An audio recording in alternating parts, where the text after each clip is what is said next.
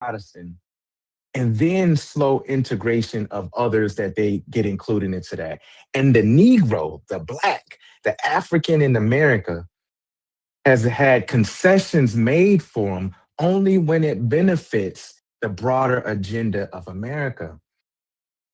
So when we accept that America does not mean full inclusion, embrace and embracing of everybody's unique reality, that it still centers around a very specific group of people's needs, resources, ownership, and control, and that we're still an aberration, citizens that's trying to knock on the door and ask and demand some substance for our existence here, then it gives us indication to understand that there's a necessity for us to recognize that we have a value set, we have extended unconscious cultural existence that maintained itself, that we have a reverence for certain things, we have a spiritual practice, we have a moral conviction, and we have ways of being that has orchestrated ourselves that never died during the prison industrial labor camps. It never died. It never died. And that's the debate that we have been seeing in scholarship for almost 80 to 90 years, is how much Africa still exists within the Negro. And you got scholars who said it's completely gone, that nothing is there. And then as white scholars and even black scholars became more intercontinental and started going over to the coastal terrains under the British colonies and the French colonies and start looking at some of those indigenous people of that landmass and then comparing them to the Negro in America, most of them was getting a mind trip because it was like, oh shit, the Negroes still have similarities, connections, and ways of practices and beings that is similar to these group of people over here. Here's what blows your mind even more. You started seeing brothers from the prison industrial labor camps of Jamaica, of Haiti, of Barbados, of Guyana, of Puerto Rico, Dominica, all of these different places, and they start seeing the connections even there. They start seeing research come out of Brazil, start saying, wow, some of the things that we thought was completely dissolved and dead, it's actually still here. And even more, maybe more present in South America. It may be a little bit more present in the Caribbean islands, but it's still just as present here in America, in the colonies here. And that may explain why the Black Baptist Church and the African Methodist Church look so differently than their white counterparts. It may explain why they have a certain type of dialect with the way they talk, and they're so colorful with the way they use language. I'm an English person, and I've never used the language the way these Negroes in the 1910s and the 1920s in Harlem has used the language. How do they do that?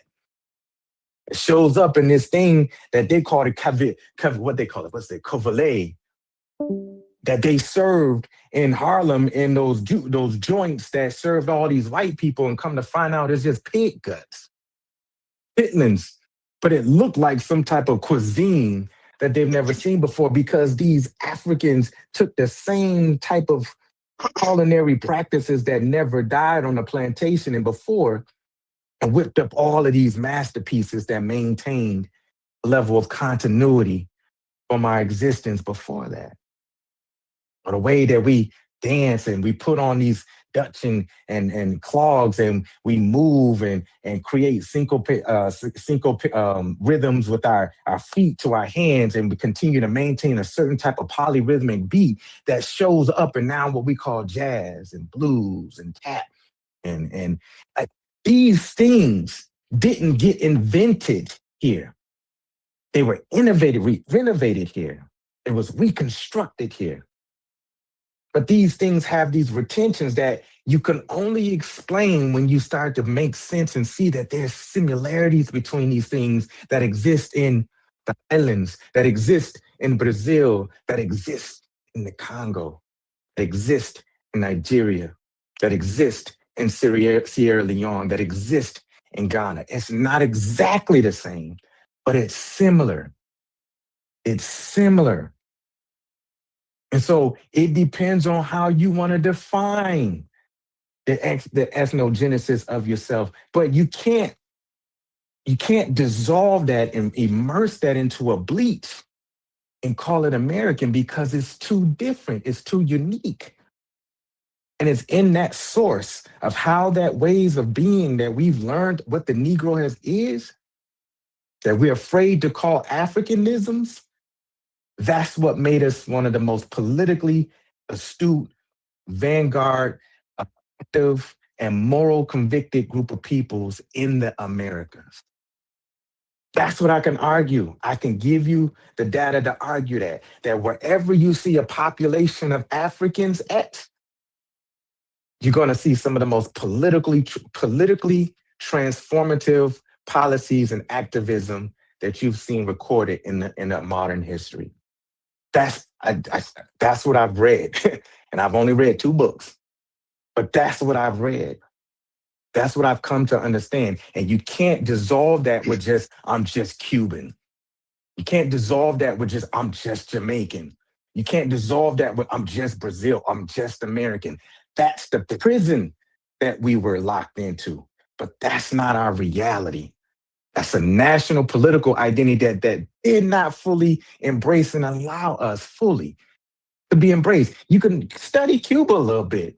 They didn't always embrace the African Cubans that was there. No, there was still some struggle with the Spaniards that eventually helped to lead the revolution and deal with the colorism in Cuba. It's a reality. And everywhere you go in the diaspora of the African descendants, you're going to still see some Africans struggling to deal with the contention of them embracing the prison industrial politics of their identity, whether they call themselves Jamaican or Barbados or Saint Martinique, and the African that still exists within that element that's still trying to maintain itself. And it's the same thing here in America. We just call it, whether we're Black or if we want to deal with Rainbow Push, the popularity of African American, it's just attempting to reconcile these 2 political realities that has always struggled to exist inside the same body. And so it's not giving one up for the other. It's finding a way how we situate the African and American and find ways to make sure that we remind and continue regeneratively to the next generation that we have a unique story and a humanity that has informed how this American colony has shaped itself. And that will never be fully American, but we probably will never be, indigenously African again. And so we're a new creation.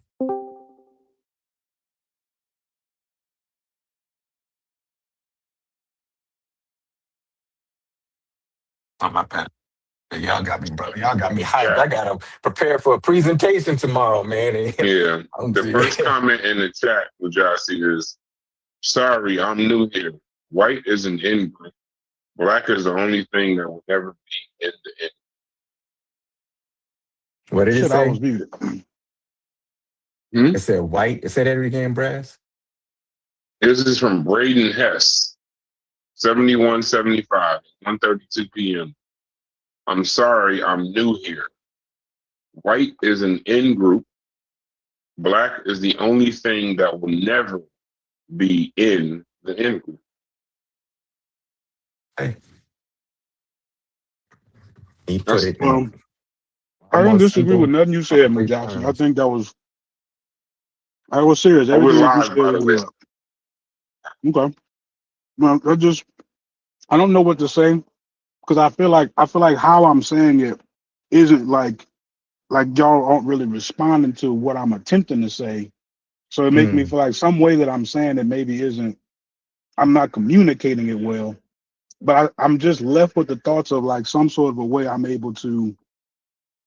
Some sort of a way y'all's argument allows y'all to use the projection of what this perfect scenario would look like for us if we incorporated this and that, right? But I'm not able to use like the current situation of people who have the cultural, ethnic pride and continuity, right? That's actually happening and it doesn't necessarily like connect some sort of a way, right? Like if we would be, say, like just as an example, if we would be incorporating to where we have a much more detailed view about who we were before 1880, or that date that you gave me for the beginning Before of the slavery, 1790. 1790. That's the date I was looking for. I'm not able to use like, okay, well people who you can see that have like less disruption or a different type of disruption, however you want to describe that. We wouldn't be saying that we want to move to what their society is doing culturally either. Like so neither one of the scenarios are actually like lining up to me. You know what I'm saying? So if I point to a group who has the ethnic and cultural continuity that you're saying that we should be looking for, they don't look like how we are projecting African Americans to look with the cultural continuity that they have. Some kind of way I feel like I'm not communicating that well. And I just will say I agree with what you're saying, and I haven't found anything to disagree with. Can I try logic? I maybe I'm understanding you differently, but is it okay if I try? Yes, ma'am. Go ahead, Didi. Yes. So the way Welcome that back, Didi. First, let's say welcome back. It's been a while, Didi. Welcome back, sis.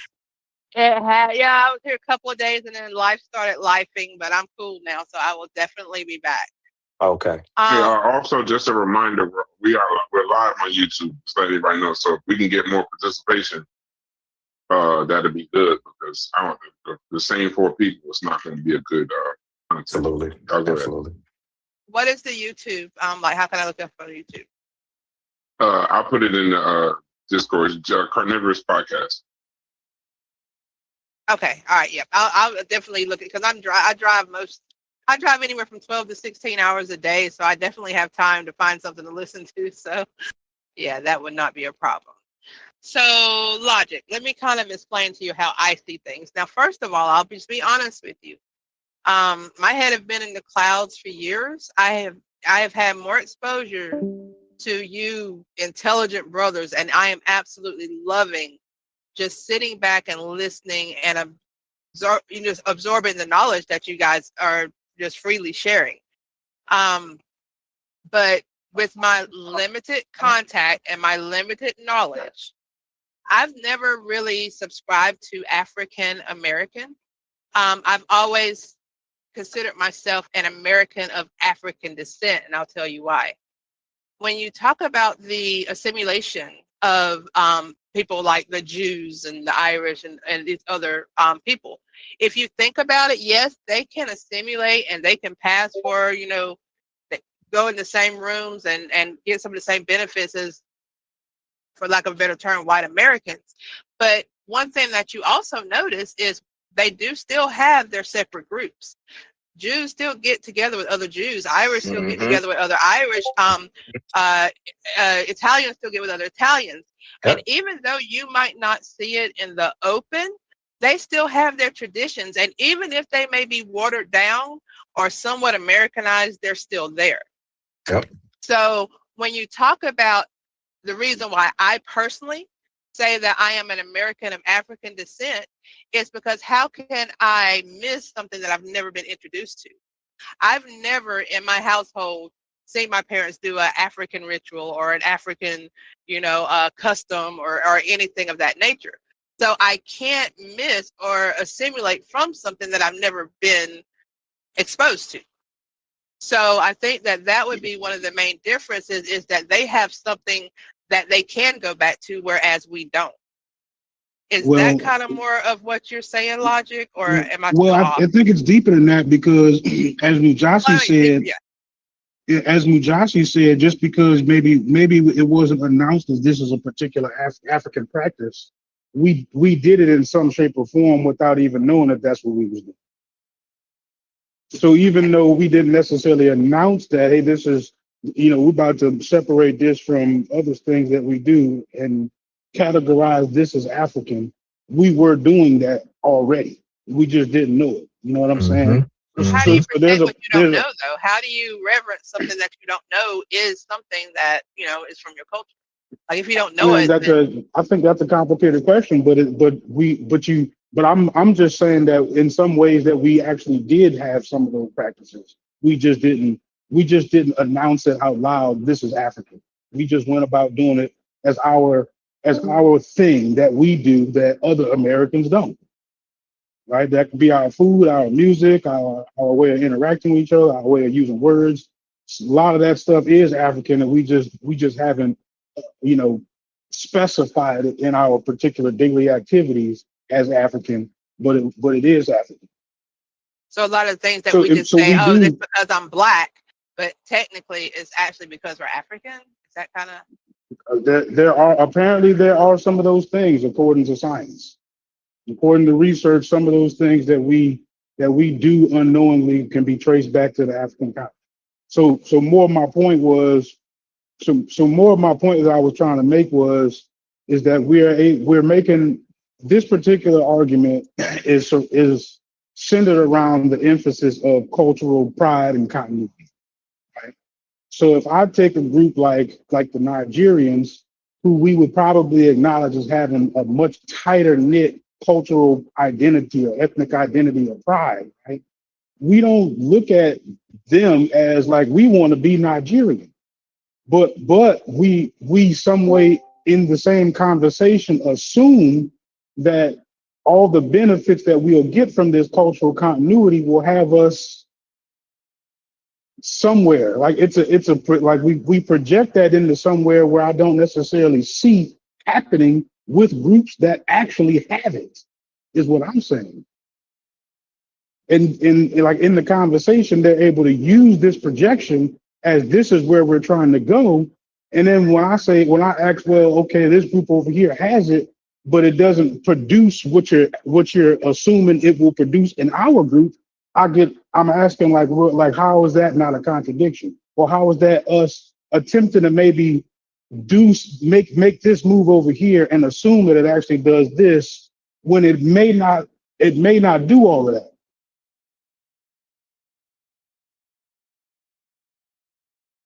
follow you? I got Was am I making sense, Ms. Johnson? I Is, want you to. is it a valid question or am I confusing you? It's always a valid question, but you. Yeah. I want to make sure I understand the premises of where you're coming from. So explain it again. Explain it again for me. So, because I sometimes fault at not fully understanding people's questions and the position of where their question is coming from. So explain it one more Okay. time for me. Let me try to slow down with the cultural part. Right? So, is there a group? And I'll start with by being a question, right? Hmm. Is there a group other than white people that displays this cultural pride, and through the cultural pride are able to exhibit this I don't know, called continuity or like togetherness that we are hoping that it does once we instill it in our culture? Because remember I Wait, said wait, earlier, wait. They say those that other one groups last piece still again, look that diverse. able to instill what? Say it one more Right. time. So are there other groups that we would say that other than white people that Hmm. have this cultural pride that we are looking for, right? Hmm. However they get it in myth, history, however they get it, right? Hmm. Do it that express that in a way that has all the characteristics that we are hoping to get out of it too. Oh, gotcha, What group would you use as a baseline to say our cultural pride should do this for us? yeah. So, and I'm gonna speak locally here because I know I can't speak for all of United States. I don't know what's happening in New Orleans. I don't know what's happening in New Jersey. I don't know what's happening in Baltimore. I don't know. So here in the Twin Cities, that to your question, and first before I answer it directly, let me make a distinction. Is that what the African in America, primarily those who are descendants of the enslavement process here, um, what we're attempting to do is coming out of duress, is coming out of historical harm and a violent path. And so it's not the same thing with the examples of the people that I'm going to use to be able to answer your question, because they came here later in the 20th century. They most of them was invited here, or to some degree came here under political asylum of duress in that form, but never was brought here to fulfill a labor need and an industrial imprisonment for that laborer's need. So I would say the Somali community. The Somali community, there's Somali Independence Day. There's certain celebrations, especially even around Ramadan, which is coming. Uh, the end of Ramadan is coming up soon. You will definitely see that there's an ethnic pride in being a Somali descendant, despite the fact that it's not a perfect pan-Somali reality. And there's a movement in the Somali community called the pan-Somali movement to try to reconcile and consolidate some of the different ethnic groups within the Somalia. But that's a different conversation. What you see is that there's a level of dignity and pride that you see coming out of even some of the Somali youth, not all of them, but quite a bit of Somali youth. And they're struggling with that kind of assimilative process that you're describing too, where their culture and ethnicity is under attack, not as blatantly as this current administration did, but just by them trying to absorb themselves in this phenomenon, this thing called America, and the reconciliation and concessions they have to do in order to adjust, to pray differently, to show up differently, how they do customs and how they, shift away from their religious and ethnic beliefs to be a part of this American beliefs. And then you see this distancing between the Somalis and the parents and the grandparents who were born in Somalis versus the ones who are born here in Hennepin County and Ramsey County. And there's a difference between the generation on how, that consciousness, they've absorbed Americanisms and still maintain the Somaliness. But in that, you see this pride. There's a level of dignity. I will go so far as to say you can see it in the way they walk. And it's beautiful. For me, it's majestic. I love African descendants, period. But you even see it in the way my Somali brothers present themselves in meetings and conversations, and that they come with the politic of for the most part, their people in mind.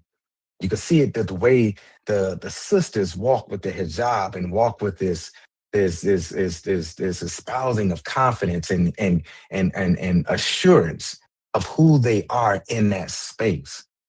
And you can see it in the discourse, whether I have some contentions with it or not, with even Ilhan Omar, and how she can fluidly go in and out of her identities of being Black one day, Somali one day, Black immigrant one day. And it's just kind of like, and to her, I'm pretty sure she's found ways to make it all make sense. But to the African descendants who've been here, who are adjacent to her, there's complications with that ability to kind of code switch within identities. It's not like Black folks don't have to do it, but it's different because they don't know that there's an unconscious process of erasure that can happen when you just kind of go in and out of Black identity like that without having the historical politics of what Blackness means to them. But that's a different conversation. But you see that, and you see what being Somali and even down to their ethnic tribe of Somali does for their children, does for their politics, does for their economics, does for what it does for how they even command space, and how they attempt to situate how they interact with themselves in relation to the broader Minnesota, because they're part of that ethnic group and they remind themselves that they're part of that ethnic group. I'll move them to the side and I'll bring in the Hmong community. And the Hmong has been here since the late 70s. They came here right after the Vietnam War because of their position in association with the American soldiers and their support against the Vietnamese. And they came here as refugees. And over time, I think we're in the third generation of Hmongs who've been able to establish themselves here. You got a lot of them who were born here in the Minnesota, United States. And you see, even despite the fact that they, well situated in their citizenship, well situated within their institutions and how they embrace being Minnesotan and being American, they don't forget that they're Hmong. They don't forget that they have a unique aspect to what it means to be American because they're Hmong descendancy. They don't forget that they have a socio-historical reality that makes them Hmong, but they have an ethnic root that makes them Hmong. And what does it do? It shows up in their economics. It shows up in their politics. It shows up in how they suggest policies to their legislators. It shows up in how they orchestrate their medical institutions, how they make sure language is present. It shows up in how they ask for services. It shows up of how they orchestrate what they do for their community. Does it mean that they have a perfect community? No. I'm close friends with a lot of my Hmong brothers and sisters, and they talk about we have a lot of complications with gender roles, abuse, and addiction. Yeah, they deal with some of the same things the average group of people assimilating to America deals with. But you can see how their ethnicity, you could just drive down St. West University Avenue, which is a big corridor in St. Paul, and you can see what ethnic pride and dignity and centering and frame of reference does for the Hmong community.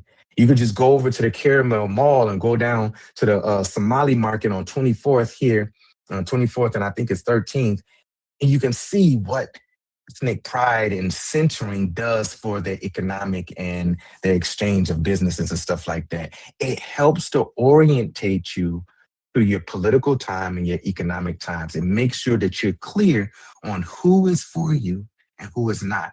And it helps you define a clear demarcation of where you stand in this political experiment called America.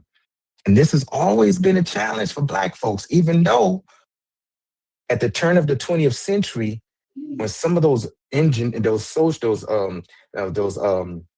community engineers was buying up land and trying to establish, and I ain't gonna say the turn of the 20th century, we can go to the 1880s, 1890s, when you had Black folks who was establishing townships, who was buying up acres of land the best way they can, that was trying to start some substance away from the white folks.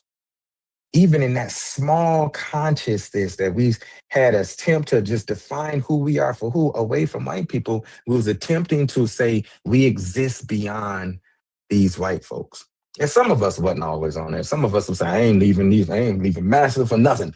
But others was like, no, I'm gonna try to venture out and establish our own community. I can't be around white people too much. And we started establishing all of these townships and these small collections of communities and attempting to do some collective politics and economics and connections for ourselves. How do we sustain and look at ourselves with a level of pride and dignity and fortifying what we need for ourselves?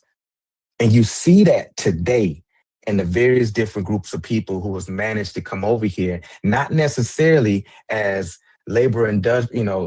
prisoners of that labor industrial industry, labor industrial camps, but they came over here in different mechanisms and been able to orchestrate themselves into this thing. And so ethnicity helps to orientate them. It dictates how they do things and how they go about things, how they organize their families, how they organize their communities, their traditions, their celebrations, their cultures. They'll tell you, yeah, we'll celebrate Independence Day with America, but I'm also going to celebrate, Hmong independence. I'm going to celebrate this for the Hmong community. I'm going to celebrate this. Yeah, we'll celebrate, maybe Juneteenth with Black folks. But I'm also going to celebrate Somali Independence Day as well, too. Like, they keep certain things in place to make sure that they never forget, I'm not fully fledged American. I'm uniquely American because I'm this. And so this is the piece that we're wrestling with. And this is what, to answer your question, this is how it looks that some group of people can maintain their either international ties or their ethnic ties and still find a way to supplant themselves as citizens here in America. And now I'm not saying we should need to look for what they're doing. What's up, y'all? What's up, Haskell? I'm not saying we look to what What's they doing going and on? copy them, but I'm saying that's an example to answer your question. What's good with it, Haskell? How you I doing, got champ? I got you. Hey, What's I'm up, doing Haskell? good, man. What's Hold up, happening? don't I butt think in. Let us finish our conversation, please. So nah, what I've been sitting for I about think 30 that minutes. I ain't said shit. I just well wanna contribute something. I'm trying to Yeah, no, I was just wait. gonna say I think what Logic is getting at is, every culture tries to retain some form of culture. I think ultimately what he's saying is, insofar as the African part, what tangible benefit is it to retain in this part of it? Because I think Hmm. he's taking a look around globally, and the African is in last place. I don't think Yeah. he sees anything redeemable in it. I think that's ultimately what That's he's getting at. I that's could not be what I'm wrong. saying. That wasn't a great summary of what I'm saying. But I was definitely hoping that you maybe gave me a group outside of America, because I feel like we've had a bunch of conversations and we talked about the attitudes and some of the direction of immigrants has a lot more to do with their connection to their home country, right? They get funding from there. They come here with the plan, right? And they stick to it. And we unfortunately don't really have that benefit. So when we compare our attitudes to their attitudes, coming from third world countries and coming over here from, whatever experience it is, it's going to be tough to sort of have a fair comparison as far as, you know, our mindsets and how, our particular drive on certain things, right? Like maybe our culture is a little bit under duress in a way to where we may not be able to just hit the ground running in the way that they do, right? So more so, what I was saying was, not a group that comes here with that particular set of advantages or disadvantages, right? But when you look around the world and you see other people with this cultural continuity, like how has that actually provided them some of the things that you would say it provides us? So the reason why I'm saying that I feel like that would be a better comparison, because So you are they so you would are still saying what I'm saying. The logic, a good maybe example of maybe what maybe you're not, but let me saying. let me finish saying it how I'm saying. So like um, has that actually shielded them from having to assimilate in certain particular ways, whether they wanted to or not? Yeah, Has it yeah. I'd say East Indians and Trinidad is a good I'm not example saying of that there that. aren't any. I was asking for an example. Yeah, East Indians and how they've been able to maintain a lot of their culture and practices, uh, even living amongst Trinidadian African descendants and indigenous people in Trinidad. East Indians have pretty much monopolized the entire political system in Trinidad and run the governments and news Yep. stations and everything in Trinidad. Yep. So I'd say East Indians there and in Guyana as well would be a good example of what you're talking about outside of this country. Somebody else was trying to chop it to bit. Go ahead and say it so I can say what I'm saying too. Okay, I think so that was so Haskell. I think that I get that. I think that's a really good example, right? So when you look at how they do their politics, is it not under the, like, are they free from some of the social pressure that we are because of their culture? They, I wouldn't say they're free of it, but they don't care about it as much because they really only focus on what it is they're trying to do in their politics, and because they're so hyper focused on it, they have a lot more collective power to put themselves in positions of power in Trinidad. Okay. So the way they eat, Like the even though food that Trinidad, they even the though like food, African descendants outnumbered them, like for all I'd say all the way up into probably like the 40s or 50s, even though they were outnumbered drastically, they were able to concentrate under their culture, their ways, their goals to take control of the government from a government that was majority Black controlled. So now when people think about Trinidad, they're not even thinking about African descendants. Right. Okay. I'm following you. I'm following you. So their culture is what steered them in there. That was like their food, the music. That was what got them. It had nothing to do with. Them not forgetting about, because I'm not going to act like they didn't kind of have an ethnogenesis too, because like, don't get me wrong, they definitely incorporated some things that Trinidadian culture like has, right? So they're not all the way complete Hindus, right?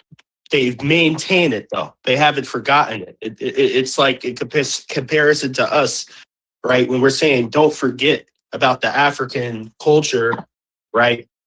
And just trade it for being American simply because you're here. They didn't let go of their Hindu culture and trade it completely for Trinidadian culture.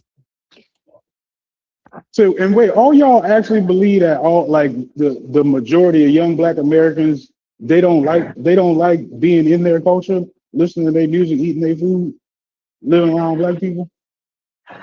They do it because they have to, not because they like it. No, I think more so what I've been hearing is the belief that a lot of people in our generation try to remove Africa from that. So like when we look at Black American culture, we completely remove Africa from it. Yeah, and to that point, to what Malcolm is saying, I think a lot of young people don't know entirely what the culture is and how they think it's just Black culture. And you know, and there's elements of it where you could justify it and call it. I don't think a lot of our young people know and have a good compass of understanding where their peoplehood and their culture connects and relate. I don't think they can make that. Mujasi, ultimately, I know every time I ask Logic, is this what you're saying? It's never what he's saying, but I believe ultimately he's saying, what difference does it make? The African part being included, of what benefit is it of? That's what he's saying. Mm-hmm. We actually had that particular conversation earlier. We narrowed it down to some degree. We're hoping it produces a certain character or a certain quality of human being that if we can get people like that in the higher places, they'll be more concerned with our issues. That was kind of the agreed upon, what was agreed upon in the room. So yeah, you're right. It does speak there somewhere, but we've moved on from that part of the conversation. I didn't disagree with that. It really doesn't sound like it, because I keep hearing the same question being reiterated. Okay. Yeah, I mean, I guess I might have morphed that question into, okay, so like, let me see it in some other groups. And they gave some good examples. And then, Mujasi's example was immigrants here in America. And then I said, but the immigrants, it's tough to kind of compare us to immigrants because they got a lot of that stuff from their homeland, and they still get resources from their homeland. They still get instructions from their homeland. And we don't necessarily have that particular benefit. So I wanted to find a comparison that was a little bit more like, our situation. And Malcolm gave it. And I didn't disagree with it. But Logic, I don't think if you're saying like what is if they're getting instructions, like there's some type of cultural and political international instructions from their homeland. The two examples I gave you, I know for the Hmong it's not really like that, even though they do have like connections there, but they're not getting instructions on from Thailand, Cambodia, and other places that you see amongst. They're not getting instructions on how to be Hmong from there. And there's not an exchange like that. They came over with their culture. They attempted, like Haskell said, to maintain it, to keep it going, to bring their culture here and situate it here. And it's adjusted within the generations, but it's they're trying to just maintain it through institutional practices here. Same thing with the Somali community. Now, in terms of the point that you're saying, I don't know how much the Somali community politically and economically have relationship with Somalia. I've heard some weird things over the last few months, but I'm saying in terms of their culture and how they revere their ethnicity and how it informs their socialization to their children, to how they do politics, it's for the most part how they situated themselves here. This is a practice here of those who came after the war, during the war here. And Mm. so it's not like they're going calling their grandmothers and all of them back and saying, "Hey, how do you be Somali?" And no, that's not. They're maintaining it here. Now I do know that I have close friends who, I think they was here at maybe 1 or 2 years of age, and they stay here until they was 12 or 13, and then their parents send them back to Somalia for a year or two, and then they come back. But for that very reason, but for the most part, um, they're trying to Well, maintain their ethnic, I get you. reality here based off of their ties here. Yeah, when the last time I looked it up, and we can look it up again together, because unless this just doesn't apply to this particular group, I was surprised to learn that a lot of those groups actually do have some sort of like a committee or organization that's assisting them, monetarily from their transition from their homeland to America. That's what Mm, ChatGPT said was actually common amongst a lot of immigrant groups that we yeah, see you kind might of have that. thriving here in America. Right. So that's ChatGPT kind of was the one that told me it's not, at least verified, because in the conversation we said that's not really fair for a couple of different reasons. And then when I Well, we decided have to look it some of up, the same things though. Logic. Um, we have a lot of the same things, and we name those. It seems like we don't recognize the resources and stuff that we do have amongst African Americans, and we always look outside of our group and then point to an immigrant group like we don't have those same social infrastructures embedded into our communities, like our churches, and you know um YMCA's that's ran by Black people, and all of that gives out resources, and you can go to for certain information, like all of those things. We be having those things. It seems like we don't utilize them enough, and then most of us is so far removed from our communities, the engagement in our communities, that we don't even know these things. We don't even know what these institutions and things actually do for the community, because most of us is so removed.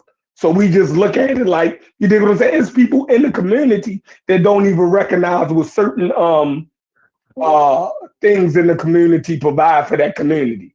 They walk by them every day and don't know that this building, what I mean, right here, you see those people going in there. Oh, that's addiction counseling. Yeah, I mean, for this community, this is how Black people deal with this issue. Oh, this a female group. You dig what I'm saying? That deal with, young mothers. That we act like those things, or we're just so removed from certain segments about. We're so disconnected. You know what I mean? mhm, A lot of us are so disconnected that we think those things are not there. You dig what I'm saying? right. And they are. You must be really enjoying the conversation today because you're playing fair. I wasn't even going to go there, but I'm glad you brought it back up, because we've been going down the ethnic train, right? As far as what our ethnicity pride is supposed to give us. How, is there a straight line in between them billions of dollars sitting there for us in America and ethnic pride? Like, or is there some other sort of education that we need to be aware of so we can get closer to that? Like, I think if we got closer to that, I'm thinking the ethnic pride will come. Maybe y'all might see something a little different, but I feel like more affluent Black people would kind of produce that also. You could do it with the history, but I mean, having more affluent Black people will certainly give you more examples of people being able to thrive in our communities, wouldn't it? Wouldn't that show you that there are more people who are capable of doing these particular things that you might not be able to see yourself doing without the resources? No, it's not about the ethnic pride does. All right, so back to something that you said before, and I'm glad Brass had reiterated something that I said, because you was asking like, yo, what would the connection to Africa in this history, do for us, far as wise politics or something? You narrowed it down, and I said, yo, it'll make better human beings. You know, Sometimes some things are just to make better human beings, to create a better crop of people, right? Teaching the people their correct history. It's like being a good farmer, right? A good farmer is going to cultivate to get the best crop of people, and if the yield of the crop is a good crop, you know what I mean, or you getting more abundance out, then you can get those more specialized people at a higher rate than what we get now. You see what I'm saying? Like, I it do ain't see what about you're saying. right. So it's like you look, well, what will this do for, to get us political and this, that, and the third? Yo, you got to create a certain type of people. You got to be cultivating a certain type of people. And then those so-called leaders that you're talking about will arise out of that crop of people. You dig what I'm saying? Hey, And Cadmian, go ahead. you can go ahead and ask. My bad. I ain't I was trying to finna hog say, you. let me tag in right quick. Ultimately, anytime a group of people try to, ultimately you're trying to galvanize a group, right? And whatever is going to unify that group is it doesn't have to be something organic, because in the case of white Americans, they venerate Greek and Roman culture, right? But their specific ancestral group that they come from aren't even Greek and Roman.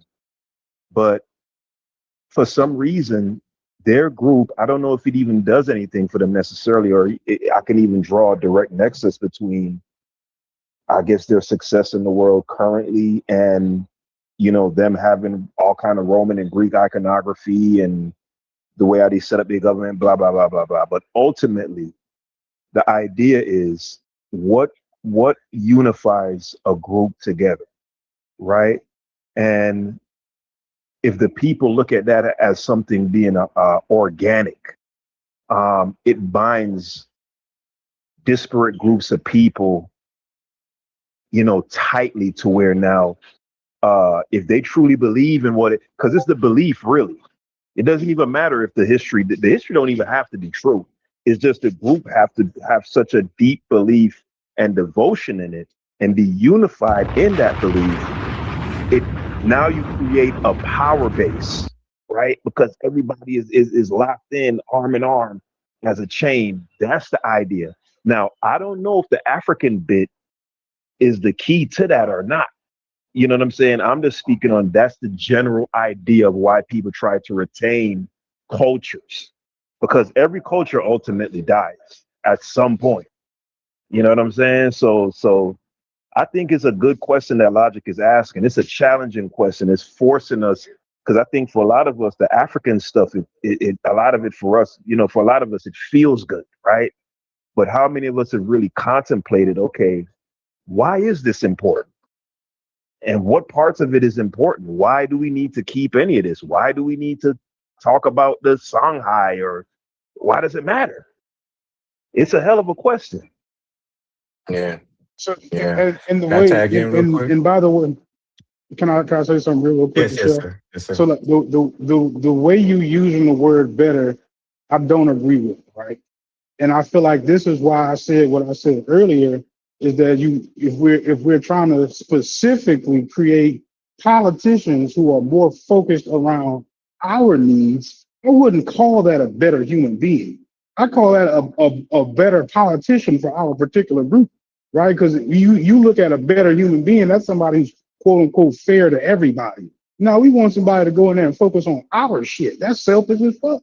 I'm not saying that all selfish is bad, but that is exactly the kind of person who we want to elect, somebody looking at our stuff, right? And I don't think it's inappropriate or incorrect to call that a bit selfish, but that's what we need. So that doesn't mean we need a better person. We need somebody who's more focused on our particular issues. So somebody who can get more precise on our issues, right? That's not about some sort of cultural continuity, right? He's just specifically worried about the people around him, where they work at, their working conditions, and in order to be informed about that, right, he'd have to be a little bit more modern. He would definitely have to be a little bit more. He had to be a little bit more local in his thinking. Can I ask you a quick question, Logic? Okay, yep.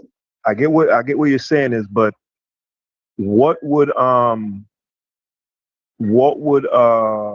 incentivize me to advocate for this group, right? Because you could live next to it. You could literally have a next door neighbor and you literally never talk to them, right?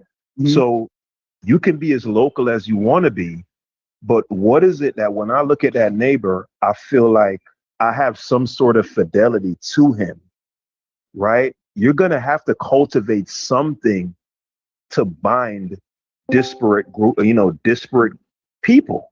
Like, right. So let's make Chief X your next door neighbor. Let's make Chief X your next door neighbor, right? And both of y'all got cultural pride. and both of y'all got cultural ethnic pride, right? Y'all look at each other and both see a black man. Right? How do y'all come together in the politics? Logic. Now you're talking to Haskell. Now, just as a side note. I know. Look, I already know he the shot Chief X as soon as I gave him the analogy. I'm trying to figure out. But that's why I gave him the analogy, right? That's why I'm trying to get him maybe a half a step above the ethnic part, right? Hey, Logic. You know what I just pictured in my head? Just to bring some levity to the shit. I'm trying to just moderate. You was gonna choke him like Homer Simpson, Big Bart Simpson, yeah. Hey, Logic. I'm picturing Haskell with the Malcolm X with the rifle peeking out the window.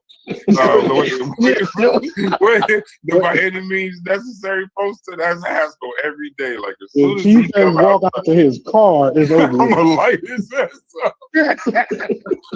In a car bomb. I apologize. That nigga have a car bomb under his shit the next morning, yo. Because even when you said Chief X, I think Haskell threw up just a little bit. Like, what? You know how far I'd have to fall to live next door to Chief X? But go ahead, brother. Go ahead. No, I mean, I know that's an extreme. The African part of it out of it, Logic. You're gonna have to have something, right? That says me and this person is not just two random humans, two ships passing in the night. I'm connected to this person. My interests are. Who's that? This nigga Chef is singing. I'm sorry. Come on, mute. I'm sorry. No, whistle this. This nigga was humming really a hope that Negro wasn't spirit. deliberate. Hey, Haskell, this motherfucker got in the mood and started humming Negro spirit. Hey, that was a $300 haircut he just got. Look at it. That cash up. $50 tip for that. Hey, well, I picture that nigga jumping in the air and clicking his feet together. While he was Bojangles. He must have just pressed that button on the chicken and waffle, yeah. Dancing the jig and humming and shit. Crazy. That fried chicken and waffles must be 5 minutes away. That nigga having a good time. Hey, Logic, they put an extra tender in his chicken and waffles. Yeah. Started humming and singing. Everything extra crispy. Just how I like it. That's my dog, though. That's my guy. I mean, I mess with you. That's hilarious. Go ahead, bro. That's my guy right there. I mess with him. Can I tap in real quick? Of course. Because man, Haskell, you got me with that one. You said you're gonna poison that nigga's water well. I'm trying to get that imagery out my head. I'm trying to get that out my head. Man, we're gonna leave my brother Chief X alone. He is who he is. Bro, the man don't even like what we call him Chief X. Gotcha. All right. So ignorant, bro. Oh man. Go ahead. Come on, Chef. Yeah, close it. Thank you. Close the camera off, brother. And so what Haskell is saying is to the point, is that there has to be something that emulsifies a group of people to having connection. to having some camaraderie, that way they can see themselves as a part of a collective piece, a communal connection. Now, I'm just going to speak specifically to the work that I do and why this applies to the work that I do. One of the things that we've experienced with just family making process and Black parents trying to raise their children in the K-12 um, systems here of school is that we've learned that at least in Twin Cities, and I don't know if this is national or if other people experience this, but the Twin Cities educational system for years has always had an ingrained dehumanizing process to how they encourage young Black children's development of themselves. Now they could teach them the basic arithmetics and phonemic awareness and stuff like that, but when it came to young people's experience with any sense of knowledge of themselves, it's always been the general theme of whitewashing them, dehumanizing their history, starting it from a certain position, and destroying any type of sense of how they relate to themselves. Again, that's putting the onus on them and recognizing that process. What understanding this kind of ethnic and cultural connection, at least in my practice, to um, how we understand who we are before the transatlantic slave war, it helps to situate that families automatically inherit a resilience and a certain practice within their family making process that can be tapped into as a source of understanding communal connection, as a source of understanding health, as a source of aligning values, as a source of being able to orchestrate your children with a certain cultural identity. Now, of course, we bank this on a lot of our Black scholars over the last 50, 60 years. But what we do in Black Family Blueprint is we help Black families to recognize that, yes, you are in control of how you control the narrative of what your family is and who your family is and how you define the identity of your family. But make sure you do it with a level of socializing your children with a sense of pride and dignity before they interact in deeper ways with the K-12 system. That you have to be in control of how you define the identity of your child through your fathering, through your mothering, through your grandparenthood, through your uncles and aunties, and through the rituals and the experiences that you create in your family culture to help them have a strong, keen sense of orientation to the world around them. That's a family making process. That's a communal process. So that way, like Haskell was saying, when you're relating to the neighbor that happens to look like you or probably from the same social historical experience as you have some commonality with that. You have some connection. You have some basic understanding or framework to operate and why you have a bond or a connection with that person. And it's important when it comes to the family making process, because the family is the first institution that we're born in. It's the last institution that we take our last breath in. And it's in that institution that we understand that that system is responsible with helping us to see the world as we see it. It teaches us our first language. It gives us our first understanding of politics. It gives us our first definition of who we are. It gives us our first models of what it means to be a human being. It gives us our first orchestration to how we need to view others that may not look or act like us. And so it's in that space that we can embrace traditional practices or whatever practices that we see fit for our narrative. We have to embrace that. What I found, regardless of how much we try to claim all this Cherokee and Seminole and all of this stuff in our background, most Black families socialized with these unconscious retentions that survive through the plantation. Regardless of how straight their hair is, how red bone they is, how much they want to slang, that my half mother and grandmother on my baby mama side is this and that. All of them are socialized with this experience that we call it Black, that has this connection that goes beyond that. And so it's important, if you want to acknowledge that, acknowledge it. But what is the values that was taught in your home? If there was some values there or the absence of it, What is the culinary experience that you grew up with? What is the language that you grew up with? What's the accent and the slang that you grew up with? What's the mores that was taught to you? How did those things get transmitted to you? What is the monthly and the yearly and the every 2 year practices that your family did to acknowledge who you are?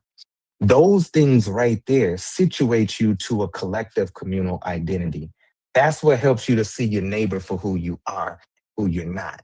And it's in that space that we do in my program is that we talk about who were we before we were captive. Who were we before we were resituated on these plantations? Who were we before that dissoluted era of our life, of our experience as a people? Who were we? And did some of those things survive? How did we continue to incorporate these things as forms of mental and spiritual health?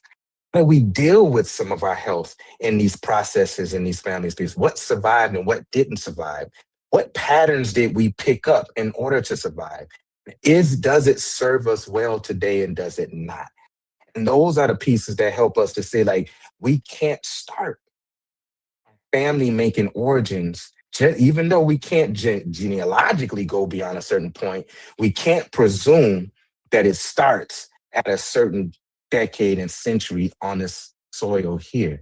We have to understand that there's some cultural things that exist within us that we might not be able to name, and we might not be able to understand why we do it, but it's been existing and repetitively perpetuating themselves in perpetuity from generation to generation to generation. And that's the thing that we're helping our Black families to name, to be able to identify and use as a source in order to raise our children, socialize our children in a healthy way. So that's how it makes sense in my life, bro. And I hope that's a clear enough example to help you to see, like, why when this ethnic cultural kind of backdrop informs how we show up in the work we do today. And I'll land there. No, I'm definitely.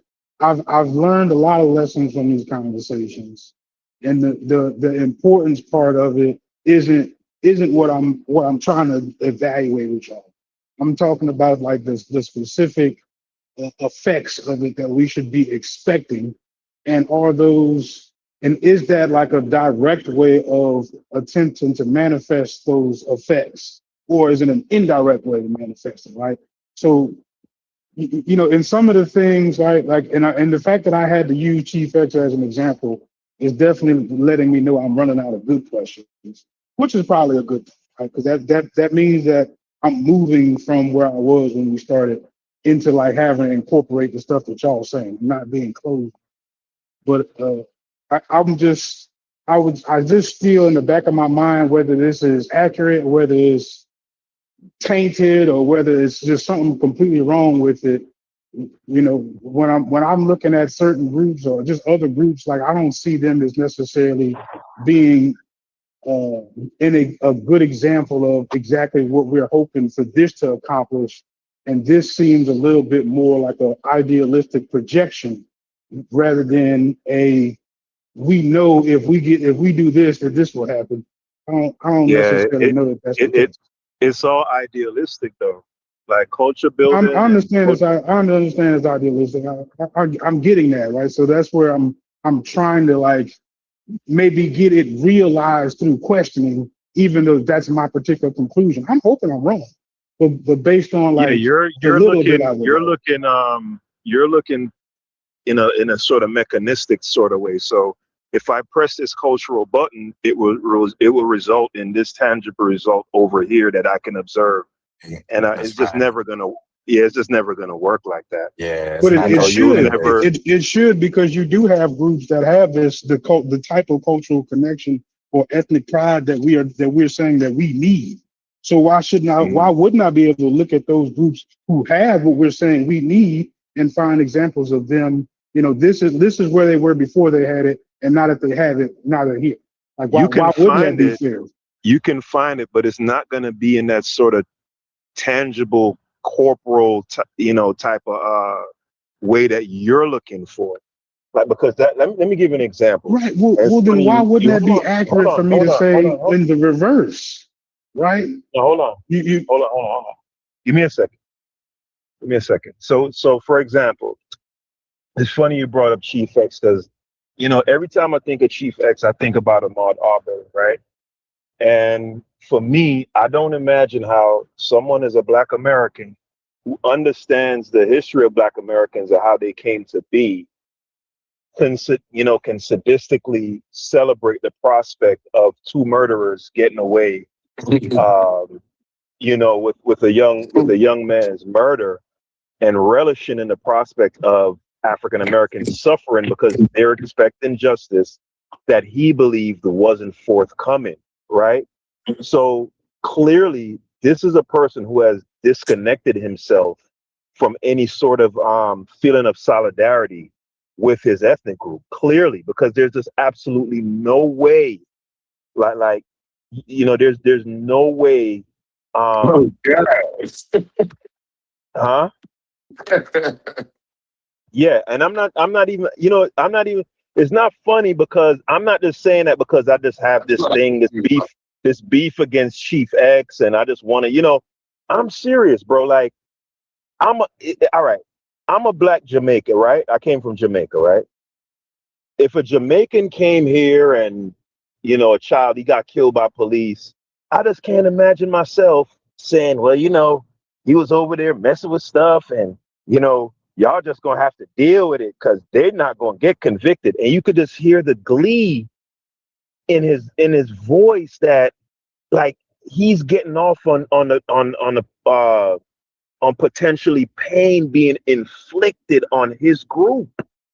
Like, it's sick, right? And he's not a one-off when it comes to that sort of thing, right? So to bring it back full circle, I don't know what the cultural disconnect. I can't show you the sensor or the circuit board that says, okay, as far as Chief X wiring is concerned, give me an electrical term, somebody, like at A3, this sensor got disconnected, and that's the reason why he said this disgusting thing that he said about Ahmaud Arbery. It's not measurable in that way. You get what I'm saying, Logic?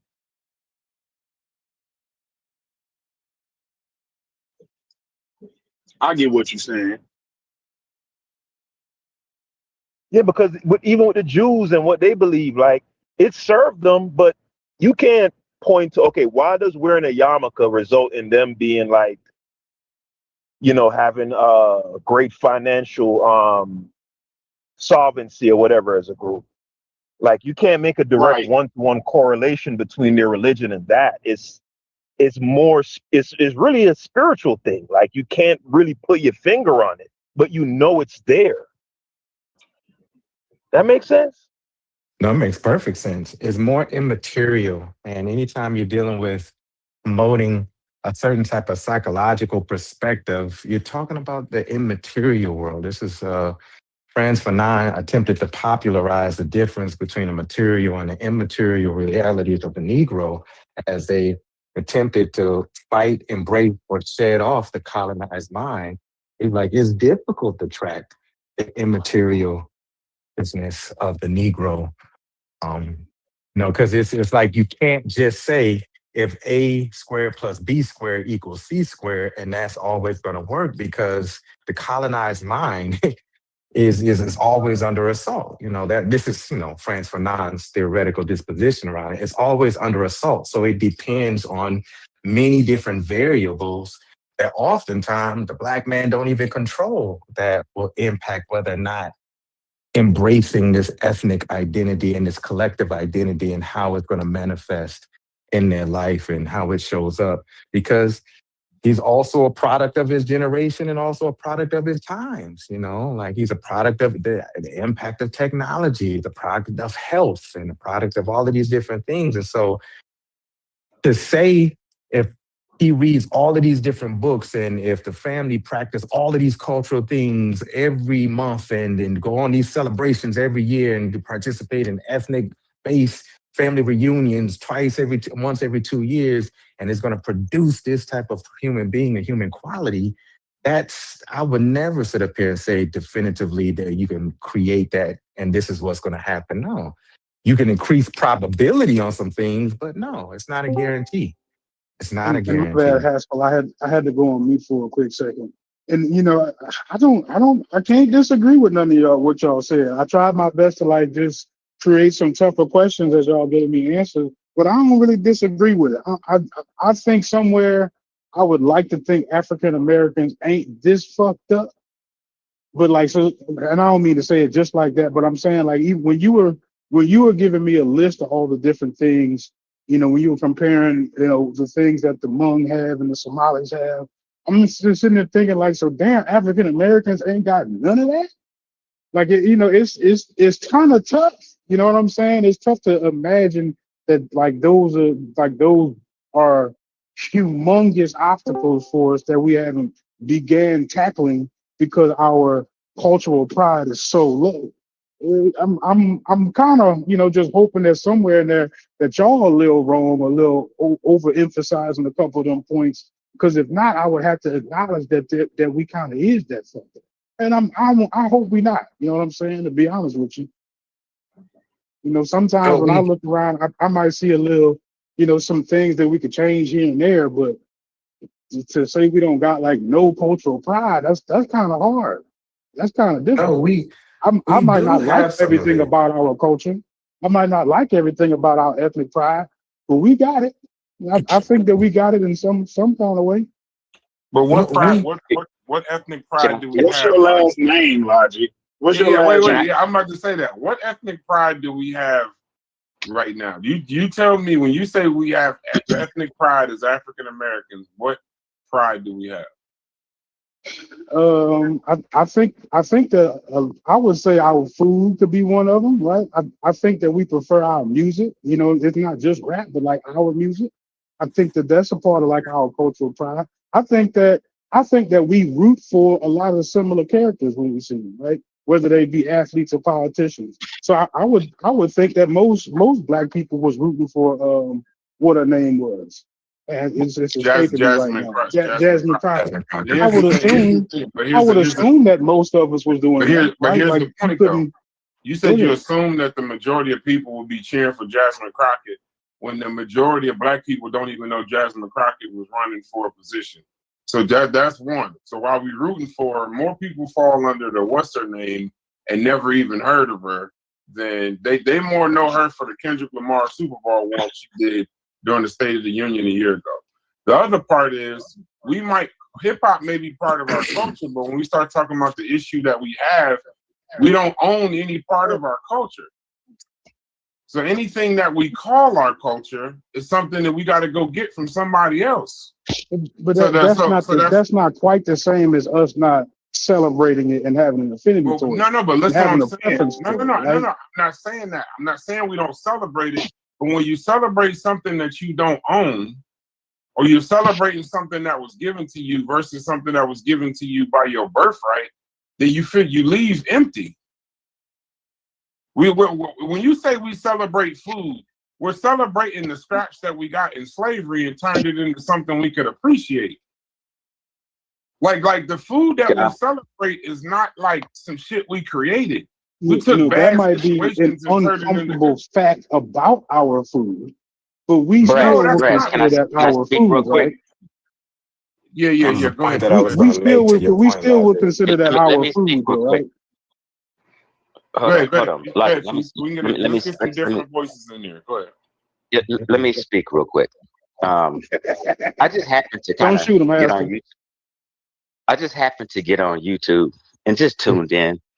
And as soon as I tune in, I hear my Uh-oh. name being called several times. Okay, which is Yeah. fine, which is fine. But You was just an Haskell, example. Don't make it about you. no, Don't no, make no, it no, no, about you. no, Come no, on, man. no. Trust me, bro. Fam, who said that? I said, It don't matter. No, Logic. Just don't make it about you. Okay, and don't worry about it, Chief. He's nervous. He'll okay. relax. I'm not. I figured. No, I I'm just figured. using, because Relax. y'all get people I'm nervous. not Told you, lying, Hold Thug. on. brother. I Don't said get it. Don't don't do get I'm that. not You nervous. lying. always. Don't get nervous. Not lying, Thug. I said it. Logic was Real going quick, real somewhere quick. though. We don't want you. We don't want you to make it about you though.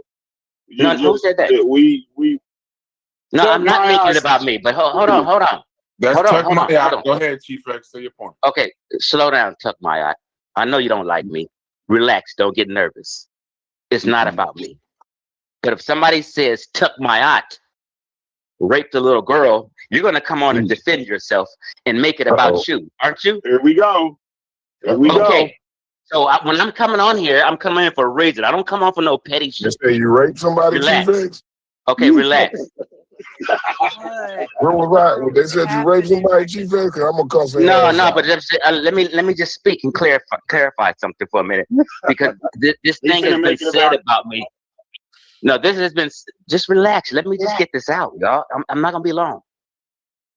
This has been said about me 10 times by Haskell, and everybody keeps letting this nigga lie on me and assassinate my character to thousands of people on the internet.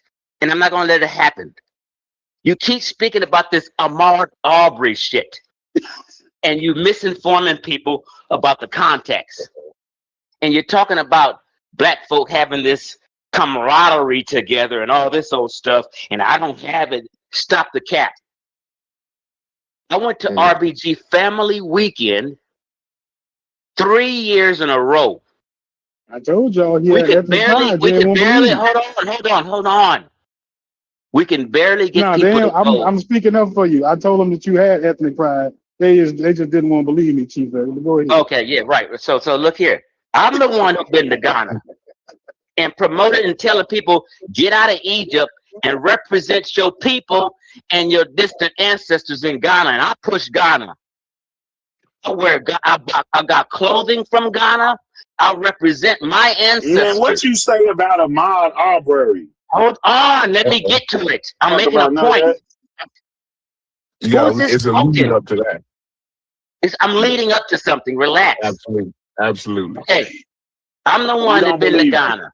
I represent. God damn. I'm the one been to Ghana. I represent my ancient ancestors all the time. I went to RBG Family Weekend in Texas 3 years in a row. We could barely get the conscious community to go. They didn't give a shit about no goddamn unity and never did. Then, next up, I went to the Black Power Awards in Atlanta. We could barely get niggas to come. And then niggas fucked that up because Sonetta had an award show and blew that up. So all these entities and events of unity I went to and promoted and nobody cared about. A nigga like Haskell would never go. Now, this Ahmaud Arbery thing, he keeps lying on me about this Ahmaud Arbery like I'm celebrating a black man being killed by white boys. Why are you lying on me, Haskell? The context of this is I'm a 2A guy. And we were talking about on Facebook about guns in the 2A community.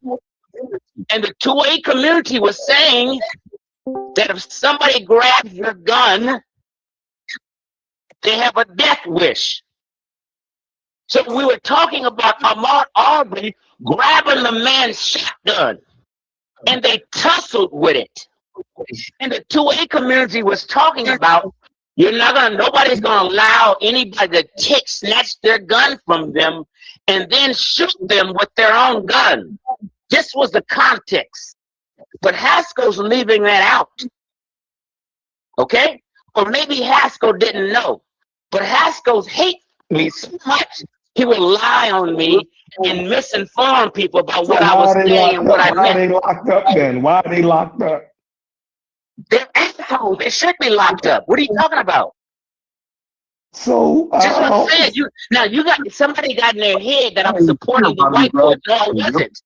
They should have never been following him, and they were in the wrong. Chief X, you said they weren't going to get convicted, and black folks were just going to have to deal with that. No.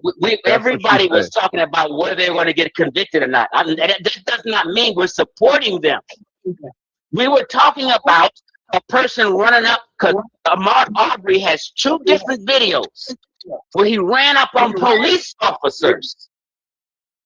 Did you guys not know that? And he was in a field, and the police officer had to have so much restraint from doing something to Ahmaud Arbery. He has a history of this. I was talking about. Ahmaud Arbery running from the guys? Oh my gosh! Wasn't he running from the white guys?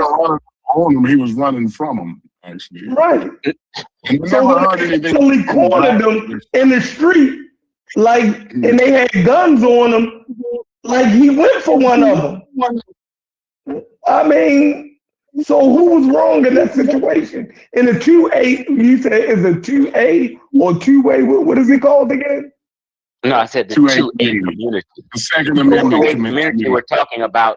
If Okay, somebody tries so to take your is gun, there a law? What is the law that made you say that them shooting them could be justified because he went for their gun? I never see.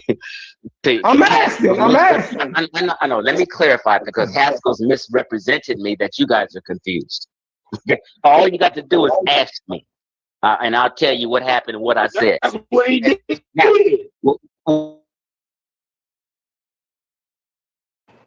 Your phone chopped up, Chief X.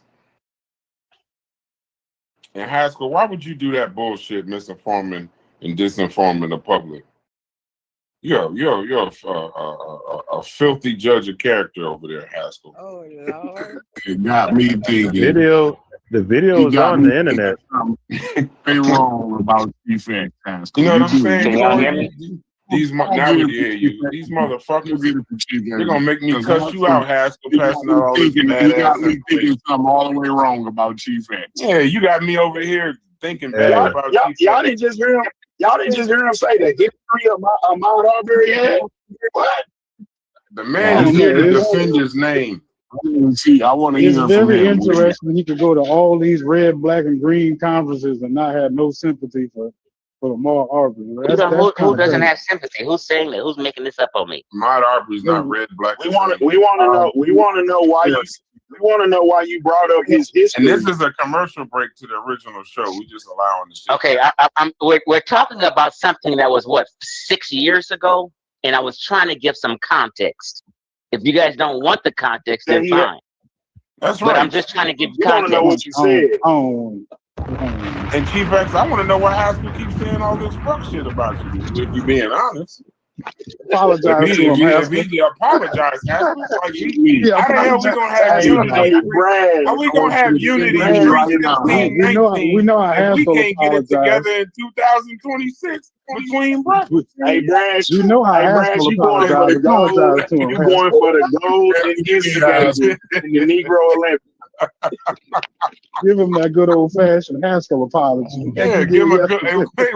Give him the same apology you gave. But I don't like bitch playing in my face. Yeah. I apologize. What he said I sounded yesterday? I apologize. He said, but I don't like bitches playing in my face. I ain't finna let no bitch play in my face, you feel me? Yeah. And that was Park, Florida. Y'all know that Haskell got the Park, Florida. With the Jamaican accent mixed all in, bro. It was beautiful. It was beautiful. Almost. It was beautiful. Hey, Corey. Fell out. Hey, almost to Miami, right? I can hear the Florida in the Jamaican accent. It's wild as fuck, bro. It's crazy, bro. It's beautiful, yo. The way that shit rolls. I'm back. It was beautiful. Hey, Chef, but it was the best when that nigga said, "You feel me?" like Exotic was about to be like, "Yeah, I feel you." Yeah, I feel you, Doug. That's a mix.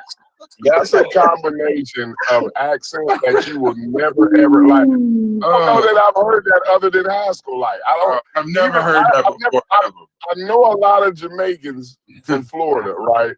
But I've never heard the actual Florida accent get mixed in with the Jamaican. Like that's it's amazing to me, bro. Yeah.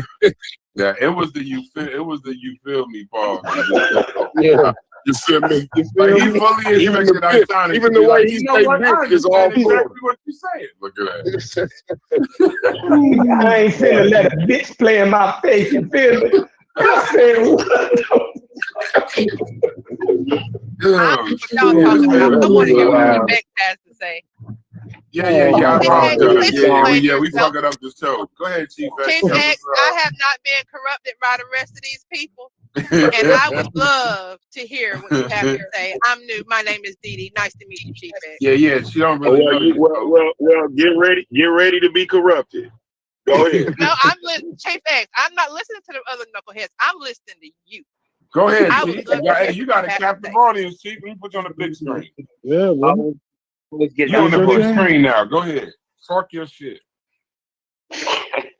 Well, I basically finished, but I don't know what else. My phone No, kept cutting because it off. is because Haskell ain't apologized yet. See, you done laid out the whole shit, but Haskell ain't stepped on the red carpet and just fucking did what he was supposed to do. Fucking apologize. If Haskell says he do not believe anything he says regarding, just automatically know Haskell because he's a habitual. You know, the way your phone just cut off, it sounded like you just called Haskell a bitch. But I'm gonna assume you said habitual. Yeah, I'm sorry. I got off bit, but Haskell is a habitual liar. So if he ever has my name in his mouth, he's lying. Don't believe anything he says. All right, got it, man. Got it. Haskell, you should be ashamed of yourself. Is that your advice? Hey, Chief? but hey, let Don't me believe nothing that Haskell say. Don't believe shit he say. He lied. Okay. Not just against me. He lies habitually about anything. So if he say it's Thursday, just go and go back to sleep because it's Sunday. Just Yeah, don't we even listen. showed I got you. We showed Haskell that those are wigs and headdresses, and he'll still continue to lie to people about it like it's some hair. Hey, And we made Chief, this about on Tuesday. topic. Hey, Chief, on topic, I got a question. So we all understand that the African and African American means port of origin, but we've been having this Black History Month, just to get an idea what we're talking about. We've been having this Black History Month conversation, and we basically there's a segment of the Discord that believes that we should be celebrating, and that we are being taught the celebrations in Black History Month of specifically what African Americans have done here in the United States. That's one part. So the second part goes essentially that for any assistance that we need, we should be somewhat more focused on what we've done here versus anything that has to do in Africa. So now our question that we're kind of posing to the chat and to people on the panel, well, if that's the case, right, if we're supposed to be so focused on America and our accomplishments here, and they're basically trying to now through CRT, DEI, different other programs trying to remove Africa here the African American accomplishments for the most part. Then what exactly does the African and African American mean now if we ain't supposed to be focused on anything pre-1790 per se? So go ahead. What you got to say on that? Give me a couple minutes on that. Yeah, I think the whole topic is people's little personal issues that they have and different biases that they have about. Put it this way. I had a little friend in elementary school. He was Japanese. He was a cool cat. He's Japanese American. You have Chinese American. So we have African American. I don't have a problem with the term African American, right?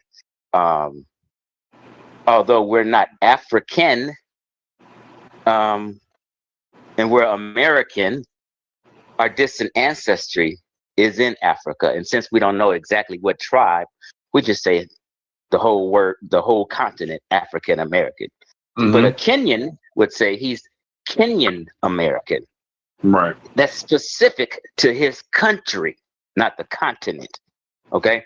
So a lot of people have these personal hangups with the word African American. I'm not sure why. They should totally understand why we're called African American. Is this what you're kind of asking me? Right. Like for example, a Kenyan American, but they have a country in the continent of Africa to tie themselves to.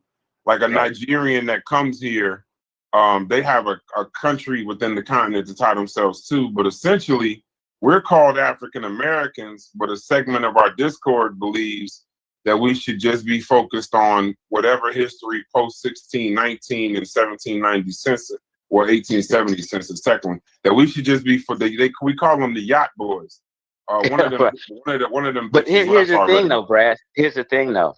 It's just to be called, we can't just be called American because that's not specific. It doesn't describe what type of American or what kind of American. Like I always make this analogy: if somebody shot up a school, the first question people want to know is, was he white or black? Right? You know what I mean? Like, you know, what is, so it's being descriptive of, oh, he was an African American. Oh, okay, I get it. So instead of just saying he was an American, you'd be confused still. You wouldn't know if he was black, white, Mexican, what. So we put a description on it: Black American or African American. So why not just black? Or so follow me. So why not just? There's a reason why I keep not saying black and saying African American, because if there's a segment of our population, because I think our Discord represents the population at large. If a segment of our population is saying that we don't necessarily need to look to Africa for whatever solutions or unity that we need as a people here in America, and we should focus on what we've done here. So our question it still remains, then if that's the case, then what the hell does the African and African American mean if we're not, like, for example, you know, my thing, why do we talk about, if we don't care, it's funny we don't care about Africa, but we talk about Egypt all the fucking time. We have these conversations. We talking about headdresses and mummies and 4C hair and all kind of wild ass shit, but we can't talk about Africa being somehow a part. If that makes sense. Yeah. Okay. Go ahead. Yeah, man. You know, if people are looking for some kind of solution and help whatever by your name, all that is foolery in a witch hunt. Right. Our only responsibility, brass responsibility, my responsibility is my immediate family and children. That's it. We're not going to unify any other way, because Haskell's going to continue to call me Thief X, insult me. Ain't no unity in the damn Discord. How you going to unify with people you don't even know? Like it's a witch hunt to me. So we are all Americans. The competition is over. You lost a war. We got enslaved. We're all Americans now. Everybody is on their own. My son don't know Haskell. My son don't know Haskell's son. Nobody gives a shit. Everybody is on their own as an American, and to make your family successful any way you can. My family ain't got shit to do with Chef Freem's family. Brad's family ain't got shit to do with my family. They're not on the same page. My son's ideas and ideology is different than Chef Freem's children and his ideology. They're not gonna know each other. Everybody's American and on their own. I don't know why people think it's some kind of unity thing gonna jump off. Are we supposed to be no. I mean, you can have love for your people. I get it. But all this unity thing, you're gonna unify with America. If you don't think so, how can you have love for your people, but then say X person's family don't got shit to do with my family? How does that work? It's just the truth. My son's plight in life and his way, he just got accepted into Indiana University for a master's program. He's on his own program. Your program ain't my son's program. This is what I'm saying. I'm just making some basic common sense statements. It's a pipe dream. I mean, everybody's on their own. Yeah, you see. No, you know what I like about it is that you're being honest. That mindset is very revelatory. That's not a mindset. It's not a mindset. Did you go to RBG Family Weekend? Hold on. I'm speaking. Can I ask you a question? I'm sorry. Go ahead. Let's have this all in order. Let Haskell finish, then we'll go to Didi, and then let's go to Mujasa. I'm curious to hear from Miss Didi. And by the way, Miss Didi, I want you to check out a video clip I put of Chief X in the Discord. I'd like to hear your thoughts on it. But go ahead, Miss Didi. Haskell, there you go, poisoning Chief X. Good name again. Trying to turn people against them before they get a chance to experience Chief X for themselves. What are you doing? Go ahead, Didi. Oh, but a video of him is exclusive to him. I didn't say the words or make the video. That's him in the video talking. You're doing I'll draw slander. my own You're opinion. I doing destroy you filth and intellectually, and slander. you're still mad You're about trying it. to Get destroy over that it. man's credibility, Gaskell. I'll draw my own opinion. But Chief X, my question is for you. You were just saying that your children are on their own program and that you're only focused on your family. So I'm just a little bit confused because you were just talking about how you went to these different organizational things. So why would you Yeah. participate and go to the Black Power program and go to these other things that you were mentioning if all your concern is about your family and the program that you're Talk to on? him. Damn, that was gonna be my question. Can Talk I to Okay, just him. so let can me I let me answer. deviate? Hold on, hold Hey on, hold Chief, on, hold my on. question is similar to that. Can I just go ahead and Okay, answer go the ahead, go question ahead. both? Okay. I'm curious to see, how did you arrive at the conclusions of disunity that you have, given that you've participated in those RBG pieces? Go ahead, brother. Okay, Said he ain't want him in the Arm and Raw squad. so back back at the time, I was really representing RBG. I used to consider myself a Garveyite. I wasn't a Hebrew Israelite. I wasn't into any of these little religious movements. Hold on, I'm talking. Who's playing something right now? No, ain't nobody saying nothing. Go ahead, brother. There's a video playing. I can hear it. Because I know it ain't nothing but foot. I don't know. Just go ahead. I think that's just a soundboard. Don't let that stop you. Yeah, it's a show. Remember, Hold it's on. a show, Chief X, but sound effects too.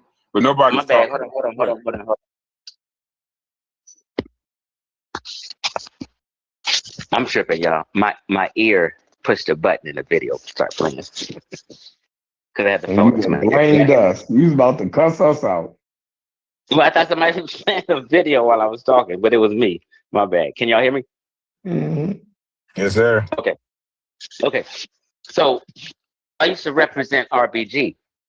So I used to say after a couple of times, after a few times going, I said we should have RBG weekend one day in Africa, and everybody gets together. And I was just hyped about this. I was just on this thing about unity and people getting together. And I was doing business. I was vending in Texas at RBG Family Weekend. So I figured it was some kind of unity and people can support each other's business. But after a while, I realized nobody gave a shit about each other. Nobody gave a shit about supporting each other's businesses. And I realized, and it just hit me. I'm sitting here trying to get organized and get some unity, but nobody really cares. You know what I mean? So this thing about unity in the fallacy of it hit me. And I said, oh, this is a pipe dream. Everybody's on their own.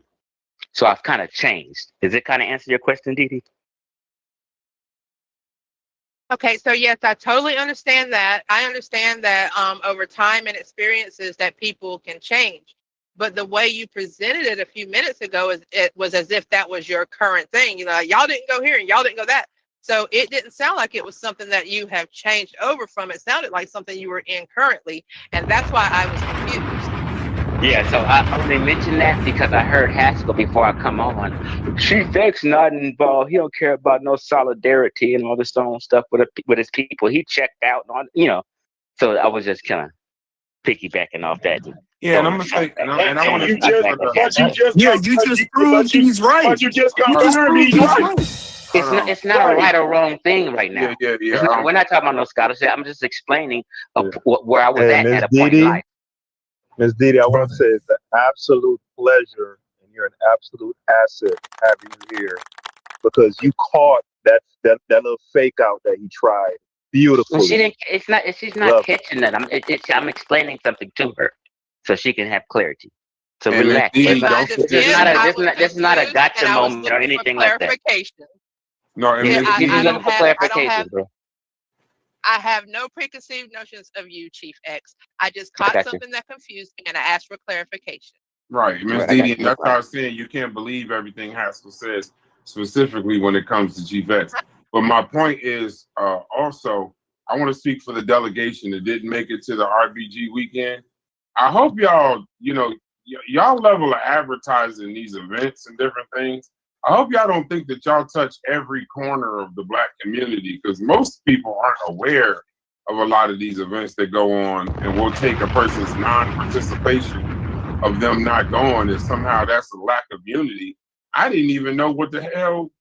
I never even heard of this before you said it. Now, if I'm not mistaken, ain't this that whole damn shoe debacle and all of that? Ain't that? Is that what you talking about? I'm not talking about the shoe. I'm not talking about No, the shoe. I'm not saying you talking about the shoe. But it did happen. It did happen. Chief, but that's the place, right? That's the event. It did happen at an RBG. Okay, all right. We don't got to weekend. go no further than that. Yeah. Oh, So it sounds to can I me. go a It little- sounds to can I- me.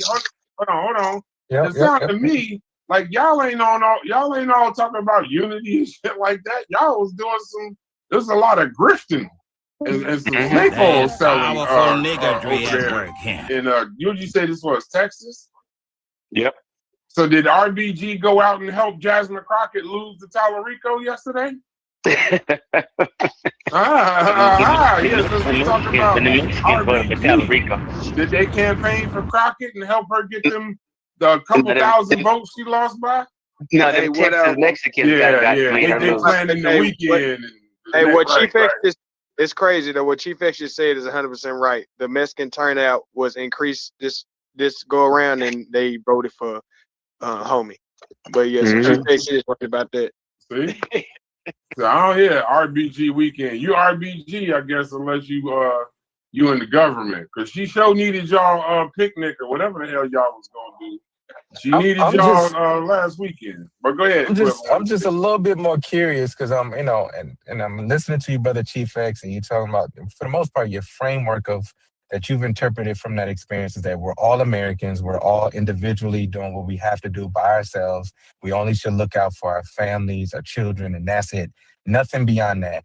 But I'm just curious, and I got to jump off to a meeting, so I'm going to listen to the replay. Just unpack that a little bit more, because I'm really genuinely curious. What was your experience in participating in these RBG events that led you to say, like, we're not helping each other, we're not looking out for each other, we're not creating business connections and deals?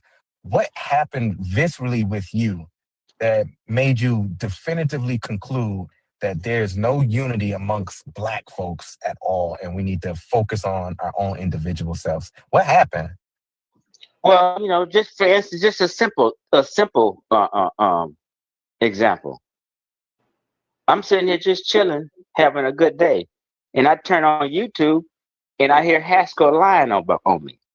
So it would be hard for me to want to unify with frauds and liars and scammers. So a lot of times when you find out a lot of these people you're trying to unify with are frauds and scammers and full of shit. It kind of turns you off, and you kind of really get an understanding, right? Like, I may have a white or Mexican neighbors. They don't give a shit about each other. What people think white folks is just unified. Everybody's on their own. A white family that might live 3 doors down from me, their only concern is their family and kids. They're not sitting here in some unity meeting with other white folk. Oh, that's just some shit is in our mind. Well, they don't have to have a meeting. No, they don't have to have a meeting, but it's called Congress. It's called Congress, the House, the Senate, the District of Columbia. They don't need to have a meeting. They're fully represented, and organized already. Yeah, they are the founders. Yeah, like, what meeting would a white person need to have to fix the issue? Understand personally in their mind, they're not. Yeah, them motherfuckers is on. Personally in their mind, they're the founders of the country. But I'm just saying personally in their mind and their lives. I get that just part. Normal, average, everyday white folk. I'm just poor as me or poorer than me.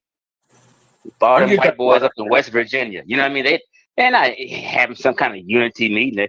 They're just like us, normal human beings living their life, trying to get along and move along and have their kids be successful. That's every human being's thing. I appreciate when you and Thunder come in here. I appreciate that, because at least we got some voices that are separate from the overall tenet of what we're all talking about. So hopefully, I appreciate that. So yeah, but I'll work on Haskell trying to stop this damn smear campaign he's doing. But I appreciate you for pulling up. Damn it, Yeah, but I don't want people to. I came because I don't want people to think, oh, see that. You know, I don't hate black folks. Everybody knows I rep West Africa all the time. Let's stop. Hey, While can I everybody say else something? is representing North Africa. Let's Yeah, be real. Haskell, but just don't say nothing against Chief X. We need to work on that, brother. Hey, can I Go say ahead. something? Yes, sir. Yes, you can, Haskell. Damn, Haskell. Yeah. I didn't make it about Buddy, right? Like he came in, like even what's the name just asked him about the RBG thing, and somehow it circled back to me for whatever reason, right? But yeah, I would just encourage everyone to look at the video that I put in the chat. Those are not my words. That's a clip, but the entire video is on the internet. These are Chief X's own words. That's not no smear campaign. It's not me doing none of that. Those are that man's words. But I just explained my words. You don't need to tell people that. I explained what I said. I don't have to hide from what I said. I've explained what I said and what the context was. Why you keeping on about it? This is TMZ level, Haskell. This is TMZ level. What you're TMI. doing. Haskell mad because I keep debunking his beliefs. So he's pissed at me because I destroy him intellectually every time. So he gets mixed everything. That's all it is. The only thing I said is everybody could go make their own assessment. I'm not going at him or none of that. I said the videos in the chat. Clip. You posted a clip fucking 4 times already, Haskell. Yes, you did. Check it out. Make your own decision. They've already checked it out. You posted it 4 fucking times over the last 4 months. They've seen it. God damn. Yeah, like why you keep posting it, Haskell? What are I you trying to appreciate prove? that. Haskell's trying to enlighten us. Miss Didi ain't seen it. I don't think Haskell meant any harm. He was just trying to bring me up to speed because I'm new. I have been here less than 24 hours, and it was a courtesy trying to help me out. I don't think Haskell meant any harm. Haskell definitely means harm. If you knew, let me tell you, Haskell means harm. Nah, take that. Hey, when's the next RBG weekend? Powerful niggardry at Before work. we get back to the show, when's the next one?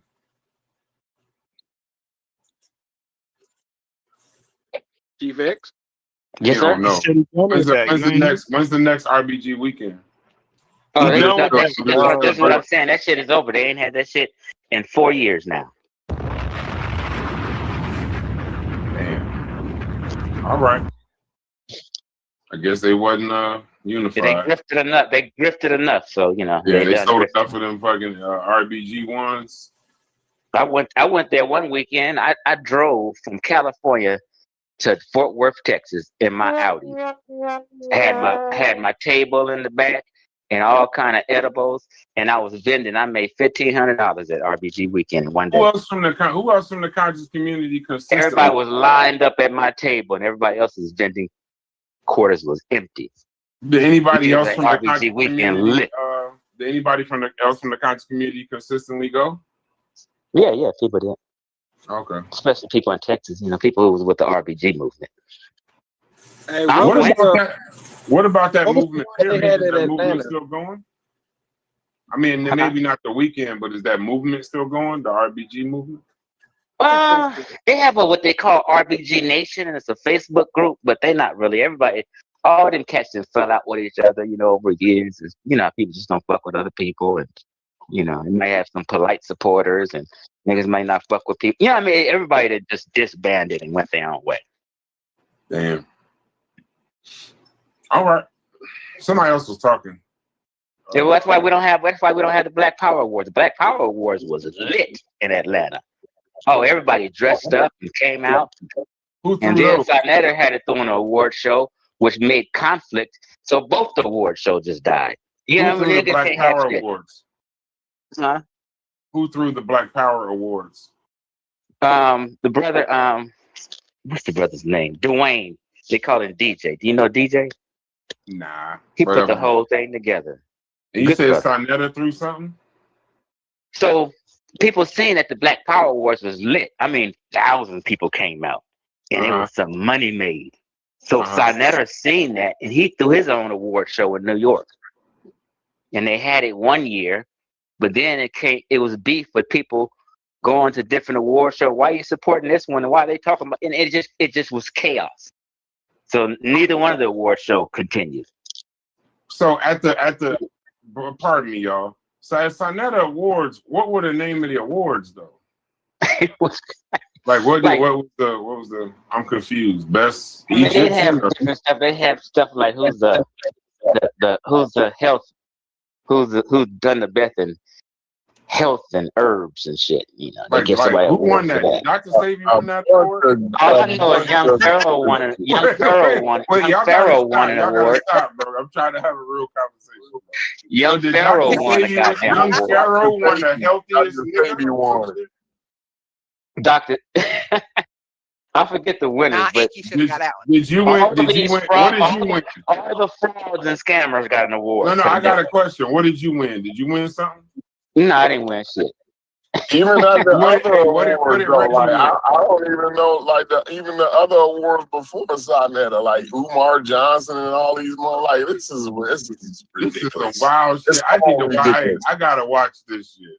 I have to. Somebody got to get me a copy of the Sarnetta TV. Hey, Brad. I gotta see it. What? Nigga said what? Never mind. No, what? I apologize. I'm doing something else. I apologize. You know you my guy. What's up? You good? I was about to you said what made me admit something, but no, I'm dropping something in the chat. Okay. You remember the What's His Face Award, the Foundational Black American Conference in Atlanta in 2020? FBA in 2020? Yeah, June 20th. It was in Atlanta. What was it? It was the Foundational Black American Conference. It was June 20th, 2020 in Atlanta. Oh, the FBA been around that long? Yeah. No, I don't remember that. Yeah, Tariq Nasheed did. I remember. Remember, Tariq started his thing a little bit after Yvette and Tone, basically copying their blueprint. And they had a conference. ADOS had a conference, so he basically created his own conference. Yeah, I just do that. That's crazy. I gotta see these awards, bro. I gotta know what the name. I need to know what the name is. All this shit is a bunch of the pop cow calling the kettle black. Hey, Corey, but what could the name of these awards possibly be, DQ? Like best what? Grifter? Snake oil? Who sold the most snake oil? All the grifters got an award. The best Nawapian. Nawapian of the year. It's all the best grifters, the top grifters. the top grifters of 2024. This is hilarious. I got to see that shit. I might actually pay. I might Got a lifetime achievement award. Dr. Jewel Pook. You heard of Dr. Jewel Pookrum? Nah, but if he got a lifetime achievement award from Sarnetta, that says enough for me. That's pretty much all I need to know about Pook.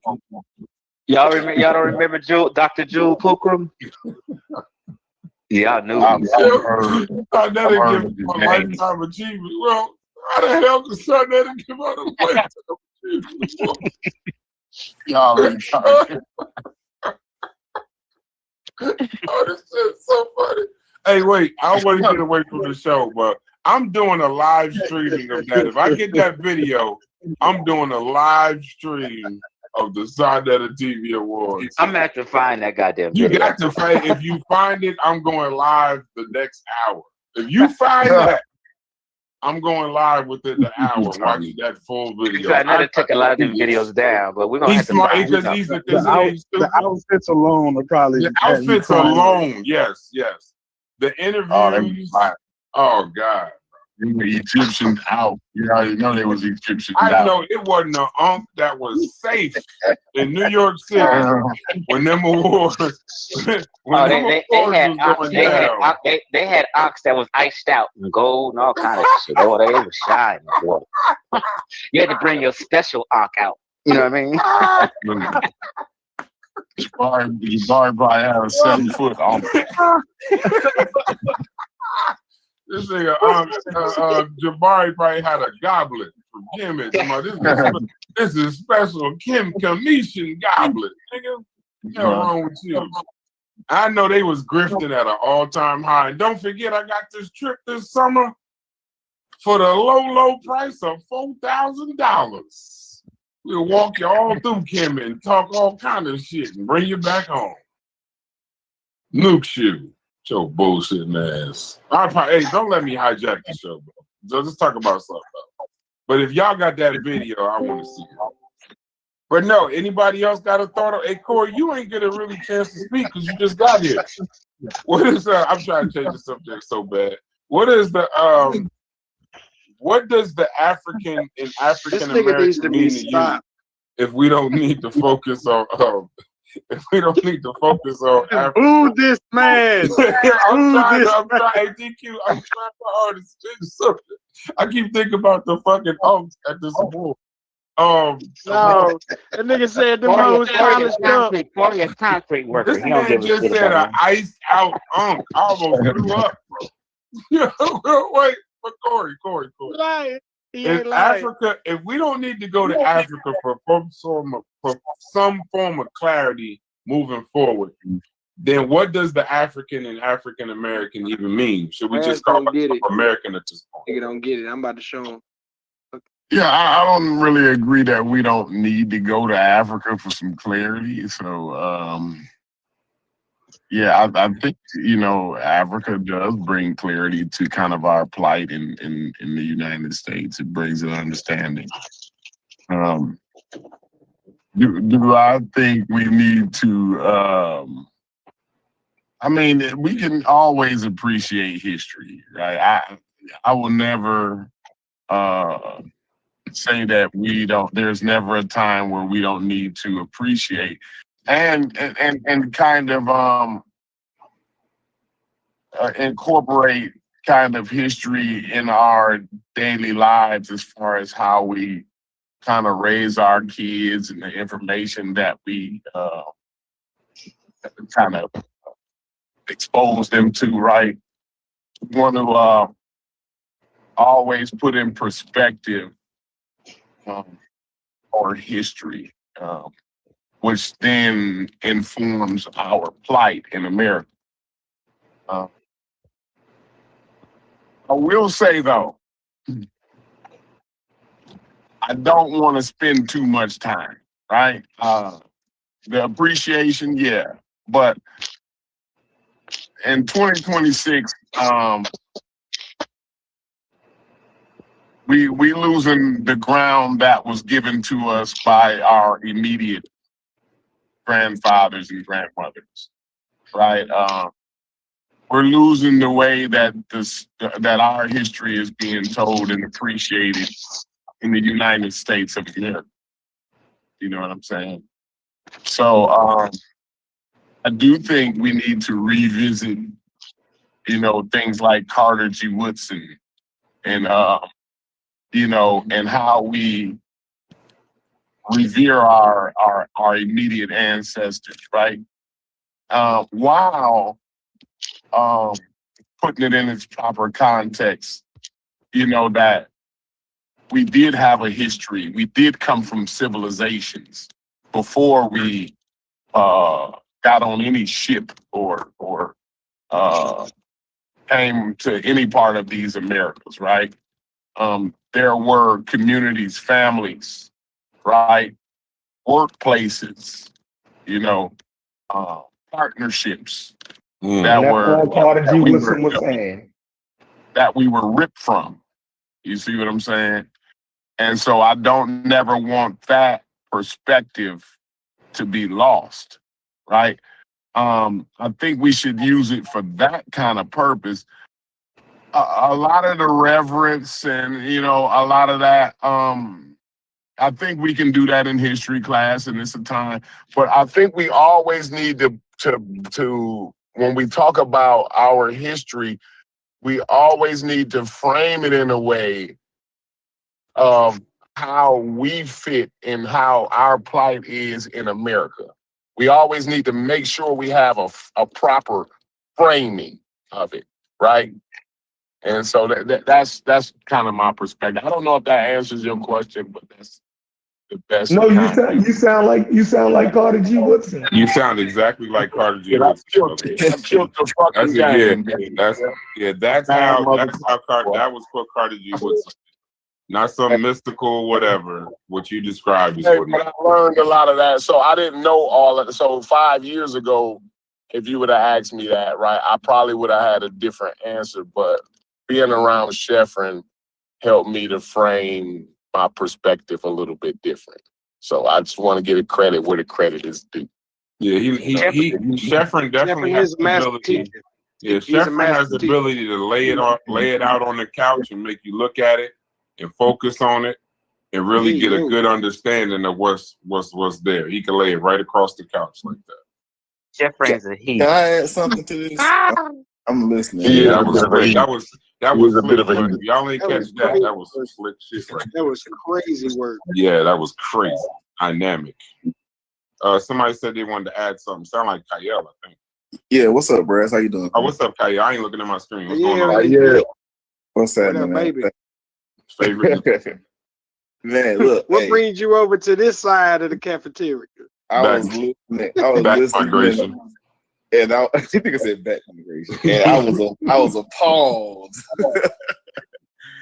So man, look, I'm listening to the discussion, and we're like y'all was talking about unity and all these different things, and like my concern is that if you're looking for unity and you don't understand that you already have it by proximity, then we got a lot of work to do as a people, because like people are trying to unite with these internet communities of individuals, but in reality, you don't even have to unite with the people that are in your community right now today, because you are surrounded by them.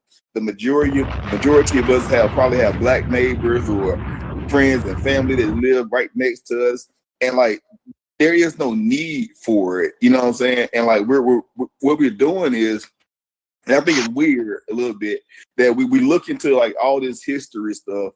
We read these books by Carter G. Woodson and Malcolm X, and we go through all the annals of history. We read this stuff and study it, and something in our mind triggers where we believe that we are in these times. We believe that those are our current situations, and the reality is it's not. You know what I'm saying? We got to understand that, and we have to address the now. And a lot of these conversations are so that they pivot off of 1968, 1932, 1875. And I just, for life of me, I can't understand why the fuck that matters in 2026. You know what I'm saying? And like the part that makes me most frustrated with just the whole community is that we are trying to become our history and not try to become our future. And that's fucking troubling to me. That's why I fucking believe it all the time. And like these meetings, I don't care if you get a 500 New Orleans, put them in a room and talk about tomorrow. Stop talking about yesterday, because that's the only way that we can progress forward, is to have a fucking vision for your future, not a clear picture of your past. Like the past is only good to tell you the mistakes you made, what not to do, but don't repeat that shit because you're not even in that situation. You know what I'm saying? And like, I don't understand what the fuck is going on with Black people trying to be in 15 minutes all over again. Like, get that collection plate going on that side. That boy preacher today. Let's go, boy. Tabernacle. Hey, when he come back for a reason. I like his I like the energy in it. I appreciate it. Would he apply that to all people though? Because Black people can only I said I like the energy. They say I like the information. I love it. Yeah, but I got a question for him though. Would he apply that to all other peoples? Because all other peoples value history immensely. Exactly. So would he apply that all across the board, or is just for Black people? No. So other people, they value their history. They don't live in their history. These are two separate things. Like, it's one thing for me to have the utmost appreciation for where we came from, but what's more important to me is where I'm fucking going, because where I'm going is what's gonna feed my family tomorrow. It ain't my family. My babies can't eat nothing from fucking 1954. You know what I'm saying? My baby's got to eat 2026 food. You know what I'm saying? How do you make the distinction between someone who healthily engages with the past, with history, and a person who's dwelling in it? How do you delineate between those two groups? Right. You can look at their current situation. That should be an instant qualifier for you right there, because if a person's so focused on their fucking past that they can't bring forth a fruitful future, then that should be a red flag, in my personal opinion. That's insane. That's insane. Africa and African American is being. Whoever got that beeping in the background, mute your mic. But go ahead, Truls. Niggas get up and go to work every day. Hold on. Niggas get up and go to work every day like you, Kyle, to work on their present and their future, right? So to have reverence for your history, how does that interfere with, like I ain't never seen nobody sitting down on the curb reading history, not taking care of themselves. I've never seen that happen. I've never seen this imaginary situation that y'all come on here talking about, where a motherfucker sitting around just reading history, not getting up, going to work every day, doing the same shit that you doing, trying to get on with their lives. I've never seen that happen. Where these junkies, where these crack addict junkies that's just sitting around shiftless, just reading history and not getting on with life? All right, so can I answer you now? So the first thing is that you built a straw man. That's not even the conversation that I'm having. But I will address your straw man. And the fact is, so if you're just opposing that as a possible outcome, then the conversations around unity should not be in existence, because you're saying that the people are doing something that would not require unity because they're going to work, they're taking care of their families, and that's the whole purpose of the said unity, right? Yo, it was the same way in the 60s. Just because people recognized their issues back then, they were still going to fucking work, getting shit done. I ain't never seen a motherfucker not doing nothing just because they understand the issues of their community, and they have a reverence for history, and they think history can inform their current situation. I ain't never seen it. Let me clarify what Kyle was saying. Somebody help! I think you are taking what Kyle said out of context. Let me just clarify quick. Just give an example. What Kyle's saying, it doesn't matter if you deep ball off into history and things like that. It's not going to affect your life, was what he's saying. In other words, Brother Reggie can be all into Egypt and history and all those stuff. He's still living with his mama and daddy and being a buck. This is what Kyle said. See how fucked up that is? Like, do we like, this is my thing, Chef. Do we want to really face reality? Because like there's nothing that Black people can talk about and read in a fucking book from 1960 that's gonna tell us and give you the proper motivation to go change your actual life, because there's nothing stopping anybody. I mean, let me take that back. Right, there are things that's there. You know what I'm saying? I don't want to get too crazy with my conversation. There are certain things that make things more difficult for people, but people have got out of those situations and they're able to change their lives. And one of those things is going to be involvement in politics. It's going to be getting the higher education, developing your own crafts. The same thing that you did. You know, like, you could be working for somebody else, but you got your own barbershop. And these are things. So how does reading about Martin Luther King and them hinder you from doing all of those things that you just said? That would be. I've never heard that reading about Martin Luther King and them would kind of fuck you up from being industrious. I've never. Y'all go ahead. Y'all. I didn't say that though. You understand that I didn't say that, right? You are literally made an argument about things that you want or felt like I was saying that I didn't say any of. I didn't say stop reading. So what about reading I'm saying about that history and the civil rights movement? You mentioned those things. Like that's not going to help you now. So because they don't help you now, bro. What can you read about the civil rights movement that you can use to benefit you right now, other than knowing your actual history? Like, okay, that's great that you know it. Then what the fuck does that change in your life? It doesn't change shit. Now, it's good to know it. No, it informs you. It makes you more aware of your situation, but it doesn't change. Yes, that helps. Awareness of your environment and your environments are not the same things, bro. Bro, awareness helps. So you want motherfuckers unaware. What are you saying? Like all of it helps. All of it is a part of it. I don't understand. Like what? Yes. So like, what is a part of it? Did you say it doesn't help? Wait, does it hurt? It doesn't hurt. But listen so what I'm saying. It doesn't hurt. So if it doesn't hurt, what the fuck is the problem? Because there has to be something that happens after the foundation is laid. If you sit all day laying foundation before, you won't have a fucking building. You just gonna have a flat ass foundation with nothing to fucking stand. There's nothing standing, bro. I'm saying build a. Y'all crazy. We can walk and chew bubblegum at the same time. If it doesn't hurt, what the fuck is the problem? If it doesn't hurt. If people can walk and chew bubblegum at the same time, then there should be no need for conversation around unity or oppression or all those things, right? Because you should be able to do those things. People talking about unity is hurting us. You're supposed to talk about unity and how you can connect. I've never heard that. That you go to church, that's what they talking about. Creating unity, community, how to foster this, how to keep it going, how to strengthen those things.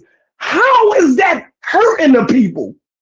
Okay, tell me something that's beneficial for the Black community that's ever came out of these conversations. You've been around like 10 years. Tell me something that's come about. Tell me a political party, a political strategy. Who have you been fucking lobbying? Like, what kind of bills have been passed? Fucking nothing. Bro, hold on. We already have all of those things. That's my point. Do you understand? Bro, so how is this hurting? Hold on. So if we got do you have a you into technology? Do you have a group where you and the people that's in your field talk about the things that's in your field? Yep. Right. Then is there any other things that you into where you have those type of people that's into those things that talk about those type of things and y'all build on, you know what I mean, and share information and build on that? Yes, but Chef, we are not talking. So what's the difference? Listen, Chef, this is what I'm gonna get. We are not talking about fucking dial-up technology. We're talking about fucking the future of technologies, because that's what's more important. That's the purpose of us coming together. Like, you talk about anything, any committee that comes together, the focus to get to the committee level, to be accepted in the committee, you have to have that foundational knowledge. But then the committee or the team, the goal is to build the next move, to build the next. You go on sports channels that talk about sports all day. Do you go on there and say, is you building a team? What are you doing? Do you got your own NBA team? Yeah. Fuck you keep talking about LeBron for? Do you do that? So if people like doing something, if people like getting together and talking about Black issues and fucking history, how does that become a problem for you niggas? The problem is because the people that are talking about this all day are the same ones complaining. The people that are talking, like, bro, look at the hell. Like, let's say, for instance, we had an NBA team, right? And all we did in our manager's meeting was talk about, man, that last pick we did, that was a terrible draft pick. It sure was. Let me tell you about his life story. Let me tell you about his mama. Instead of going out and actively trying to figure out who your next draft pick is, or picking out how you can better market this organization, or figuring out how you can create structures to develop talent within your organization, That's what meetings are for. I've never been to a business meeting where I talked about some shit 10 years ago or 5 years ago. We talk about what is about to happen. What do I agree, but we used to go on Garfield's show every other day for years while he talked about ancient Israelites and the Bible. So I'm trying to figure out if ain't nobody ever make those issues with that. Because we liked the conversation at one point.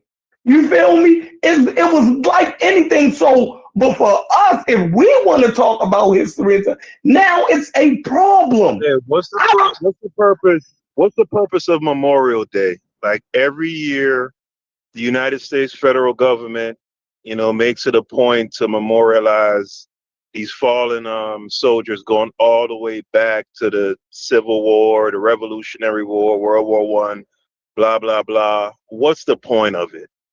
Kyle, what does it do for anyone going forward?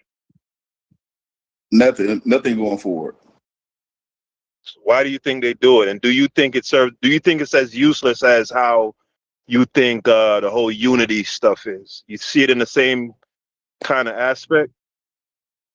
No. So the difference is we talk about how we don't have unity on a unified platform while we all successful in our fucking careers, and we talking about how we don't have that thing that we clearly have.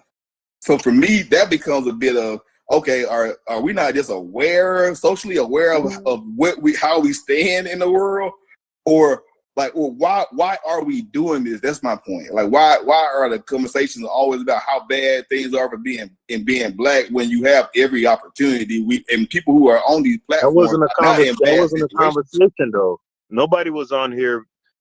No, that wasn't a conversation that was being had today. Keyword. The conversation was taking Africa out of Black History Month. That was the conversation.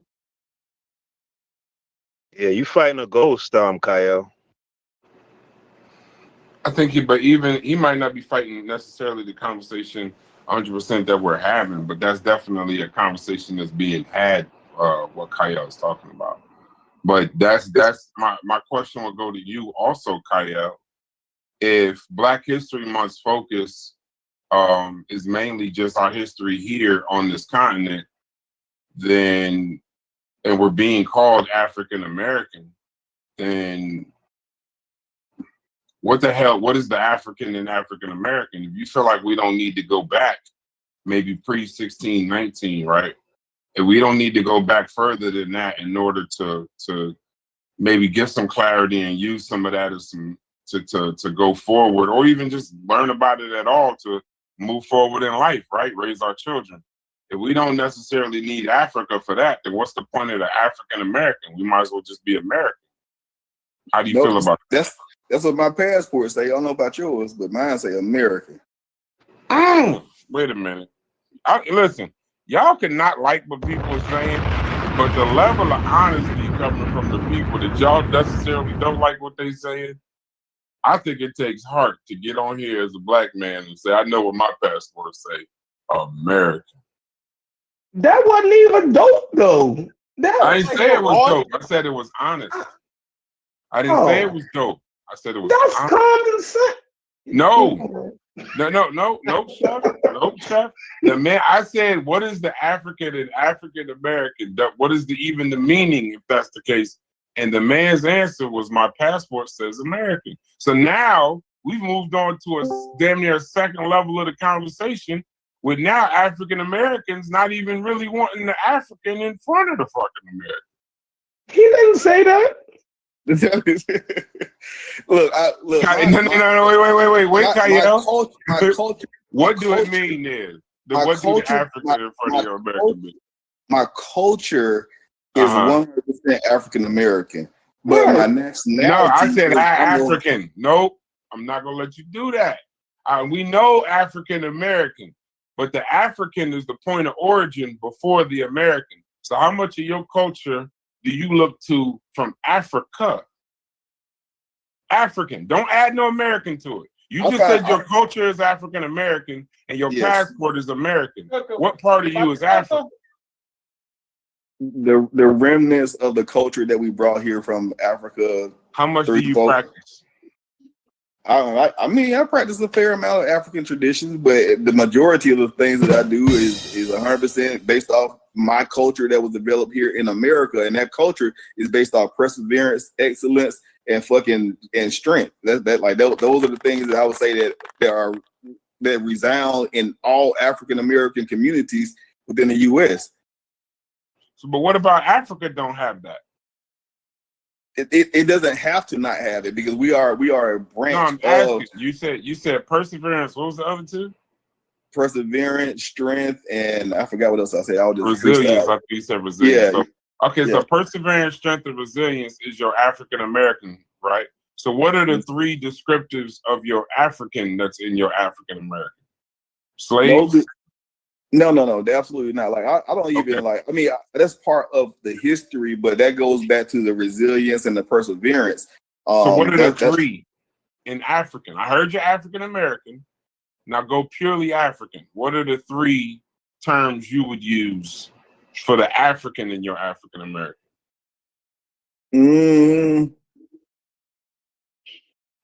That's a good question. I don't know. Can't even come up with none, can you? Moshe, Kuji, Jakalia. No, I can't name nothing that's exclusive to Africa that's not here in America. So you got me on that one. Okay. What about your blood, bro? What about your blood? Your genetics? Yeah. What about the same ones? The hemoglobin. No, I was hoping he was going to use the same ones he used for African American for African, because I think those count for them too. But I would say I'll expect that it's difficult to say you don't know. I don't really want everybody's conscious community answers. I kind of want your honest answers. You know what I'm saying? When it comes to this particular part, because I think we reached a very good conversation point. And I think when you were saying your passport says American, I don't think you should be ashamed of any part of being a patriot or any part of your nationalistic pride. I'm just saying, have we become because Kyle, if they tried hard to remove Africa from us, they tried that.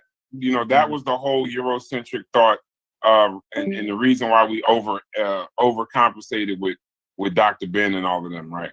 To go with the trying to fight Eurocentric thought, right, or scientific racism, right? So then that's Africa being removed.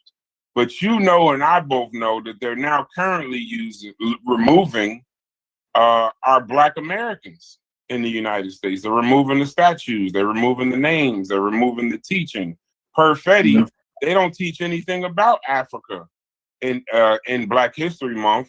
But now, roughly half of the schools in the United States, the continental United States, didn't have any sort of Black History Month for fear of losing budgeting. So if they've already removed Africa, and now they're also trying to remove the African American out of America, for all the people that say they are American and don't really focus on Africa, what the hell are you going to be when they finally get this CRT and all of this done? Where we start asking, well, we got to start trying to fight to be able to talk about Martin Luther King in public spaces and putting up Martin Luther King statues.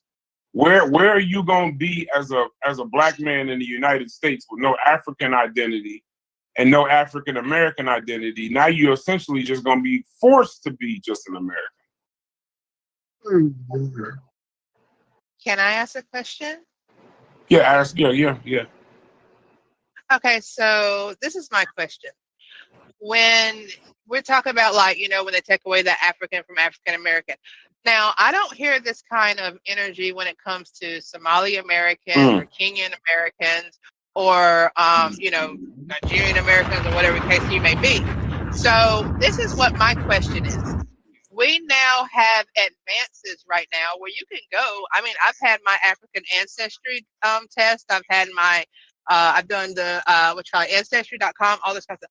But anyway, it says that my DNA goes back to the Fulani tribe of Cameroon. So my answer would be, instead of saying African American, I don't know, how would you say it? Cameroonian American or whatever. I don't know how Yeah, you say it. Like, that wouldn't that sounds be more like. acceptable anyway? Because you have whites, and yeah, you might say the blanket would be European American, but when they know where they came from, they don't say, "Oh, I'm European American." They say, "I'm Irish American. I'm Polish American. Right. They speak I'm countries, not Spanish American." continents. Yeah, they Right. speak countries, So, not continents. so maybe where we need to go is we need to, if the African goes away, like I said, there's all kinds of methods right now. You can do your genealogy if that's a possibility. We all know that genealogy is hard for African Americans, blacks, whatever you want to call it. No, you You have DNA African tests. American. No, you're African American. Why, Right? Chef? So Or just because But if I know now that my DNA is saying that I'm from Cameroon, doesn't matter. Doesn't matter. You don't practice no Cameroonian culture. Your ethnicity here in America is African American. and That's you your weren't here earlier. You weren't here earlier, but I specifically said I do not subscribe to African American. I subscribe to American of African descent because I don't know What's the African. difference? What's the difference? The fact is, I've never been to That's Africa. word I don't know no semantic. African culture. That's I don't speak semantics. Like none of the African you're just saying the languages. same So why thing. would I subscribe to be an What is the African? difference? I don't know shit So about African American, in the context that is used for us, is an American of African descent. Is the same thing. Same thing. Listen, right, I got a chef. friend. The difference is they want to make Hey, sure you chef. know that No, the America's difference first. is America no, the first. That's difference the is difference. something. The difference is something different. That's what it is. Since that's the same thing, though. You just defined what an African American is. That's it. An American of African descent. If I say African American and you say an American of African descent, you just defined an African American. You get that? You didn't say nothing different. I give that. I can see. Yeah. Yeah, so I mean, we trying to All I make this know is thing that when difficult. I have a friend that's a Jordanian American, he has Jordanian cultures. When I go to his house, they don't say, okay, so when they're out in public, right? They So don't what do you do, Kenyan or hold on. Cameroonian or what? When they okay, this is all new to me. Let me tell you, let me Mhm. finish what I'm saying, please. My friend that's a Jordanian American, when they are out making their living, doing their jobs or whatever, they assimilate to whatever they have to because you have to have a job, you have to make money, you have to be able to take care of your family. But when they are home, their cultures take precedence over whatever's going on outside.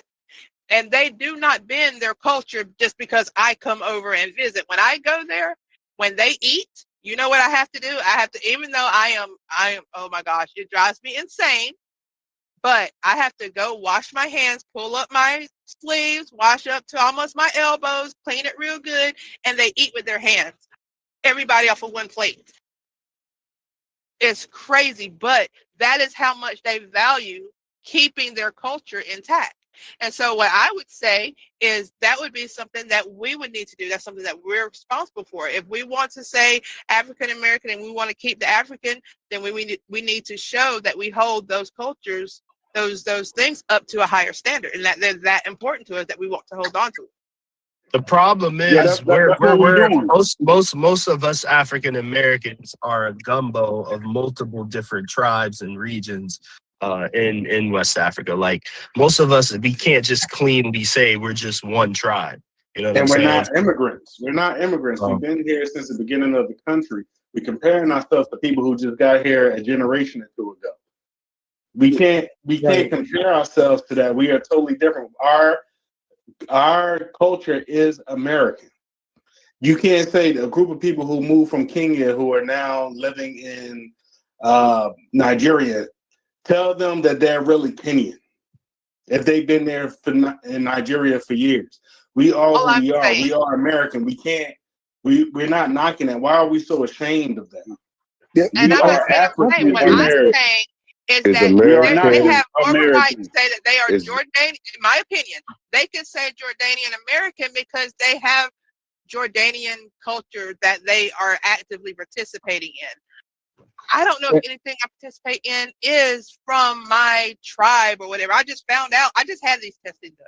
So I can't even. I'm just saying it's. But give them 100. Give them 100 years and watch how their see- culture change in America. Right, But and see, so and then, you and also- again, it all goes back to saying that our situation is a very unique situation. It He's a That's definitely what it Based all on comes what down you to. just But said, sis, can you based on see? what you Can said, you Chef, see that? I don't know how we'll ever have the same type of ethnic pride that immigrant is. Like that's kind of hard to visualize. And, But exactly. But Is sis, DB, American can is you see American that we culture a monolith even practice amongst black African people? American Do culture? do the blacks in Cali live like the blacks in New York?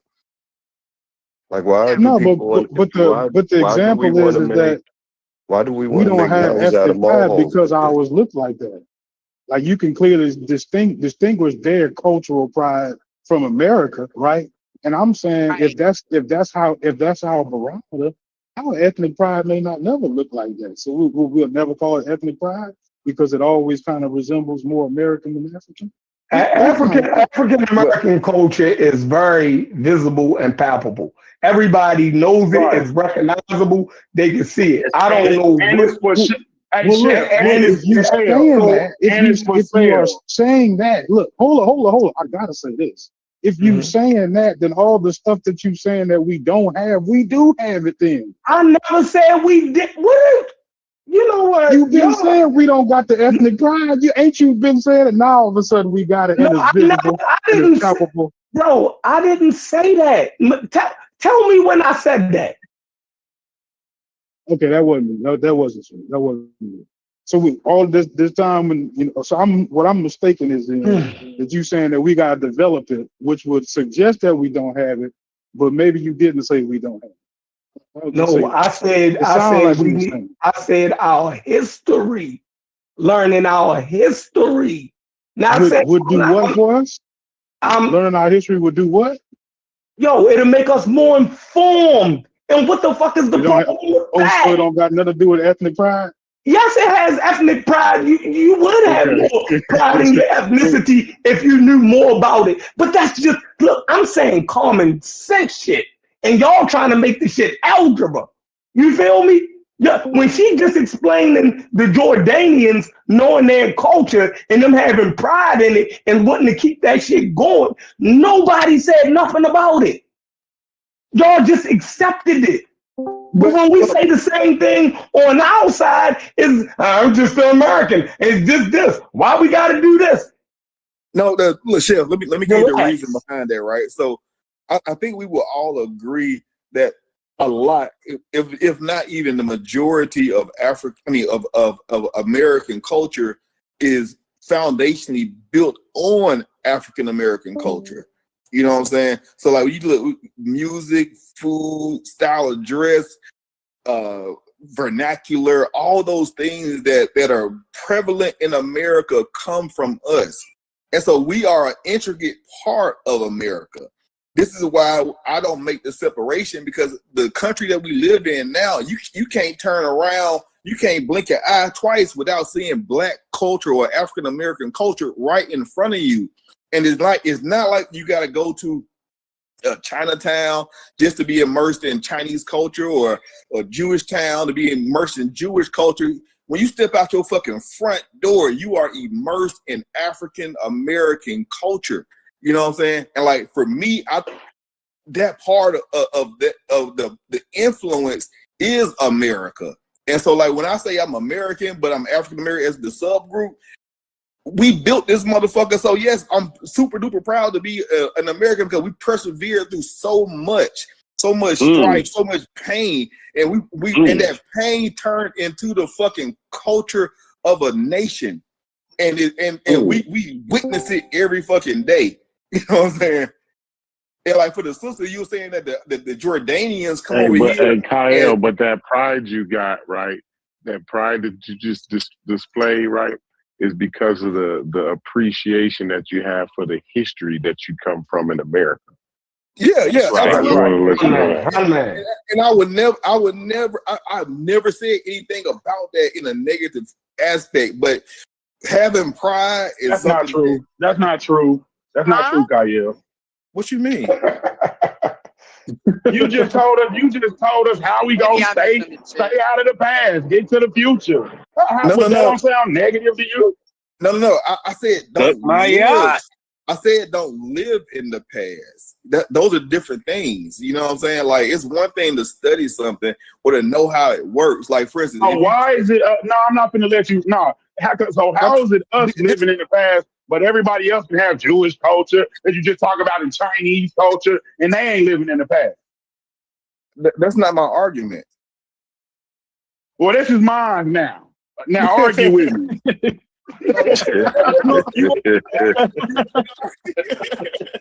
So Kyle, would you say that people that practice Abrahamic religions are living in the past? Kyle, you was just about to talk to the DD. What you about to say to her? No, I was gonna say that. Hey, Thunder, hold on, real quick. No. We ain't gonna let him do that. Just cut me off, Bruce. Let Thunder answer my question about the Abrahamic religions, Bruce. But Kyle was cut off from speaking to Didi by Corey. No, I cut him off. Well, I haven't been on that long, so maybe I'm overstepping, Bruce. I'm sorry. And I might be too. I'm new too, so I apologize. Go ahead, Kyle. What you about to say to Didi? Yeah. What I was gonna say, because you mentioned that when your Jordanian American friends, they have to kind of get away from American culture to practice their Jordanian culture, so it can stand out, right? You know what I'm saying? Like, when they come together, they would. Yes. Yeah. So for us, we don't have to do that. Based on what I was saying, is that we are the foundation of this culture. So the thing is, you can see it obvious when African people or Nigerians or Kenyans or whatever, they come over here, they have to adjust to our culture. Because we're the foundation of what culture? Hold on, you just mixed me up. We're the foundation of what culture? American culture. Oh, is that right? Okay. I'm not sure if I agree, but maybe if you can explain it to me. I can let him finish addressing Didi. He may explain it to you afterwards. Okay, Bruce.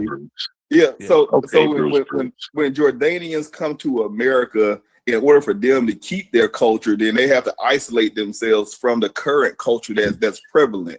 And that culture that's prevalent most times is going to be African American culture. No matter, depends on where you live. Of course, if you go to Iowa or fucking Wisconsin somewhere, that may be different. But in the majority of the places that are black populated cities, you see that being more prevalent. You know what I'm saying? Like, I can't go outside in Atlanta without. I'll be like, man, where the Italian side of town at? Because I want to try something different. I want to go do some new kind of food or something. But like in certain places, you are submerged in the African American experience, and that submersion will require them to separate themselves from the African American experience, which is one of the most prevalent cultures here. You know what I'm saying? Like I was telling to the brother, to answer your question, it's going to be the food experience, especially down here in the South, Southeast, and the East Coast. That's African American. The music that we listen to, pop music, down the rock country, R&B.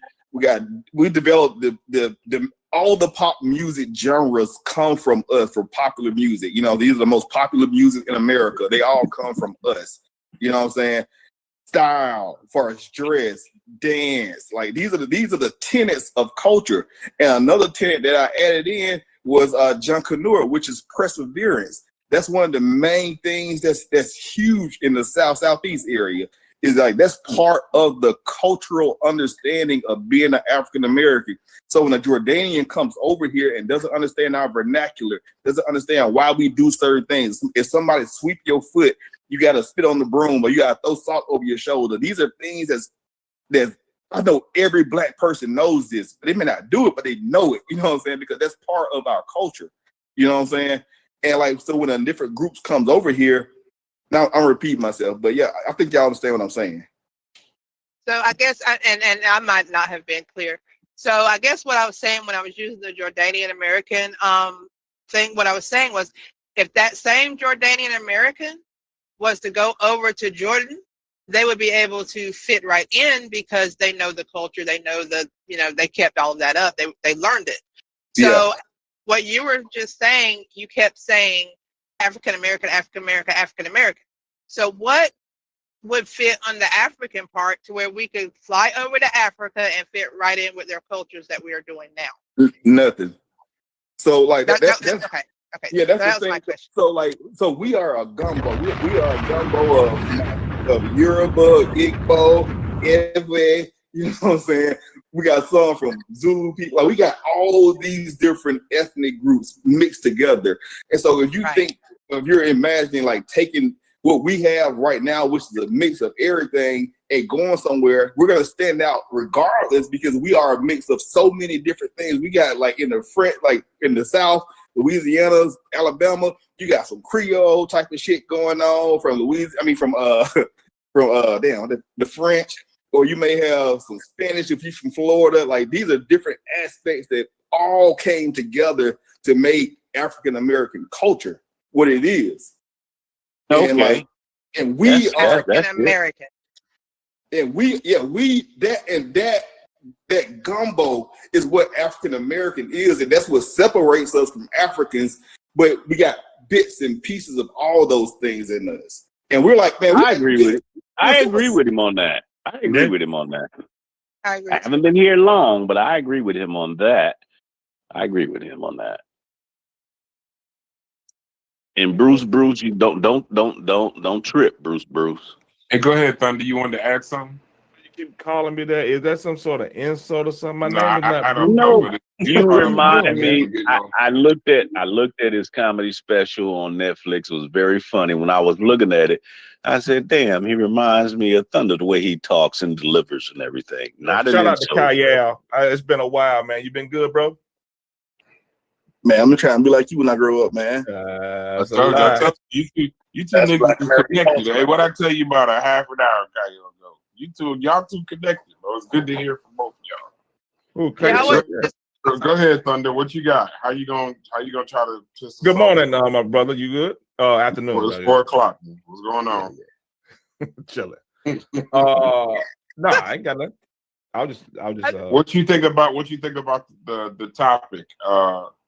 African. Do we at this point, if we're basically focused on being African Americans with not much African in that, do we necessarily need the African in front of our African American? Oh no, I've got away. I've never been to Africa.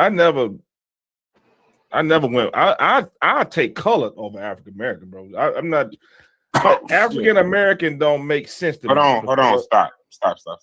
What? This is a color. Hey, Brass, can I go give me after one? Thunder? Yeah, you can go right after Thunder. I've been listening to everybody's points, and when they make a point that is at least powerful from their point of view, I gotta at least recognize it. So I just want to be clear. You said you would rather be called colored than African American. He worse than G-Vex. I just want to be clear because you say things and you just like blow right past it and go on to some other shit. I just want to be clear that statement gets the reverence and the attention that it needs. So I just want to, before you say we putting words in your mouth, pause. And why G-Vex never here with Thunder here? That is crazy. You said you would rather be called colored than African American. Could you explain that? I'm starting to think they're the same person because they never here at the same time. I'm starting to think that Thunder and G-Vex is really the same person, yo. Gotta be at this point. I need you to explain that point. Do not go past that. Just I'm not please going nowhere. explain it. Okay, go ahead. I love how I just love when you get into I was saying that I prefer I would rather be called. Right? I didn't say call me that, but I would rather be called. Okay. Those little intricate things y'all leave out. No.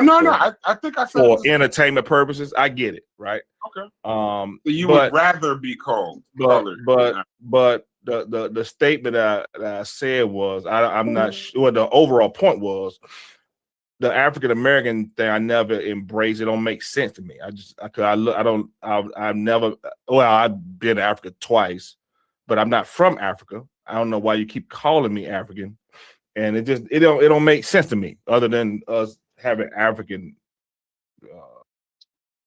origins. But I mean, that was 99% of the people on this panel. I ain't never been to Africa.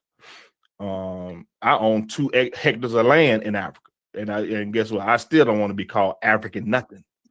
I'm an American, bro. Period, point blank. And I would take black. The black term, that's kind of wild to me. Colored, that's why I say colored stands out to me more. It fits, in my opinion, it fits me more. And also color is not you go to South, the reason, I guess the number one, I mean, in South Africa, where I've been a couple of times now, color is a thing. It's not something that's taboo and out of scope as it is here. Color is that you have black, white, and color, and that's it. There is no other racial groups, at least nothing prominent. The prominent ethnicities racial groups is black, white, and color. This is not even making sense. That don't make sense. Yeah, I was about to say that. What the hell? Don't they have the do they have the U? Don't they have the U in the if I'm not mistaken, or no? When they do the color, when they say color, isn't it COLO? Yeah, it's spelled differently, right? Yeah, I thought so. Okay. Yeah. So what the I'm not sure what's not making sense, Chef. I'm not sure. It's see, like when people be make it make sense, bro. Why are you colored? You said how is it black and colored? How is it black and colored? Black and colored is what don't make sense to me. No, well, South Africa. Hold on, because South Africa. This nigga ain't in South Africa. I need him to make it make sense. Don't help him. Okay, I'm not helping him. I was answering a tough question, but go ahead, because I'll be getting in the way. Go ahead, Thunder. I'm sure Reggie gonna show up shortly. I'm sure there's no question. Yeah, I know he's listening. But I've seen Thunder, right? He looked more African than all of us. So I'm trying to figure out where does the colored part fit in. Go, Thunder. Colored is what we used to be called, Chef. You all know this? Is this nigga crazy or what? And this is why I be like, I be thinking you be trolling, but I think you trolling. So you would rather be called colored than African American. Yes, I'm not an African American. I mean, boy is also what we used to be called. Call us boy. Y'all, everybody, hold on. Call us boy in a heartbeat. Hold on. So, Chef, call us boy in a minute. Well, that's fine. So, Chef, do you? I apologize. I'm going back to work. Leave me out of it. No, don't worry about it. Leave me out. You pick on somebody else. Same thing Brass do. Brass will come in and come off mute and cut me off, and then when I get to respond, he gone somewhere. So don't do that, Chef. Come on, no Brass. When you're talking about color, right? Or you talking about Negro, or you talking about black? Those are terminologies I don't find offensive. Y'all, some people do. I don't.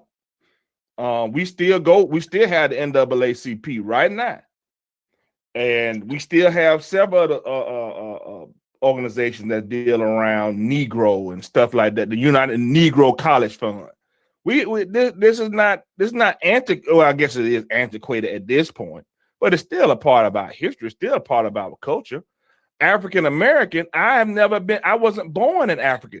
African American is a person who was born in Africa, who came to America and was naturalized. No, it is not. No, it is not. No, it is not. African American. No, it is not. African American is an American of African descent.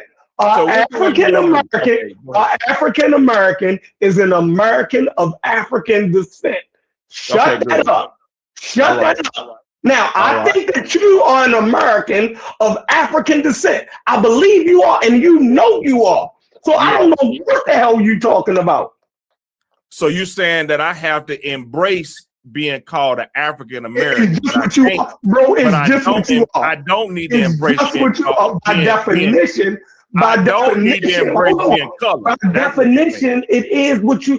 By definition, that's what you is. Hey, Chef. By definition, hold on. Do you get that? Do you get that? By definition, that's what you are. Hey, Chef. Are you How saying? No, that's what people call me. By definition, I'm not African American. No, I'm not. Yes, you are. You are an American. Are you not an American? No. Answer the question. Are you an American? Yes. Okay. Do you descend from Africa? Yes. Do you have African descent in you? Yes. So you are. That's what an African American is, bro. Now tell me how you colored. By definition, you are African American. Tell me by definition how you are colored. I am, nigga. I have color. What do you mean how I'm colored? Oh my God, that was ridiculous. See, no, you sound ridiculous. We went to ridiculousness. So you saying, do you believe in? Okay, Every being on this planet is of color. Yeah. Every human being on this planet.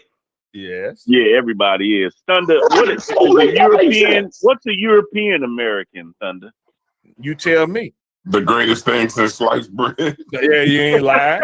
The greatest thing since sliced bread. The greatest a European American is an American God. That was born in Europe, came to America, and became a naturalized citizen. No, it is not. If you were born in Europe, you're not a fucking. If I was born in Europe, I traversed to America. I became a naturalized citizen. Reggie here, guys. Get out the way. I became a naturalized citizen. Now You're doing this on purpose, Thunder. A little history. Are you doing it on purpose, Reggie? Thunder? What's up, Reggie? Yeah, hi. Hey, Reggie. Hey, Brad, if you don't mind, can I go real quick? Oh yeah, wait. We might be cutting somebody because somebody did ask to go before. I think that's Viagra. What's going on, bro? Go ahead, brother. I mentioned he did ask to go about 10 minutes ago. Y'all hold up. Go ahead, brother. I mentioned this earlier, and I'm way past my sleeping time. I work overnights, but I put you an article in the back. It's the 5th annual Free People of Color Convention. In that, they're discussing whether or not we're going to continue identifying as African people. And ironically, the term analogy we chose for ourselves at that time is colored. Exactly. Now, what's going on is, brother? What year was that? 1835 is when 1835. Gotcha. This particular meeting takes place. Now, what's going on is you had the Stone Rebellion. We're beginning to uprise more, and white people demonize the word Africa. So you got that going on with us going through the fears of being deported. We don't want to separate from family. Grandma's being buried here. So we're trying to figure out how to maneuver around these terminologies. Was African American already in existence at that time? That what you're talking about was written? The earliest thing we're going to find is Lord Cornwall, if I'm not mistaken. And that takes us back to 1786. We're seeing specifically African American written in literature. Oh, wow. Wow. Yeah, I wanted to add history to that particular point.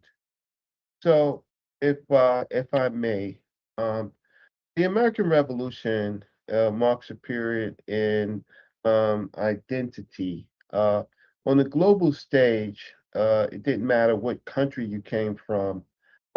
In the British enslavement and then the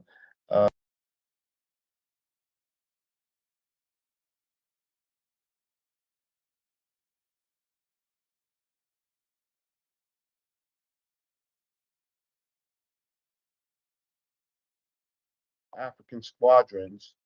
And these African squadrons were kind of like platoon groups to block slavery on the British side, to block slavery into going into the European Americas. Um, the when the global diplomats talked about us, they called us Africans. So then comes the American Revolution.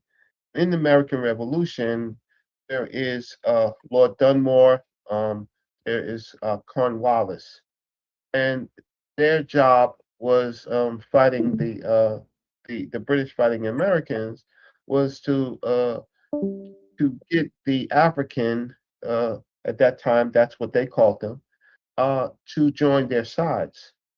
Okay, so so part of the American Revolution, large groups of enslaved Africans were a deciding factor in a lot of the battles. So now, some Africans fled to Cornwallis's side and to Dartmouth's side, and ultimately they found themselves in Canada because they were promised enslaved. They was promised freedom.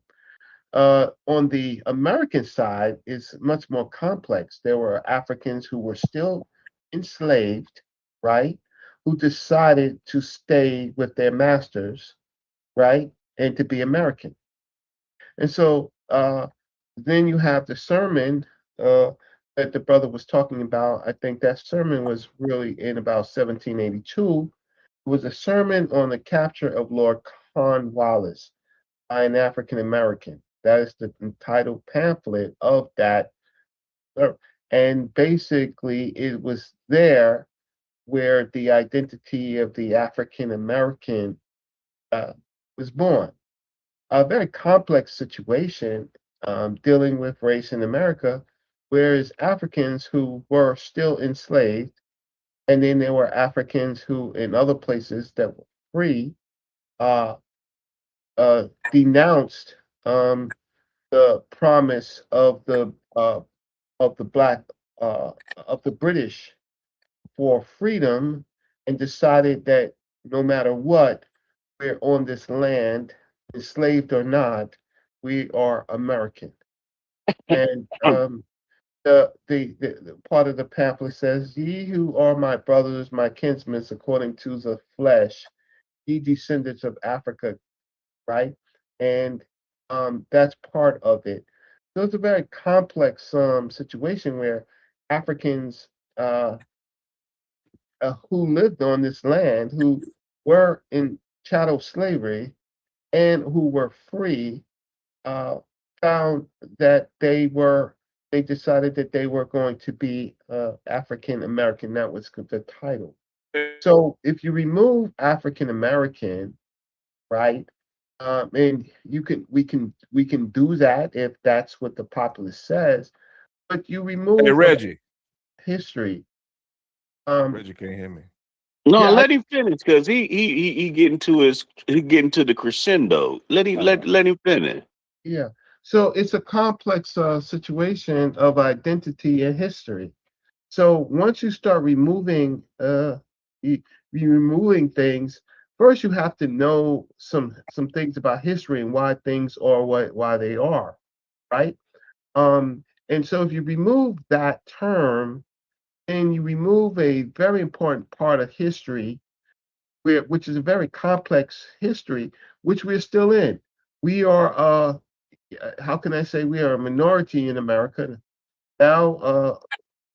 Now the Latino population is higher than us, and then certainly the white American population is higher than us, right? We don't like Black American, we don't like African American, but the problem is that we don't have a latch for any history, and history is the only thing that's going to help us unite. So I'll stop, and if Thunder had a Reggie, question for me. Yeah. So you know anybody from Jamaica? Of course. All right, good. Have you ever heard of anybody from? Or are they black? Are they from Africa? Well, in America, Stop. Do in they New have York, any African in origins? America, we have the Caribbean Day parade, No, and Reggie. What I'm asking you is, have the people that you know from Jamaica, are they from Africa? Do they have African origins? Oh, yes, they do. Do they refer themselves as African Jamaicans?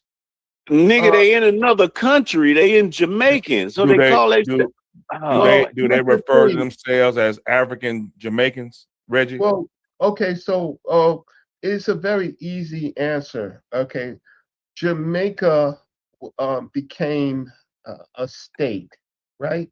A country, a state. So they call themselves by their nationality, which is their state. So that's an easy answer. We we don't have a state for ourselves. We live as a subordinate population. Thank you, Reggie. Good answer, Reggie. So hold on. You saying that those people own Jamaica? What you talking about? They got their own state. He didn't say they own it. Oh, no, hey, Howard, come on, man. You got to get off my nuts now. Is You're doing there a little too much, bro. Relax. You done do the Bruce. Every time I say something, you talking. Relax. Hey, Howard, get out the way, brother. I got it. Is Jamaica a country? All right. Yes or no? Thunder. Is Jamaica a country? Yes or no? Jamaica is a country. Yes. Is the United States a country?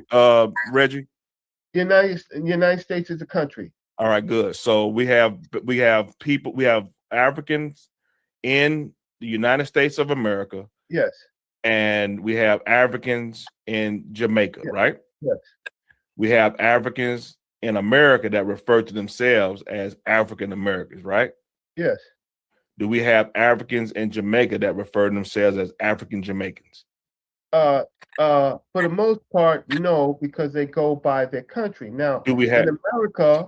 Do we have right? Oh, stop. So you said they go by their country, right? No. Wait. Reggie, you said they go by their country, right? I answered your Percentage of population, Reggie. Percentage of population, Reggie. You said they go by you said they go by their country, right? No, you got to answer some of my questions too. I'm gonna answer some of your questions. Just answer that one question. You said that they go by their country, right? We do it, they go by their country. Okay, good. All right, now answer your question. Go ahead. Okay, so all throughout South America, they'll just hyphenate it with Afro. They'll say Afro-Panamanian, Afro-Chilean, Afro-Jamaican. We may use Africa, but they'll use Afro in reference to Africa. Well, for the most part, they call themselves, Jamaica is an interesting place because they try to make themselves color neutral. So that's one of the things about the Jamaican identity.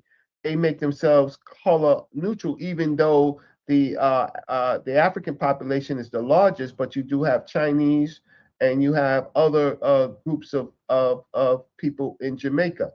Now, the problem is when we deal with America, which is more complex, right?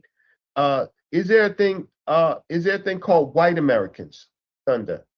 No. Do people identify themselves as white Americans? No, not I ain't okay. No. How you gonna be from Georgia and say such a crazy thing like that? When you fill out the census records, if you have to identify. You don't have to identify, but you normally have to identify, or you are identified, right? So in the census records, there's a term you could fill out Black American, African American, and then you can fill out white American, right? You could fill out Latino America. You could fill out, I think it's even non. Reggie, he not having an honest conversation, Reggie. Reggie slow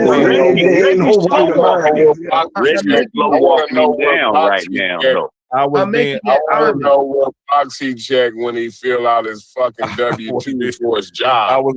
I was being facetious, y'all. Go ahead. Yeah. Go ahead, Reggie. Oh, okay. No. I really want to know what box do you check? When you fill out your fucking W-2s for your job. Non-Hispanic. Non-Hispanic. Okay, great. So what happens now is that nigga just lying all on the W-2 then, huh? Yeah. So what happens now is that how the federal government proportions money, right, for programs and support, right, by filling out the wrong category, right, or not a specific category, then less money goes to any of the programs in your for your group. So then you become in this very mixed form, and I mean mixed category. And in this mixed category, the monies is how can I say, not directed to help any help. Now, there are historical Black colleges and universities, right?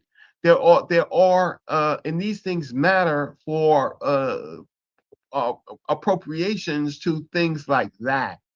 Um, and those things were set aside a long time ago to try to give African Americans, Black Americans, or even if you want to call them colored, right?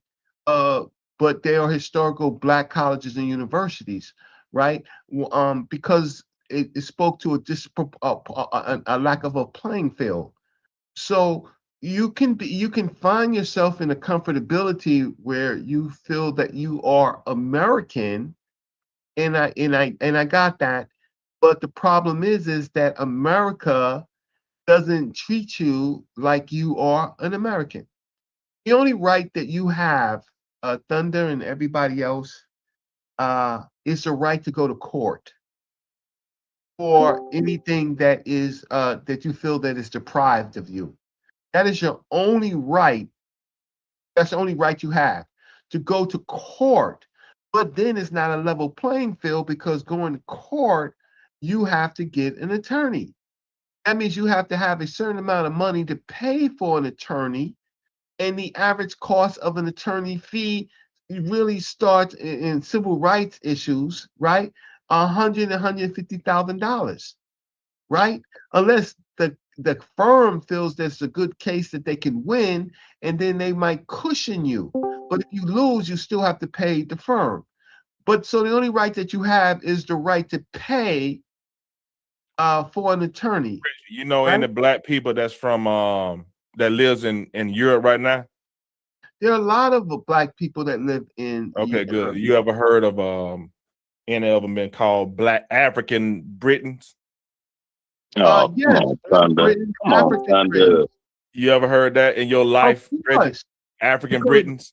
my professor in college was Edward Dalrymple Vivian Scobie. He was a Black fighter pilot. He well, a bomber, right? And he wrote the book Black Britannia. He came from Dominica, and his little sister, in a sense, political sister, was Eugenia Charles. So those Blacks in the Caribbean that was British, right? On the British, they called themselves African Europeans. They called them Afro-European. right. So yes, and then a lot of what we our move to freedom was through Equiano, and Equiano's organizations was the Sons of Africa, and that was started in Britain. So history is Good answer, Reggie. Good answer, Reggie. History is important. It's not important. It's not important for a kind of common conversations. But when I come on this channel, I don't think that a lot of people on this channel is common. I think that you have good views. I just Well, Reggie, can I ask a question, Reggie? I haven't been on here long. What would be the advantage when taking the African off of the term African American? What would be the advantage for Black people as a whole, if any, to do that? It wouldn't be an advantage. I want to know that. Because as long as there's white American, right? And Thunder, you can answer too on that question. As long as there is white American and Hey, Latino man, don't American, give me orders. we can't be. If you want to, brother. We just can't be American when there's white American, Latino American, Asian American, and others. We don't specify ourselves as being a group. So then we become invisible in our history, and our contribution to this country goes away. Because and that's the quickest way to kind of have a people surrender and be disunified because they don't identify with their More own. than that, though, Reggie, you become invisible, and then your issues lose the ability to come to the forefront of lawmakers and legislation and policy and things like that. Things that matter right now and in the future, like things like the civil rights, because I think the civil rights was brought up earlier, Reggie, and we couldn't find a reason why the civil rights matter today. But understand that that civil rights, understanding and keeping the maintenance of those civil rights is very important to how we move forward today and tomorrow, because some of those rights, right now today, are being rolled back because we don't understand the value of those. We don't appreciate the history of that and what was fought for and how and what we lost to get those things, right? The people that we lost to get those things. So I'm saying, like, yeah, we need to appreciate. Thunder, what do you have to say about the advantages or disadvantages of dropping the African from African American? Hold on, Reggie was going. Yeah, there's something. See, the problem is the lack of latches to your own identity. So even if you start with your own nuclear family, you have 2 parents, 4 grandparents, 8 great-grandparents, 16 great-great-grandparents, right? We are a population that don't even value the families and what our families went through to produce us for a solution. We're born for a solution. We are the tears. We are, in fact, the tears and the cries of our great ancestors who endured this incredible enslavement. That was so poetic.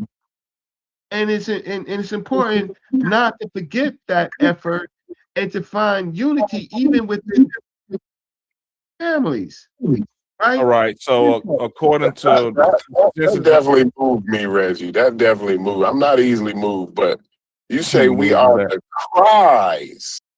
We're the cries of our ancestors. Ain't that's y'all don't know what that means. That put weight on my shoulders at that point. Like now I feel heavy. The world feel heavier to me now. Reggie doing his thing. That's why Reggie is an authority. Wait. So now heavy with responsibility, Reggie. You see what I'm saying? When you say those words.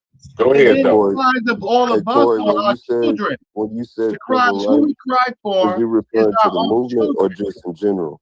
Wait, who we cry for now is not for our parents and our grandparents, but who we cry for is our children and children, our children's children, and our grandchildren. And if we don't connect the dots, then what they're doing is they're very vulnerable because of our lack of energy, and so we fail. And so unfortunately, some of the generations above us, they failed, and so we're in a situation where we're failing farther. Right? This is the real Reggie right here. Only about few. If you look at the people that's on the panel, and you look at 30 minutes. Children, you look at our children. Just for the people on the panel, you look at our children. Our children are very, very vulnerable. Why? Because we buy into something as an individual, but not as a group. But they're going to integrate. We don't want our children to integrate with the oppressor in their mind state like that, because we will lose our history. That's basically what you're saying, right, Reggie? Well, I'm saying that and more, but there are organizations like Jack and Jill, like the Simplify Phi, and they have ensured their families generational. So their children don't have to apply for jobs. Okay, if I could. right? All right. For So jobs. So you're going to answer the question, Thunder? So the you're going to Office answer the of question now? Management and Budgets, right? And We're I'm talking about sick of that the Jack and Jill slander you keep slanging, Reggie. Yeah, That's a he fact. did. He That's did. a He fact. did do that, Brass. That's why I tried to get him off it, Brass. I tried to get him off. I think he talking. So for Corey, who brought up the census.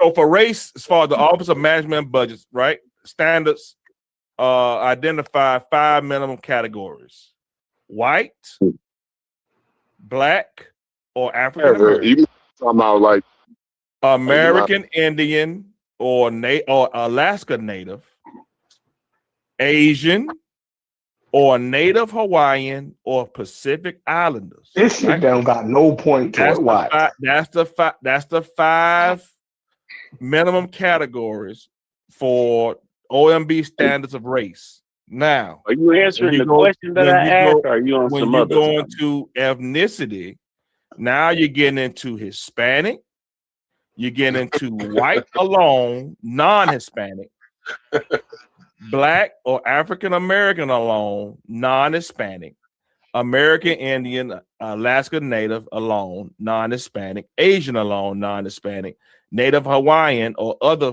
Pacific Islanders alone, non-Hispanic, some other race alone, non-Hispanic, multiracial, non-Hispanic. Right? Now, out of all the things I just read, which one of these are followed up with their continent and our continent, and our country rather, aka African American? Where do you see in any other space that being applied other than us? Which one? You're not fighting fair, Thunder. You Which didn't answer one? the question. You're not fighting fair, bro. You didn't answer Which the one? question. Answer this question. Answer my question I asked you. I'm not gonna answer the question. They can There answer you go. You're damn right. You supposed to be answering the You're other damn question. right. You ain't gonna answer. What was the None of question? y'all Can you niggas on repeat here the gonna question answer. again, Thunder? That That's only ridiculous. applies. Can you repeat it? But I can answer. You want me to repeat it? Okay, I repeat it. Hey, but don't read all of that. I'm not gonna read. I'm not gonna read it. I'm not gonna read it. Don't read all of that. All right. So I don't need you to repeat it. No, Reggie. can Somebody gonna do let though. him Hey, ask Reggie. y'all a Reggie. question and Somebody he else. didn't answer the other question. Hey, somebody listen, asked for me to listen, repeat listen. it. Everybody be Somebody quiet. asked for me to Everybody repeat be quiet except me. Mujasi asked him to read it again because he didn't understand it. Now, Reggie, I know you understand it. Just let him read it again without all the subcategories, and then both of y'all answer. Howard, if you ask Thunder a question, expect a slow walk, or don't ask him no questions, bro. This ain't our first rodeo. Let him go, bro. Gotcha. OMB. Their standards are white, black, or African American, American Indian or Alaska Native, Asian or Native Hawaiian or Pacific Islander. Those are the 5 categories, right? Of race from a census. This is census.gov for the record. So anybody want to know? That's the source. The ethnic groups would be Hispanic, white alone, non-Hispanic, black or African American alone, non-Hispanic, American Indian, Alaskan alone, non-Hispanic, Asian alone, non-Hispanic, Native Hawaiian or Pacific Islander alone, non-Hispanic, other race, some other race alone, non-Hispanic, multiracial, non-Hispanic. My question was the title of the or the subject is, should we continue? And this is the answer. What you call it? Howard's question. The title is, should we keep the African in front of American or just embrace American? And my overall point is, well, okay, my question was, in these 5 categories, what other category of people has their origin continent in front of American? Go. Mujasi, on you. And then we'll go to Reggie. Go ahead, Mujasi, and then we'll go to Reggie. Or Mujasi. Or if Mujasi don't want to say, if he just wanted clarification, that's fine. Yeah, I think I just wanted clarification so I could understand the question and see if I can speak to it. Yeah, but go ahead. Anybody who want to jump in? Go ahead, brother Reggie. Process it. Okay, The so answer would be Asian. if you notice, okay, With the categories and the subcategories, right? Asian American, bro. Okay, so you have the specific islands, right, which is a geographical group, right? Which is a geographical group. White Americans, they have decided that this is their place, right? So they have no other geographical group, right? But then the other, then the African American is Black or a geographical group, which is the African, which is where they say African American. Now, there are other, then there are invisible groups, like, for example, Puerto Ricans, right? Or other territories, right? Where they hurt them terribly by just putting them in a Latino group. There is no Latino race. We're talking about race, Reggie. Okay. From a racial standpoint, you have white, Black or African American, American Indian or Alaska Native, Asian or Native Hawaiian or Pacific Islander. That's it. They have geographical groups attached to it. The one that really doesn't have it is the white, because again, that or Asian, right? Well,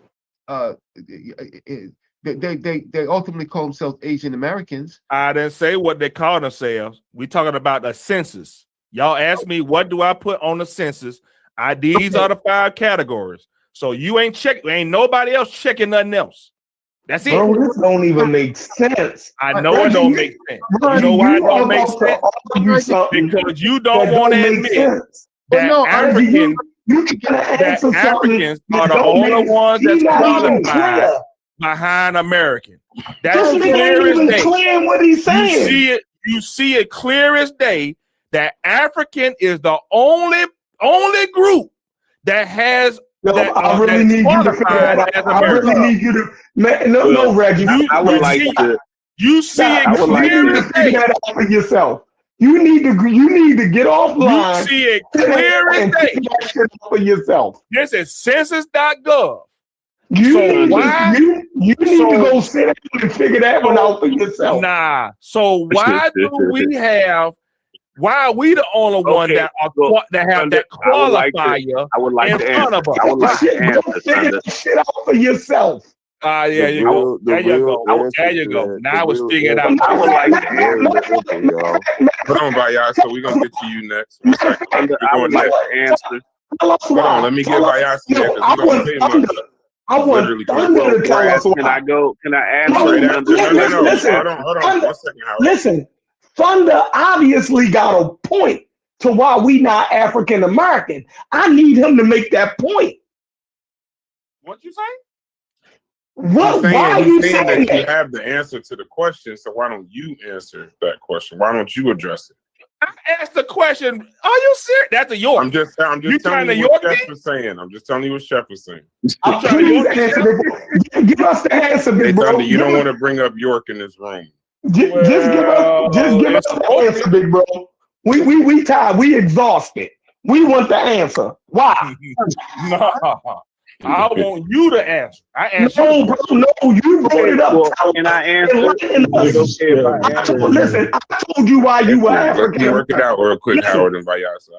I asked you. I told you. I gave you my answer on why we were African American. Now, whatever you just showed, what the fuck is your point? Help us the fuck out. Go ahead and lay it out for us, yo. Because it's 20 people on here. We ain't got time for that. Let me say it again then, since you didn't hear me the first time. First 5 times I just said it. Maybe you couldn't hear. That's fine. So I read off from census.gov the 5 racial categories. That's it. White, Black or African American, American Indian or Alaska Native, Asian or Native Hawaiian or other Pacific Islanders. That's it. Ain't no other race. No other categories. No other people are qualified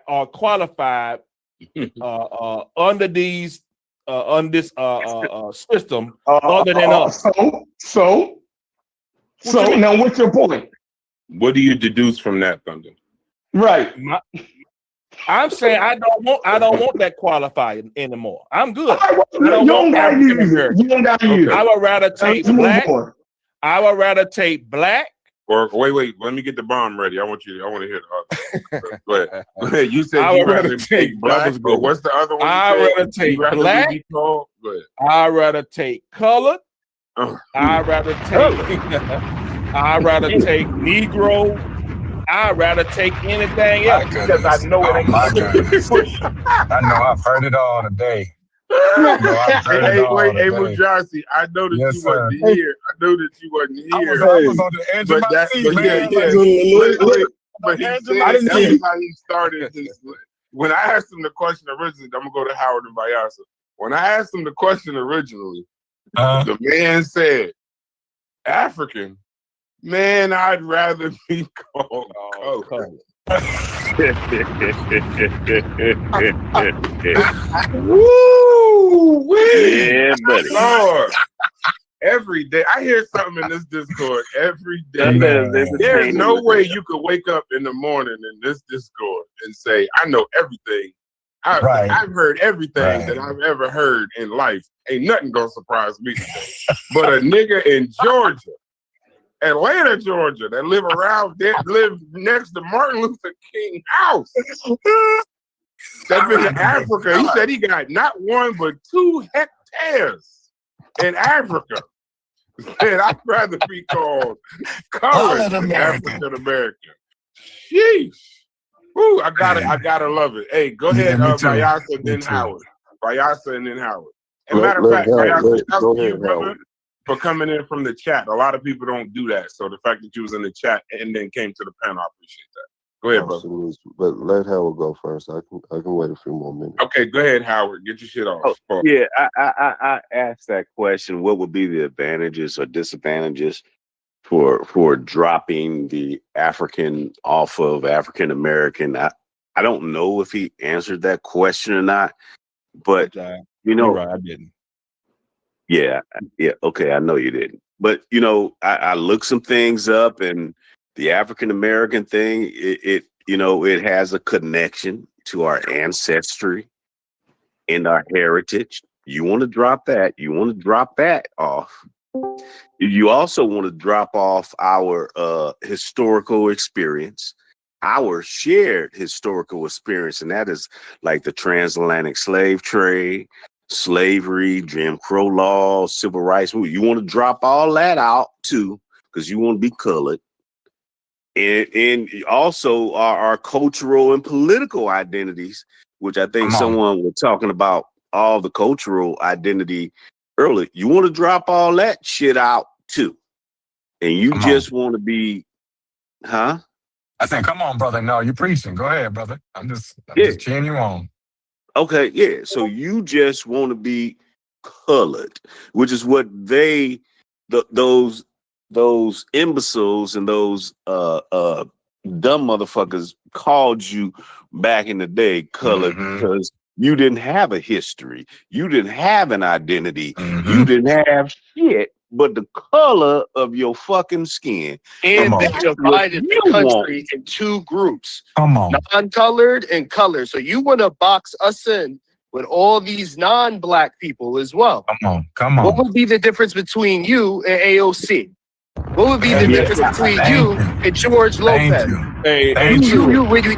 Color came from a time when the country was divided in 2. Let me ask you a question. Are you a person of color? Hey, I'm done, Brad. I don't call myself that. Thank you, Brad. I don't call myself that shit. I don't identify as that shit. Who's a person of non-color? Wait. Hey, one mic.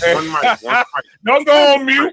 Don't go on mute, Truist. Hey, Truist, are you a person of color? Yes or no? Which one? Hell no. I don't identify as that shit. No. Hey, Truist, are you a person of color? That I didn't get a chance to finish. But I'm sorry, Howard. One mic. Short, Thunder. I am sure. Sure. Okay, you shouldn't even have acquiesced to that. You could have clearly just said no to that, Truist, and he wouldn't have had nothing real to say about that. Like he wasn't trapping you. I would He have. wasn't trapping you. You know why? I was Believe gonna me, read the Truist, person of he color. was not trapping you. He didn't have nowhere to go. We got to go back. We got to go back to Howard. And I want to be clear. Just I'm just saying, understand what you're advocating for is dividing this country into two groups again. People of We talking color. about terminologies. We talking about That's what the terminology, terminology my man. did. It created two groups. It created two groups. Look, person of color. Person of color is a term primarily used in the United States to describe any person who is not white. Person of color is a different definition than color. Encompassing diverse racial and ethnic groups. You cheating, Brad. He's not. I just got a question. Relax. Real quick. Everybody relax. Hold on. Everybody relax.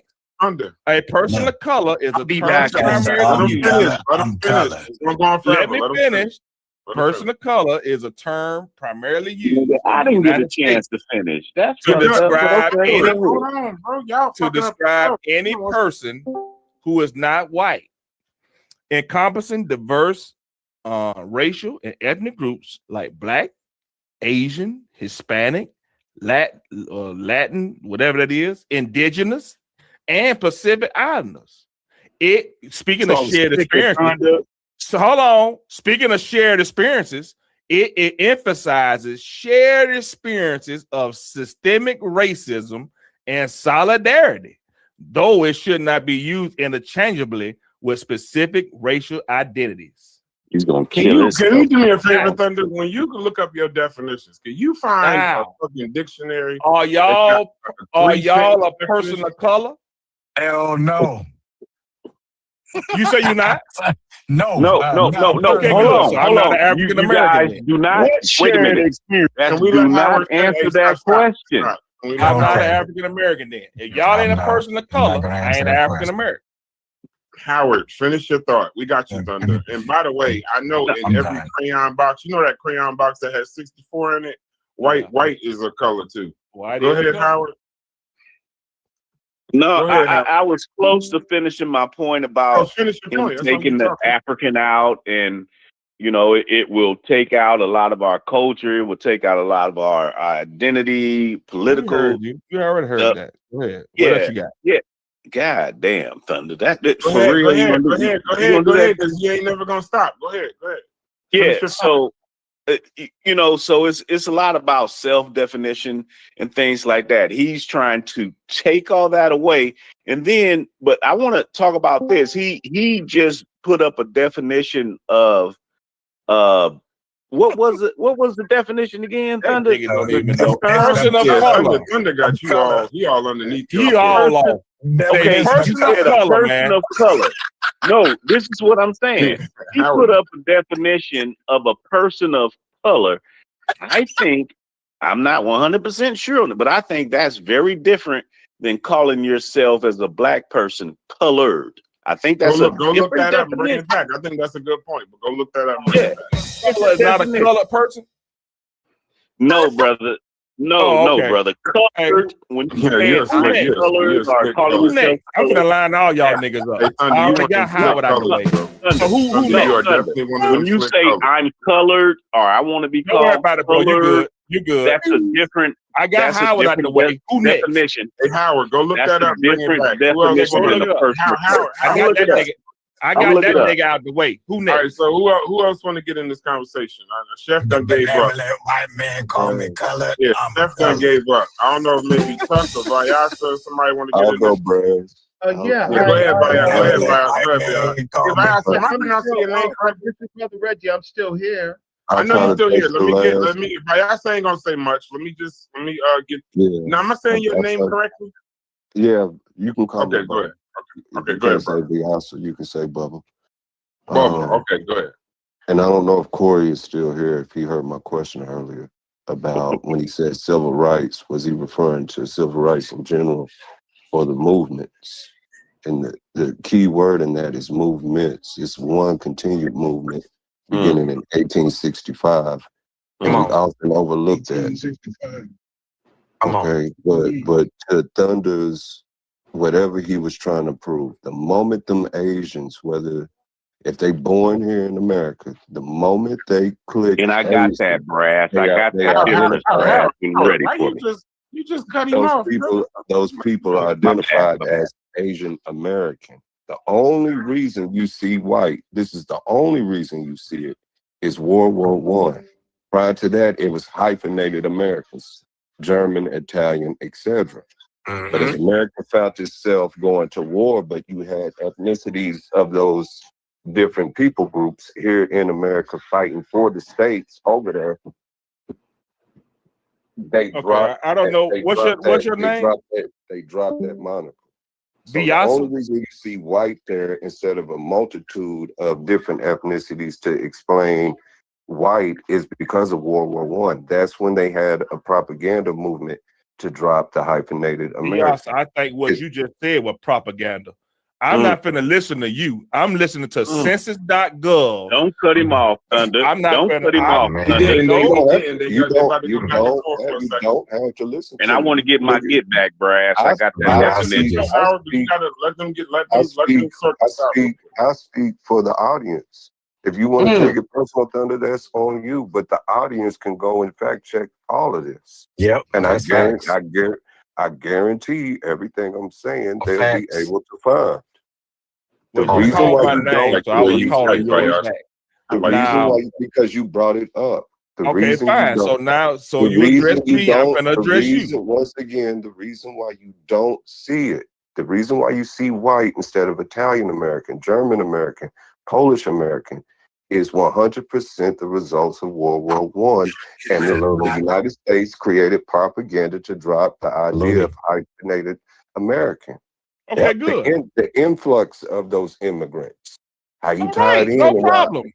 Can I You finish? finna build on my point. Can I finish speaking? Let him land his plane, Thunder. The reason why you see an influx of that immigration group ties in directly to our story in 1865 again. This is when America starts the padrone system. They needed something to compensate from losing free labor and how to get cheap labor. So they began to migrate poor people groups to the States. Many of them from Europe, but more than likely, a lot of them from China. This is why you have Chinese people in Mississippi picking cotton in the 1860s. Now you got to identify these people. This ties into the civil rights aspect of it with Cord. We're not even citizens yet. We are people of color, and people of color begins in Haiti, and it's referring to mixed people. Because they can't call them white, they're not necessarily African or Negro, because that would make you a slave according to their logic. So what do you call this demographic? We'll just call them people of color. Not quite citizens, not quite a full human. They're just people of color with some privileges, not necessarily rights. They just got some privileges. After the Civil War era, that's when they start calling us colored. This brings you into Plessy versus Ferguson and numerous other things in that time frame. Okay, we got it. I like that. All right. Can I go now? Oh. Hold on 1 second, Howard, because Howard, you're gonna change the subject. Hold on. You about to change it back to No, something I'm else. talking about people of color and how he. No, I know. Stay right there. Let me just let Brother Reggie get some minutes, and then we'll go right into that as the new topic. Go ahead, Reggie. Gotcha. Okay, so this goes into okay, if you're going to do research and you're going to make analysis and you're going to try to plan, you need to specifically look at terms that separate, right? Where you can see borders and separations. And if you cannot do that, then you can't do effective research for planning, right? So there's demographic planning. Sometimes it's geographical, where people actually live in a particular population in the United States or in a particular county, a particular state, particular city, right? Okay. if you can't separate, then you can't do research. So that's why when we go into science, there are ways in which to actually have accurate separations. When you have a group like colored, you can't separate, so you can't plan. You can't make any determination. That's like my problem with Ankh and his we all indigenous Africans. What does this shit mean? Like there are different groups. Getting back to where I'm talking about here in America, when you're dealing with colored, right? Then what does that mean? Is colored a scientific term? Logic, got me your mic. No, he's doing that on purpose. He's doing it on purpose. So, and that's okay. But the fact of the matter is, then you can't do any measurements whatsoever. So it doesn't help you with civil rights. It doesn't help you with any type of planning, which is disguised appropriations, right? And then you got to look at the gerrymandering, right? You can't make challenges because you're using a word that doesn't have any real measurable. It's not measurable. That's my problem, Thunder, with the word colored. It's not a measurable term that uh, that you can separate to make any type of conclusions, planning, any discriminatory or separation, not discriminatory in a negative, but to separate. So I hope you understand my purpose, that it's a useless term. It's simply a useless term into trying to do any type of mathematical conclusion. I'll stop. So like, Brother Reggie, you mean like if you were trying to go in front of Congress for something representing or a bill or something, and it was presented as, or you went to your local representative, whatever, and you said, we need to do a bill for the colors, there would be necessarily nothing to go back to because it's not necessarily something that's quantified, correct? It's not qualitative. Okay. It's not quantitative. Right, gotcha. Right, Brass. Am I up, Brass? Am I up? Go ahead, Howard. And then I want to hear from some people that ain't talking after that. Where Logic at? Can I go after Howard? Yes, you can go after Howard. I want to hear some new. I'll say something after Stupid. Yeah, I want to hear some new voices. Go ahead, Howard. All right. Well, MAGA Thunder did the old switcheroo. He did the old switcheroo, and I caught his ass in real time. He was talking about, I want to be called colored, and I'm colored. But then he switched it up, gave y'all definition of people of color. That's a whole different thing. I caught his ass in real time, and I know, Brass, I caught him in real time. I said it. You said, hey, that's a good point. No, I know you on your game and shit, but you refereeing right now. By the way, you're doing a great job. I just want to say that. Doing a great job. I appreciate you, brother. Yeah, and people pull your source. Come on now, bro. No. Hey, don't fall for that. See, you about to get knocked off your square. Just say your source, and then we go forward. Okay. Well, let me read this. Colored was widely used. Where you getting this from first? Where you getting this from first? Well, I went on my ChatGPTism. Okay, cool. I just want to know the source. Okay. Colored was widely used in the late 1800s and early 1900s during segregation. It was the term used in signs such as colored only, colored entrance, colored schools. These were part of the system of Jim Crow laws. This is what this nigga want us to go back to. The system of Jim Crow laws, which enforced racial segregation and inequality after slavery ended. The term became associated with discrimination.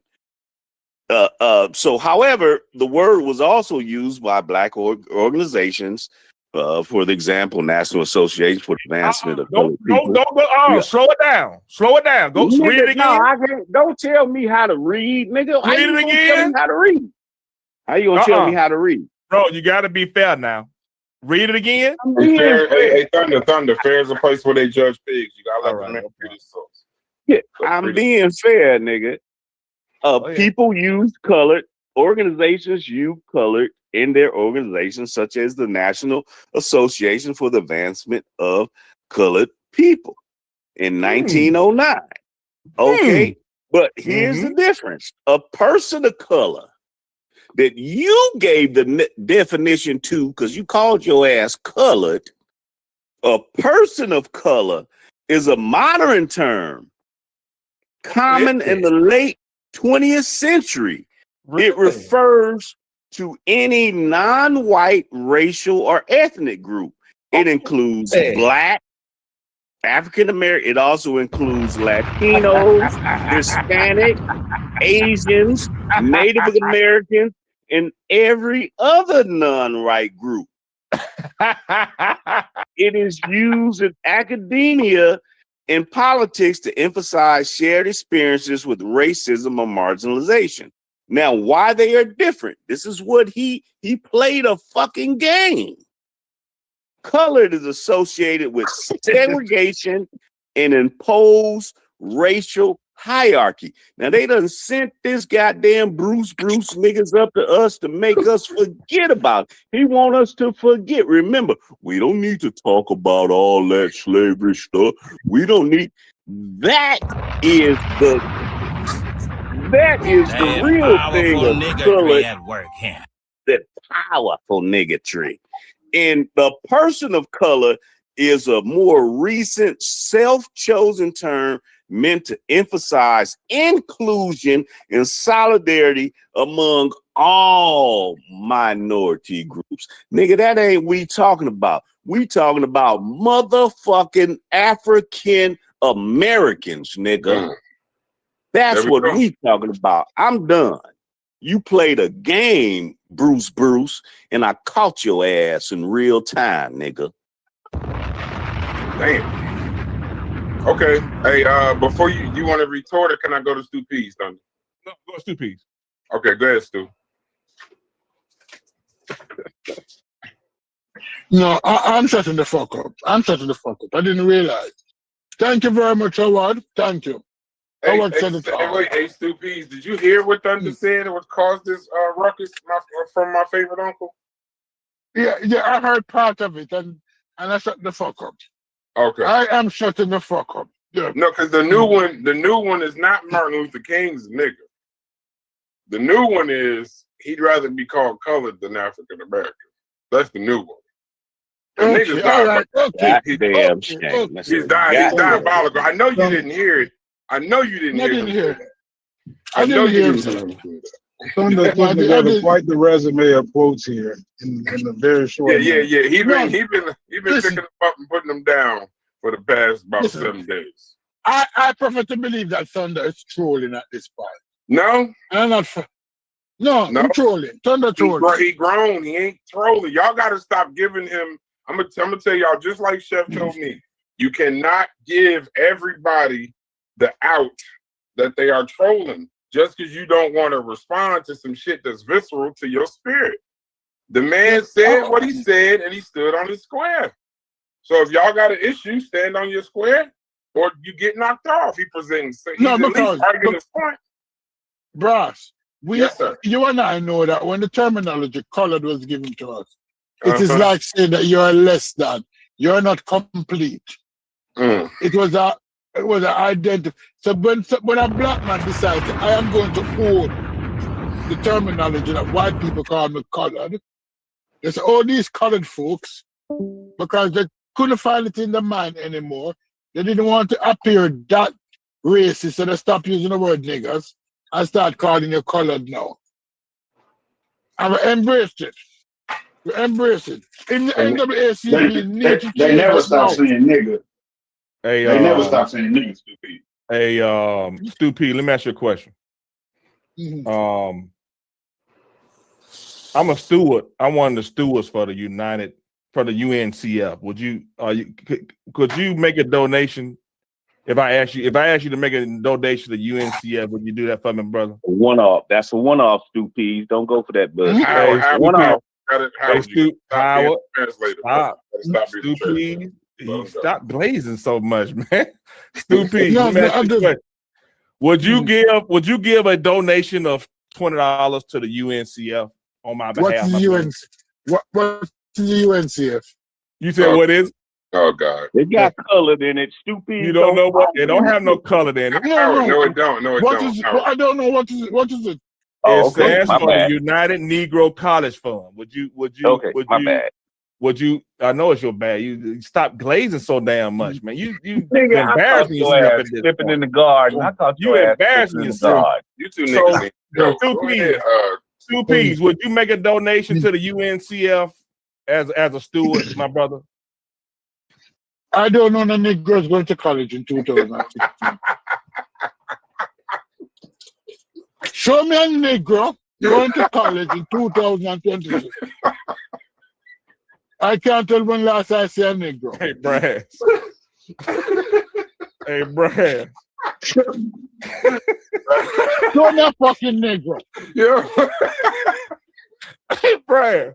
I apologize, but y'all don't know this shit is entertaining to me sometimes, bro.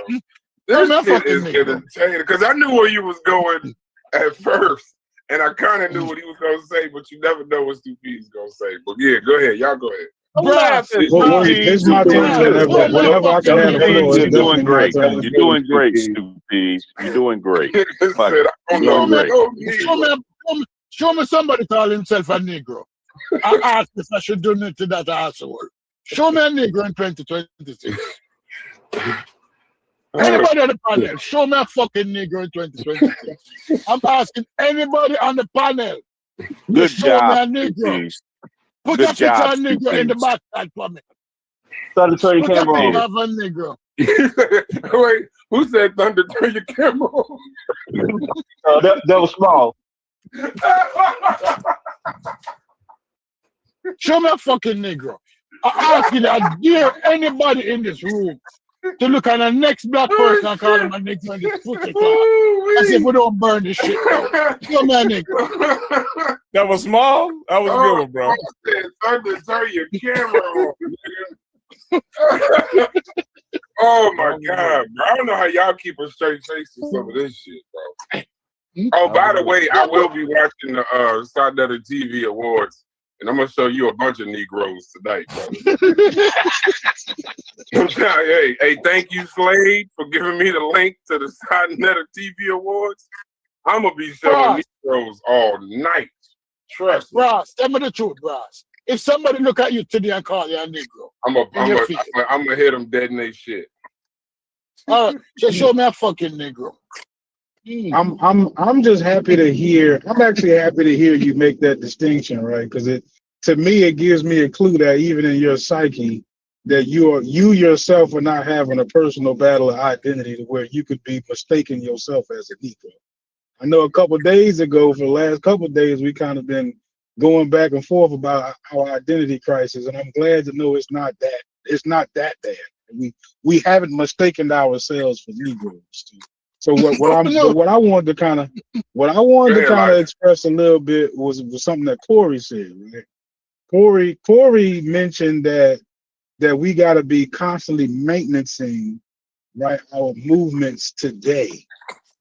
And the way I kind of interpret that is as I feel like it goes well with a lot of stuff that I've been saying. And it doesn't allow it to be misconstrued with stuff I'm not saying. Right? I'm not saying that we need to start our history after we arrived in America. I'm not saying that the history is irrelevant to us before America, but in terms of us maintaining our movements today, the history that is more relevant to that maintenance to me seems like it's obviously the history that happens after we arrive. So that's not saying the history before that isn't important, But I'm saying if we're having a conversation focused on those maintenances, which I could have sworn that this was like all, we kind of veered away from that at times. But that's the portion of history that we're talking about using, or at least the portion of history that would be relevant to us making strides in that particular area. So I just wanted to hammer that home and maybe bring the conversation back on the rails.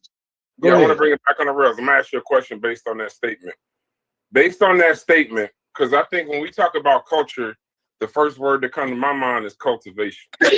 So if we're gonna cultivate any culture here on this particular continent, yes, you can say that the American part of the culture is the thing that needs to be cultivated so that it can evolve and help us in the future. But my question will always be, if we're trying to cultivate an African American culture, where is Africa? Where is it? It would have to be, like, I'm saying, I agree with everything you said, but I believe we're now at this point cultivating a culture here in America without Africa at all in it. That's what I think if we just being honest, I think that we today we might actually use that as the way we distinguish what we do different from other groups. Right? I mean, we using the word African, and there might be some Africanness inside of our culture that we don't necessarily emphasize as African, even though they are African. But we more so use that to distinguish what we do from other groups in America. I agree, but do you remember yesterday, literally less than 24 hours ago, I had to literally explain, I think Mujasi was here or a couple other people was here. I had to actually explain to motherfuckers that when we got off that boat in 1619, I had to literally explain that the okra, the name ritual. Oh yeah, I remember I had to remind people that the call and the response, they was trying to make that American. That's what I mean by when you're trying to cultivate your culture, it'll make you almost forget that the okra and the rice from the Senegalese rice patterns, all of that is from Africa. But now we think, hold on, but now we think rice come from fucking some China, from Uncle Ben or some shit like that. So that's what I'm trying to say. I agree with you, cultivate culture, but we done cultivated our American culture so much that now we think okra is from Mississippi, brother. But no, you just slip back into it. We just slip back into it. But I'm saying when we cultivate it, if we forgot logic, then we might be making a mistake. We forgot, bro. Do you remember somebody? No, wait. Do you remember? No, but you slipping back into it, right? I could have sworn, right, that. Okay, pause. But what I'm saying is we're getting back away from the maintenance part, right? The maintenance of our movements. That's the part that I thought that we was more interested in. No, I'm not saying it's not because look, if we're emphasizing this part, I don't know. Maybe I'm actually tripping, but it's like okay, that yes, that's an important fact about our history as a people, and we can include that in our cultural pride. But like when we talk about maintenance and stuff, when we talk about included, brother, when we talk about the maintenance part, I think that's a different conversation. Not on this logic. Move the fuck off, cutting him off. You might want to let him finish, bro. Just let him finish. I'm just saying that like that might actually be a different conversation. I don't know how we would make the distinguisher between the two conversations, but this that double move I was talking about not too long ago, right? Like we're trying to make a move that serves two purposes, and there might be a better way to actually go about that. You get what I'm saying? Now like that right there, I understand where you're coming from. Right, we're trying to combine two conversations into one, and one of them might be a lot more specific. You know what I'm saying? Right. Not such like the general history of our people, but like this specific part of our history to as far as the maintenance goes, and we're looking at our social movements moving forward. I agree. I think the cultivation and the maintenance is just when I get, because it's stupid, you got me, you got wings. When we do the cultivation and maintenance, I think a lot of times when I say that, I try to remove myself from what I know, or I try to go to what the average person knows. And I think right now, if you ask what the average black person, if you ask the average black person walking the street, not the niggas that won the Sign of the TV award, I'm saying a motherfucker just walking the street, if you ask them where okra come from, or you ask them to explain about the connection between rice and Senegal, or call and response, or how the black church even operates. No, they don't know. I don't even think that they would connect that to Africa. So what I'm saying is though, is like I understand what you're saying. I think you're right. We are having more of a double conversation, and it ain't really addressing your point. It's addressing the overall point per se, if that makes sense. Right. You know, it definitely does. It definitely does. So if you like, I feel like I'm almost never talking about this culture. I'm almost never talking about the rice and the okra. I'm almost never talking. Can I say something when Logic finished? Please, Logic, continue. Yeah, I'm done. I'm done. Go ahead. Let me say this. If I ask 90% of the world to close them eyes and describe an American, I can guarantee to you they're not describing the black people. No black people will be described by 90% of the world. Right? No, I'm trying to figure out Logic resistance to the African American part. Do you think that because you're called African American, you're less American than the European American who just go by the name American alone? Is that the issue that you're having, Brass? Is that the conversation where we? No. Is that the conversation that we are having for months? That you believe that the African part of it diminish you as an American? No, do you think the African part? No, I'm not asking if it's so that's not your I haven't been saying that. Well, if you're talking about previous conversations, I'm not saying that. I'm just trying to identify. How you want me to answer the question? You just say yeah. I just said no. Sorry. Okay, continue. All right, answer the question. Sorry. Yeah, I just said no. I'm not talking about that. That's not what I'm saying. I don't think us having African affinities or trying to incorporate some Africanness in our culture. I don't think that stops us from being American. Now, earlier I might have been speaking to something that Mujashi was saying, and trying to distinguish, if we should see ourselves assimilating, or I was using the word assimilating, right? Or actually something of that nature. But I wasn't never saying that since we do African things that we're less American. I wasn't. Yeah. No, since we're identifying. I feel what you're saying, Logic. I think I kind of feel what you're saying. I know kind of you kind of on it, but you a younger dude. So, but I think also we do things that are African that we don't even know. Like I think you guys brought it up. Or who was that? Logic. Dang it, Brass brought it up about some of the historical things that we do from Africa that we don't even know. Hey, Brass, I'm one of them dumb niggas. I didn't know okra came from it. I didn't know, the rice and I didn't know that till I got much older.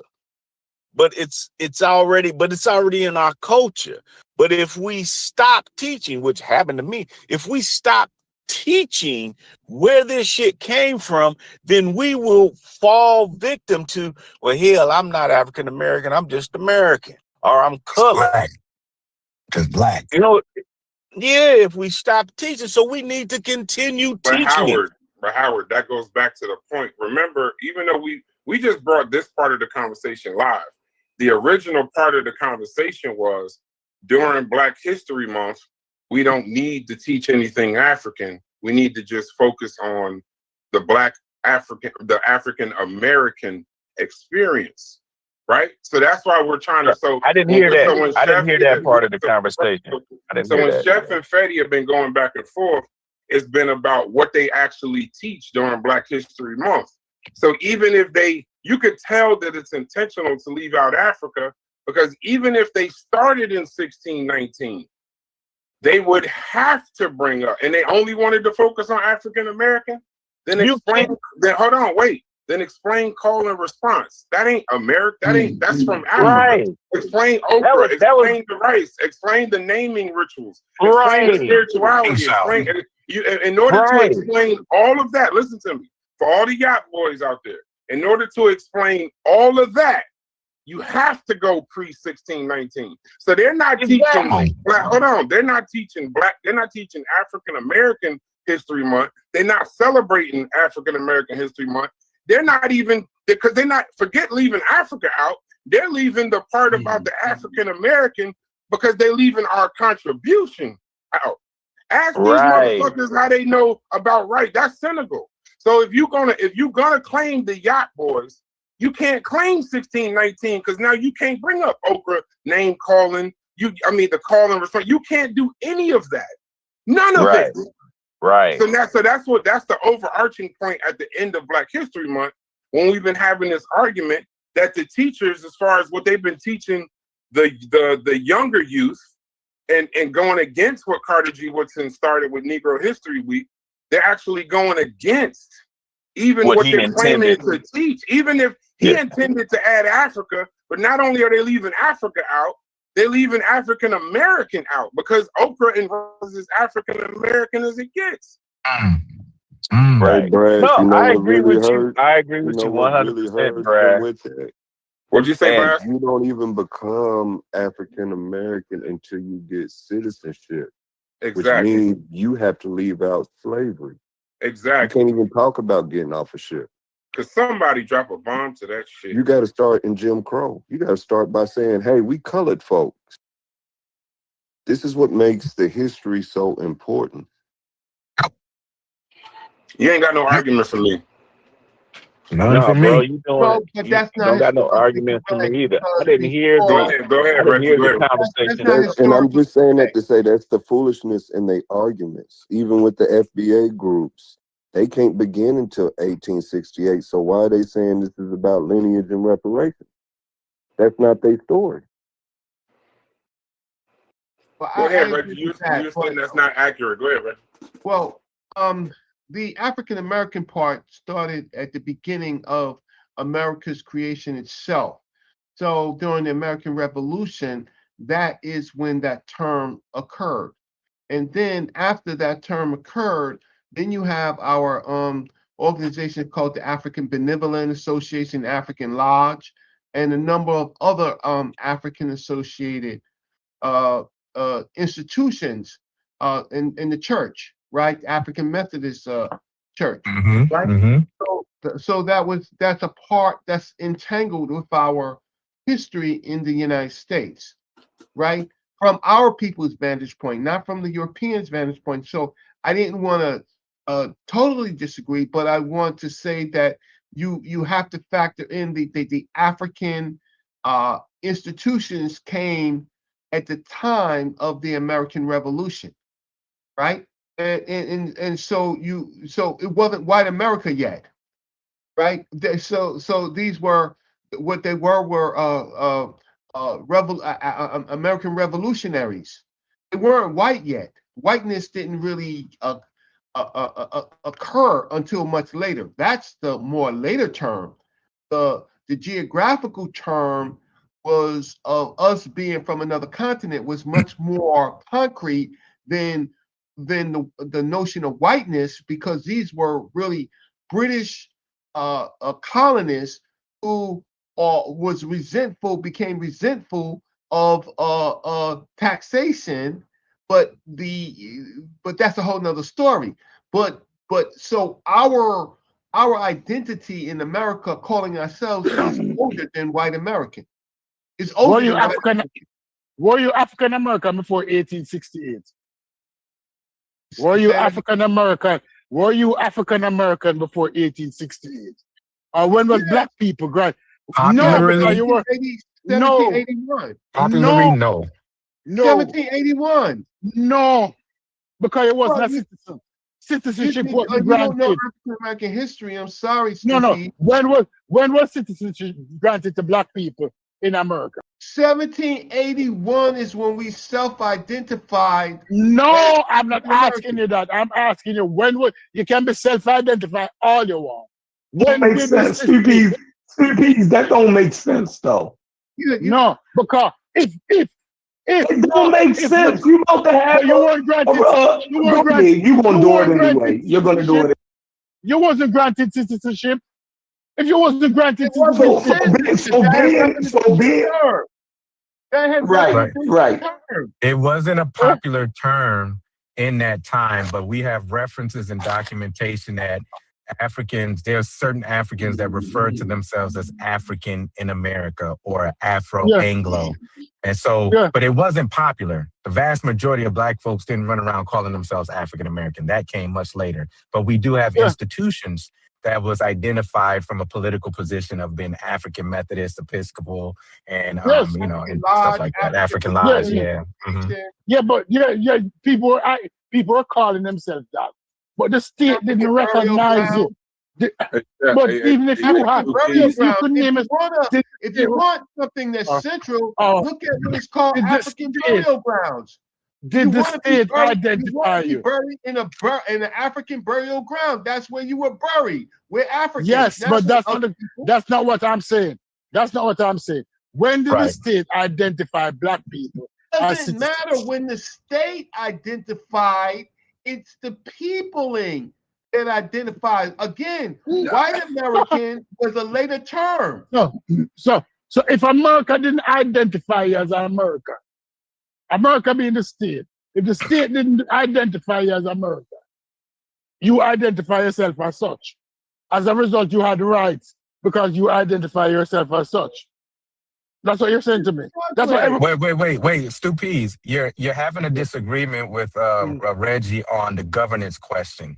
How do we see ourselves towards ourselves, and how do we see ourselves towards America? And you're right. America didn't recognize the African American identity until much later.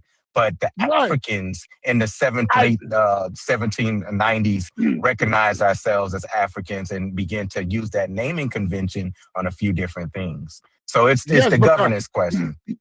You know why we use the word African. No, I'm not doing that. Once you have a institution, I don't give a fuck what you're doing.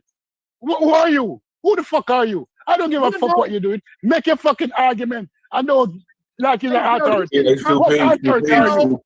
What the fuck? I'm not playing with this argument anymore. And you can yell, right? But it don't make you right. I don't have to yell. We having a conversation.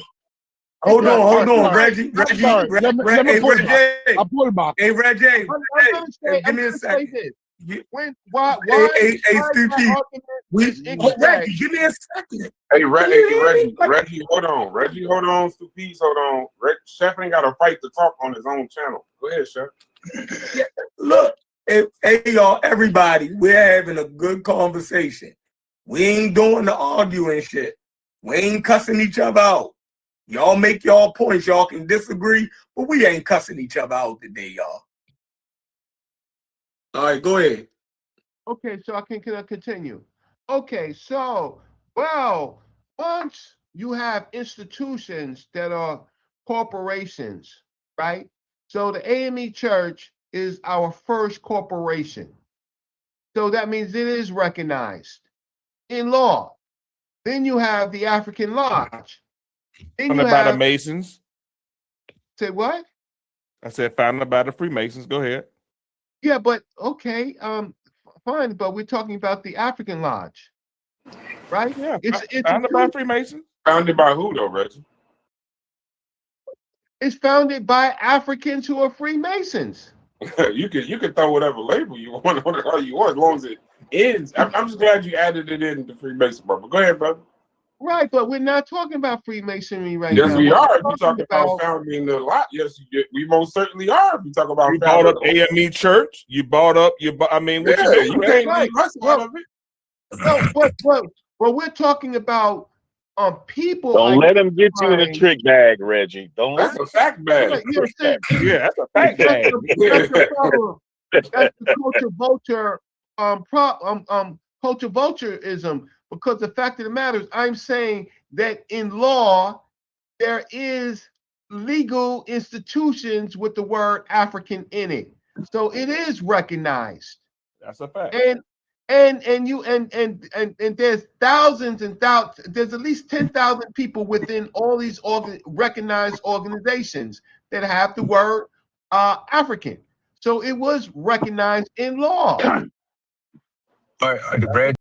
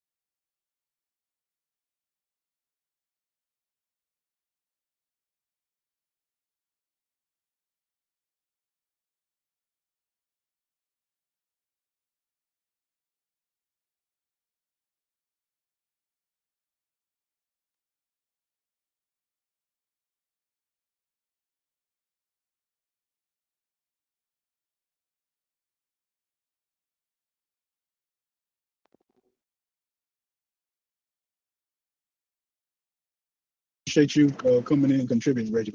I think everybody added, brought a lot to the table, made some coherent points. No, for sure, real talk.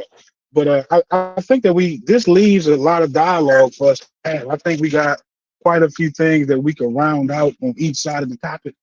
Because I touched on the maintenance part of it, and there were at times where other people touched on the cultural part of it.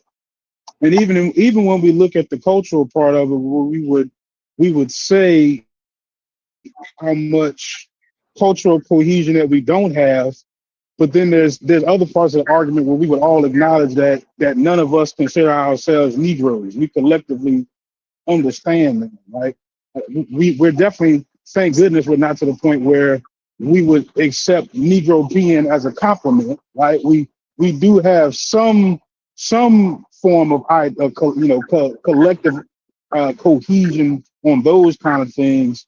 So like rounding it out might not necessarily look the way we hope it would look, with some more cultural or ethnic solidarity in there, but not to say that we have none at all currently, right? But inside of that, I think there's a lot of things that we could round out in these conversations, and it's going to be good moving forward. I think this is a good starting point. A lot of points out there. In law logic, I am a Negro. My birth certificate says my daddy a Negro, my mama a Negro, and so that makes me a Negro in law. So, and because I was born in '65 in a segregated segregated hospital. In law, unfortunately, I was a Negro, right? That's what my birth certificate. I get what you're saying, and that's even another conversation I don't think that we talked really about today. But all I was saying is that collectively, if I go ask 100 Black people, I don't know how many of them would acknowledge that they are a Negro. You get what I'm saying? So collectively, that's not how we identify with ourselves, regardless of what the law says. We are operating within our culture, and our culture certainly is not that we are Negroes. So we're not culturally adhering to, we're not assimilated so far into America to where we just going off of what the legal system telling us we are. We do have some understanding of ourselves outside of that.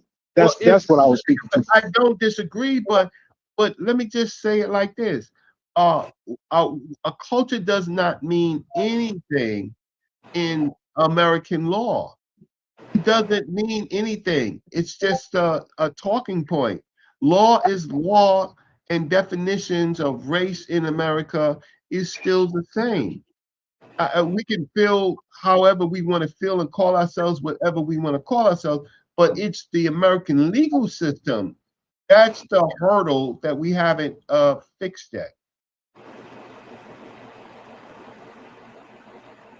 I think the American legal part is very important, because anything that we're trying to do, I know a lot of times we'll mix the word politics and legal in here, but anything that's going to be done in any way for all of us will come down to something legal, even I don't know, intertwined or meshed with political.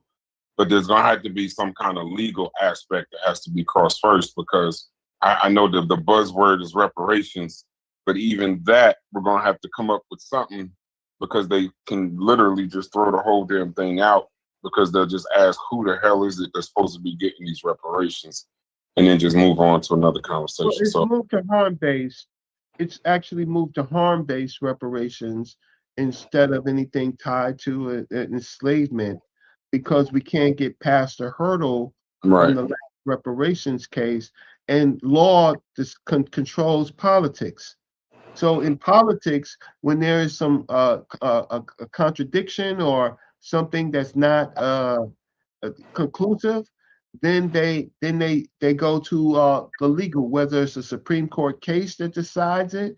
Usually a Supreme Court case decides these matters, and then once it becomes law, that influences politics. Well, law controls politics until you get Donald J. Trump in Washington, D.C. Correct. All right. Then law has Peace out to everybody, man. Great show.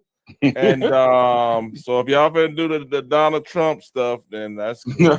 Well, I'm just, you know what I'm saying? I get it. No, hey, listen, I didn't I know. get it. You know, I didn't know that talking about Donald Trump was a personal affront to you. That is a personal. But I After know you called Martin Luther King a nigga, go ahead and leave. I didn't know that. I If didn't know you cut Donald Trump, if you cut Donald Trump, thunder will bleed. I want to clarify Apparently. my point. I want to clarify my point though, because I'm just literally highlighting when the Supreme Court struck down the illegal tariffs at 10%, and he in less than 20 minutes brought in 15% and said, "Fuck the Supreme Court." Oh, that's a mischaracterization. Yeah. Well, Oh, okay, Thunder. I apologize. I speak about Donald J. Trump in your presence, brother. He just fired his Department of Homeland Security person, Christine. What's her name? Christy Nome. He did not fire her. She didn't get fired. He did. Well, he didn't do it. Well, he did. She did not fire her. When someone's a Department of Homeland Security, which is one of the I highest. understand you're gonna go legal, but I'm just telling you. Go ahead. Explain your point. I cut you off. Okay. The president, it's at the president's privilege that these agencies, these are people that he put in place. Yes. So if he didn't fire her, he removed her because, and he certainly said who her replacement is. Oh man. We could she has been moved to a new up and coming role, and she was replaced by another guy, a Native American. Why was she replaced? The issue is it's at his privilege. It was Get him, Reggie. Get him, Reggie. His privilege, and so Reggie. We can do the semantics, but the fact of the matter is, it was good until she said that he paid some 20 million or 200 million, and she put it on him, which maybe she shouldn't have done it, right? And it displeased the king. So Donald Trump is a king in the United States. He's not our president. Oh, here we go. Well, I hope so, because kings get their head cut off. So I hope so. All right. Because that's how you could. Yeah, look, I know that. Look, I know Thunder though. That black skin started falling off Thunder's face when I said that one. Woo!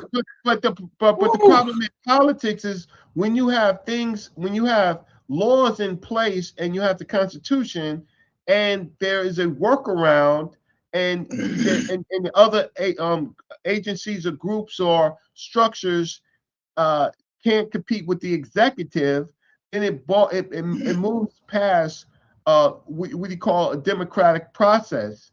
It moves into something else. So he's I don't know what you I don't know, Thunder, what you might call it. Thunder ran. This is not normal.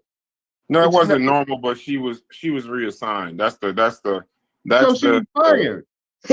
No. Well, if I fire you from, say we work at Wendy's, if you on the grill and I fire you, then I'm sending you home completely. I'm not reassigning you to the drive-through window.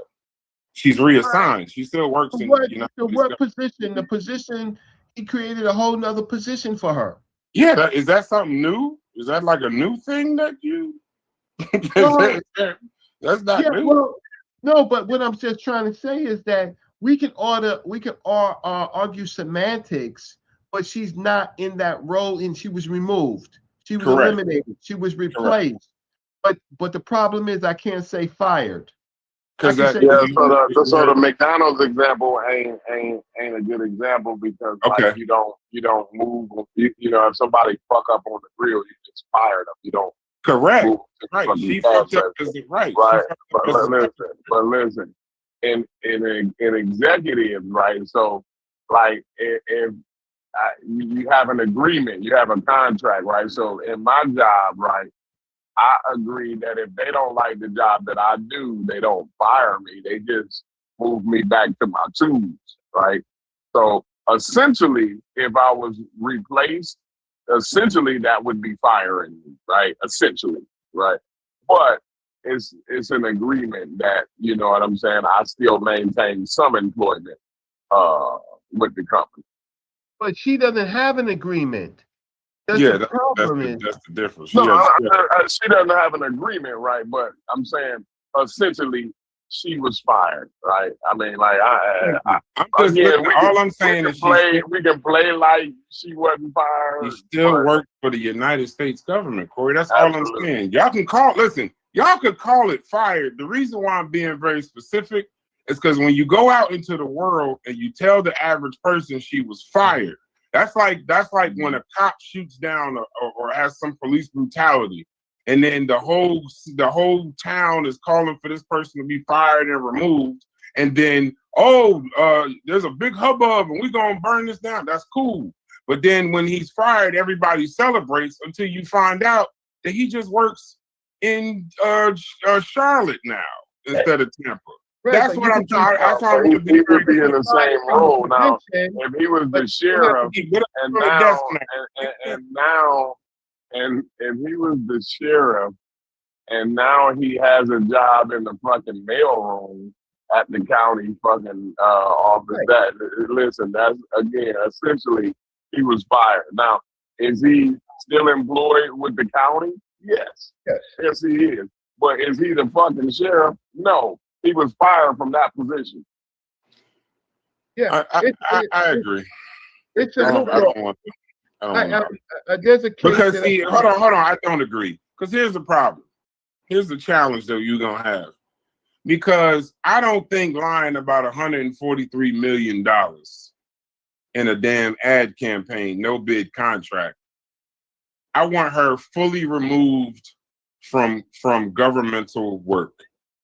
I don't need a new position created as the new position is the special envoy to the Shield of Americas. What if you wasn't lying, Brad? What if you wasn't lying, Brad? The reason why you was got lying. fired is not for the $140 million. The She reason put that why on him. Yeah, she did. But the reason why she got fired is because she has a conflict of interest. She's fucking Corey Lewandowski. Well, that's a good point. Well, yeah, but that's something that Corey would know, not the average person would know. Well, I would say no, they brought that out in Congress. No, I know they brought it out, but who watches that besides me and you, Corey? And that ain't in the news. Well, yeah, so that's what I'm saying. That's why people have a misunderstanding of why she got fired. Like Trump don't give a damn. Like it's not like he gonna be held accountable for the $140 billion. Like he don't give a damn about what she said on him. Like that ain't. That was a conflict of interest. That was a conflict of interest for a long time. So it's not a new conflict of interest. Yeah, they didn't just start doing this last week, Corey. They've been in that stuff. No, I understand, but now that it's a public thing, right?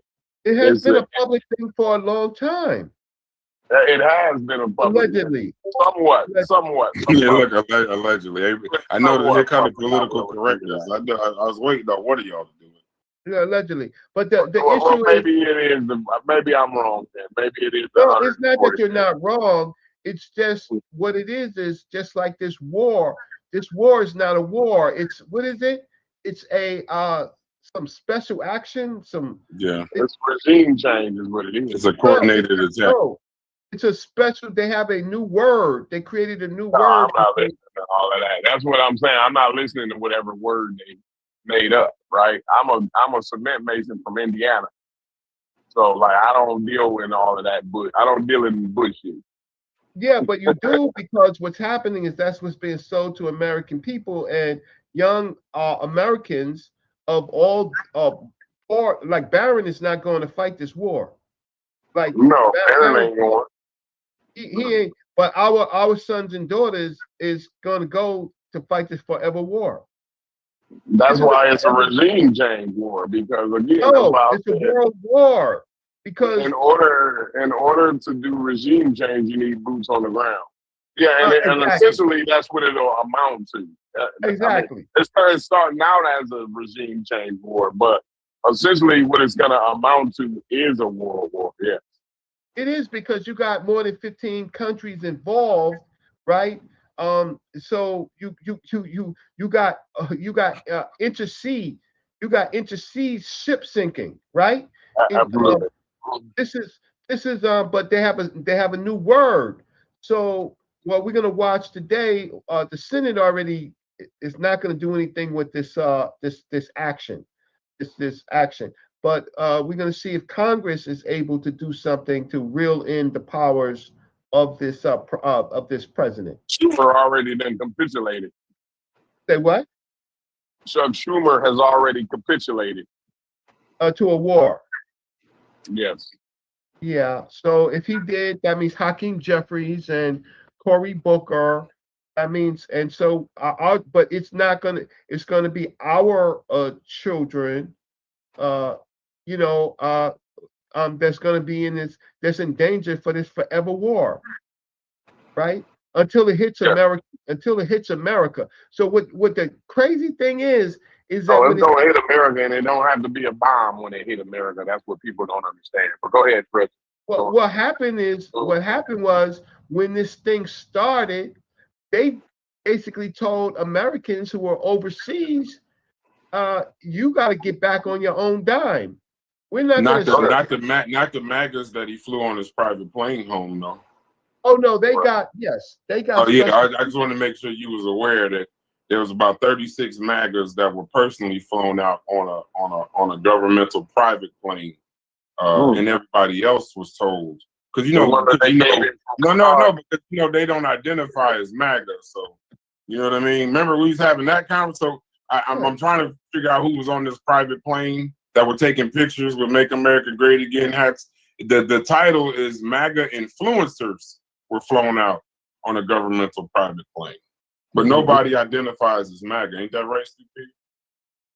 Yeah, but this is a terrible situation because we have allies, so-called allies of America that's left in the. It's like the end days of Vietnam when they were flying out planes and they was leaving Vietnam and they was leaving people to die. This is pretty much what's been happening. So we are looking at something unprecedented that we don't think is going to affect us, but it's going to affect our people cruelly, and it just shows how this regime treats people. And so that might have been the show, but it might have been the end show for the channel because we really can't. We subjects can't talk about how this stuff affects us, right? The bots have to talk about it, right? The sanctioned bots. But the fact of the matter is, I don't know why Thunder just left, but we spoke again. No. We don't do that here, Reggie. We know why Thunder left. Thunder is MAGA, and speaking against Donald Trump is a personal affront to Thunder. He won't stand for it, and he won't sit here and be a part of it. So he basically stood on his square and took his stance. Well, I just had some questions. I mean, he can have his okay, so that's the funny thing is if you can't talk about that, then why talk about anything? Like we can all take that position. Like me with Black Egypt, I decide to talk. I decide to argue it out, stand on my square. When it comes to African American and Black and Negro, I stand on my square. I argue my point, whether I get beat up or not. But I'm pretty good with my history, so I'm just saying that and it's like on Sonetta's channels, I'm gonna say Christian nuts. I'm not saying all Christians are nuts. Okay, got you. We got you. I'm not saying all Christians are nuts, but we got this whole group of people. They're attacking us. Like we can't talk about history. Like, I want to know where the Gospels are. Show me where the Gospels are. You're attacking us. You're attacking us. What about Africa? What about? I'm not talking about that. I just want to know where the Gospels are. Right? Right? That's what I want to know before you say anything. But answer that question. No, you're attacking us. But then you want to have say so in every other conversation.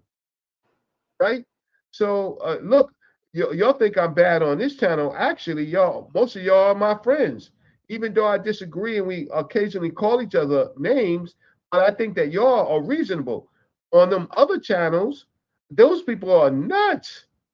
We had a great conversation on the Gospels the other day between Truist and Chef. You should check it out. Honest, it was a very good conversation. It could have went crazy, but it didn't. So it was. We actually. It's funny how you said that they were talking about that and we were too, because I'm the person who started the conversation. You know, I debate these topics on Sinetta. So I started it with Captain Tazariak, and then Yara got involved, and now it's a thing to talk about. No, so I know my worth. When I start a conversation, because I was just sick and tired of it, and I'm saying before you do anything, you got to show me the Gospels, right? And then it became, oh, you're attacking us. Something happened to you in the past. That's causing you to hate Christianity. Also, it's my pain of something that happened to me personally that makes me hate Christianity. But the last time I checked, there were slave ships named Jesus, right? That caused the goddamn problem. So anything after that, I'm looking for the root cause of the people with the root cause of it. But that's complicated. That's a good. I think that's a good separate show. Y'all got anything else before I close out? Appreciate you, Rich. Y'all got anything else, Chef? Slade, Logic, Mujasi, Tuck, Tony, Stu P, Smalls, y'all all done? All right. I mean, if everybody didn't answer where they stand at on removing the African background from Black history, if everybody feel like they didn't stated their piece on that, yeah, we can go ahead and close out. Okay. Anybody else have a statement on that? Let me just say the last thing.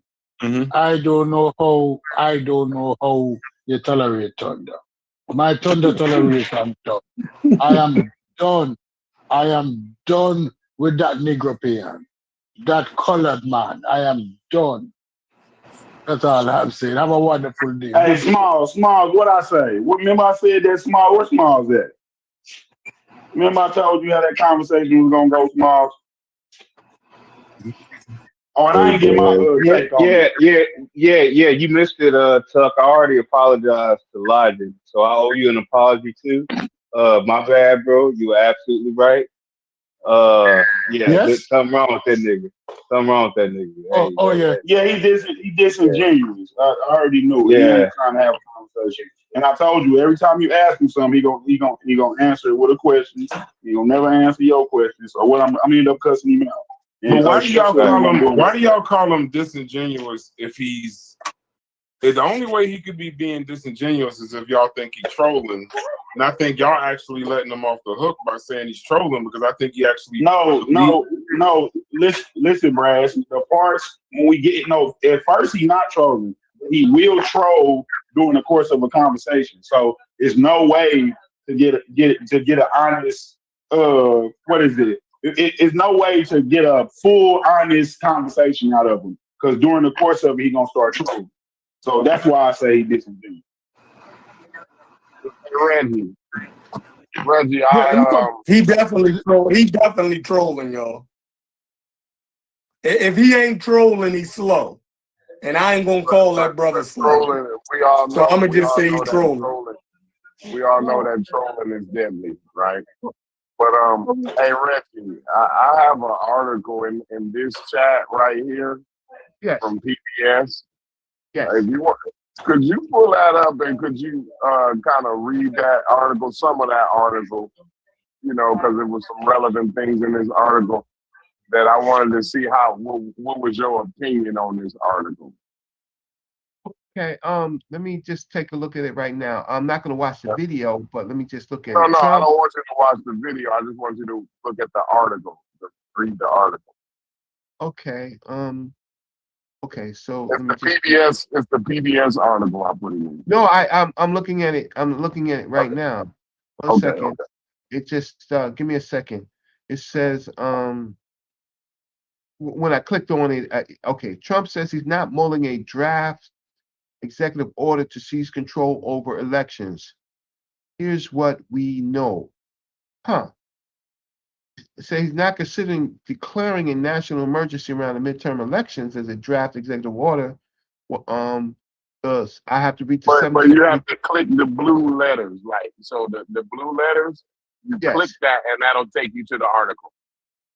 Okay, so yeah, I'm gonna click in response to a question from PBS. I'm gonna click on that. It took me to a video, but I get the gist of it. Hold on, it shouldn't take you to a video.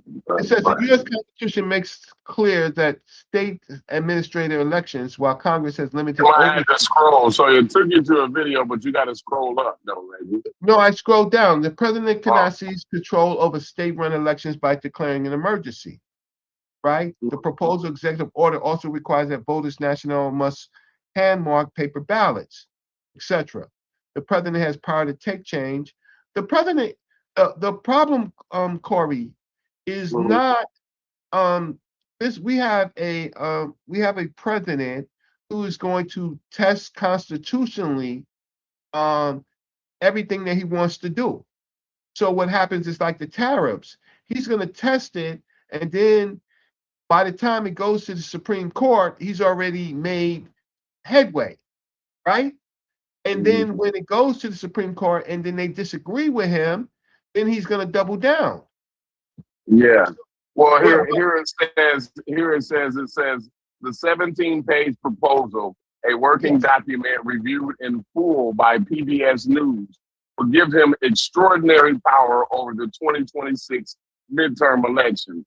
It claims to address election integrity issues caused by foreign interference. By declaring a national emergency, the document hypothesizes the president could take control over some voting machines in the country, including requiring hand counting of ballots and voter identification at the polls. Right. Hey, is this cool you talking about? Is this what you talking about, Corey? This is what you going into? Absolutely. Don't do that, Corey. No. You slick, boy. You a little slick, Corey, with that one. That ain't attempting the coup.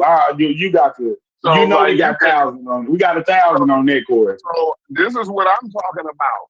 So when I specifically talked about the midterm, did you miss that point when I said that? No. I got you. I see what you mean, though. But you said right. You remember it's in 2026. He definitely said this year. He's on attempt. He said he's going to attempt a coup this year in 2026. Right in the midterm. That's when the midterms is. Y'all got to understand that. Y'all didn't hear what I just read. The 17-page proposal, a working document reviewed in full by PBS News, would give him extraordinary power over the 2026 midterm. Are y'all not listening to what? Are y'all not following? I heard you.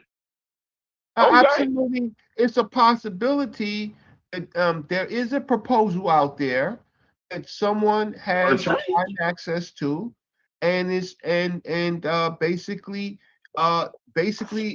they're looking into the possibility of what could happen.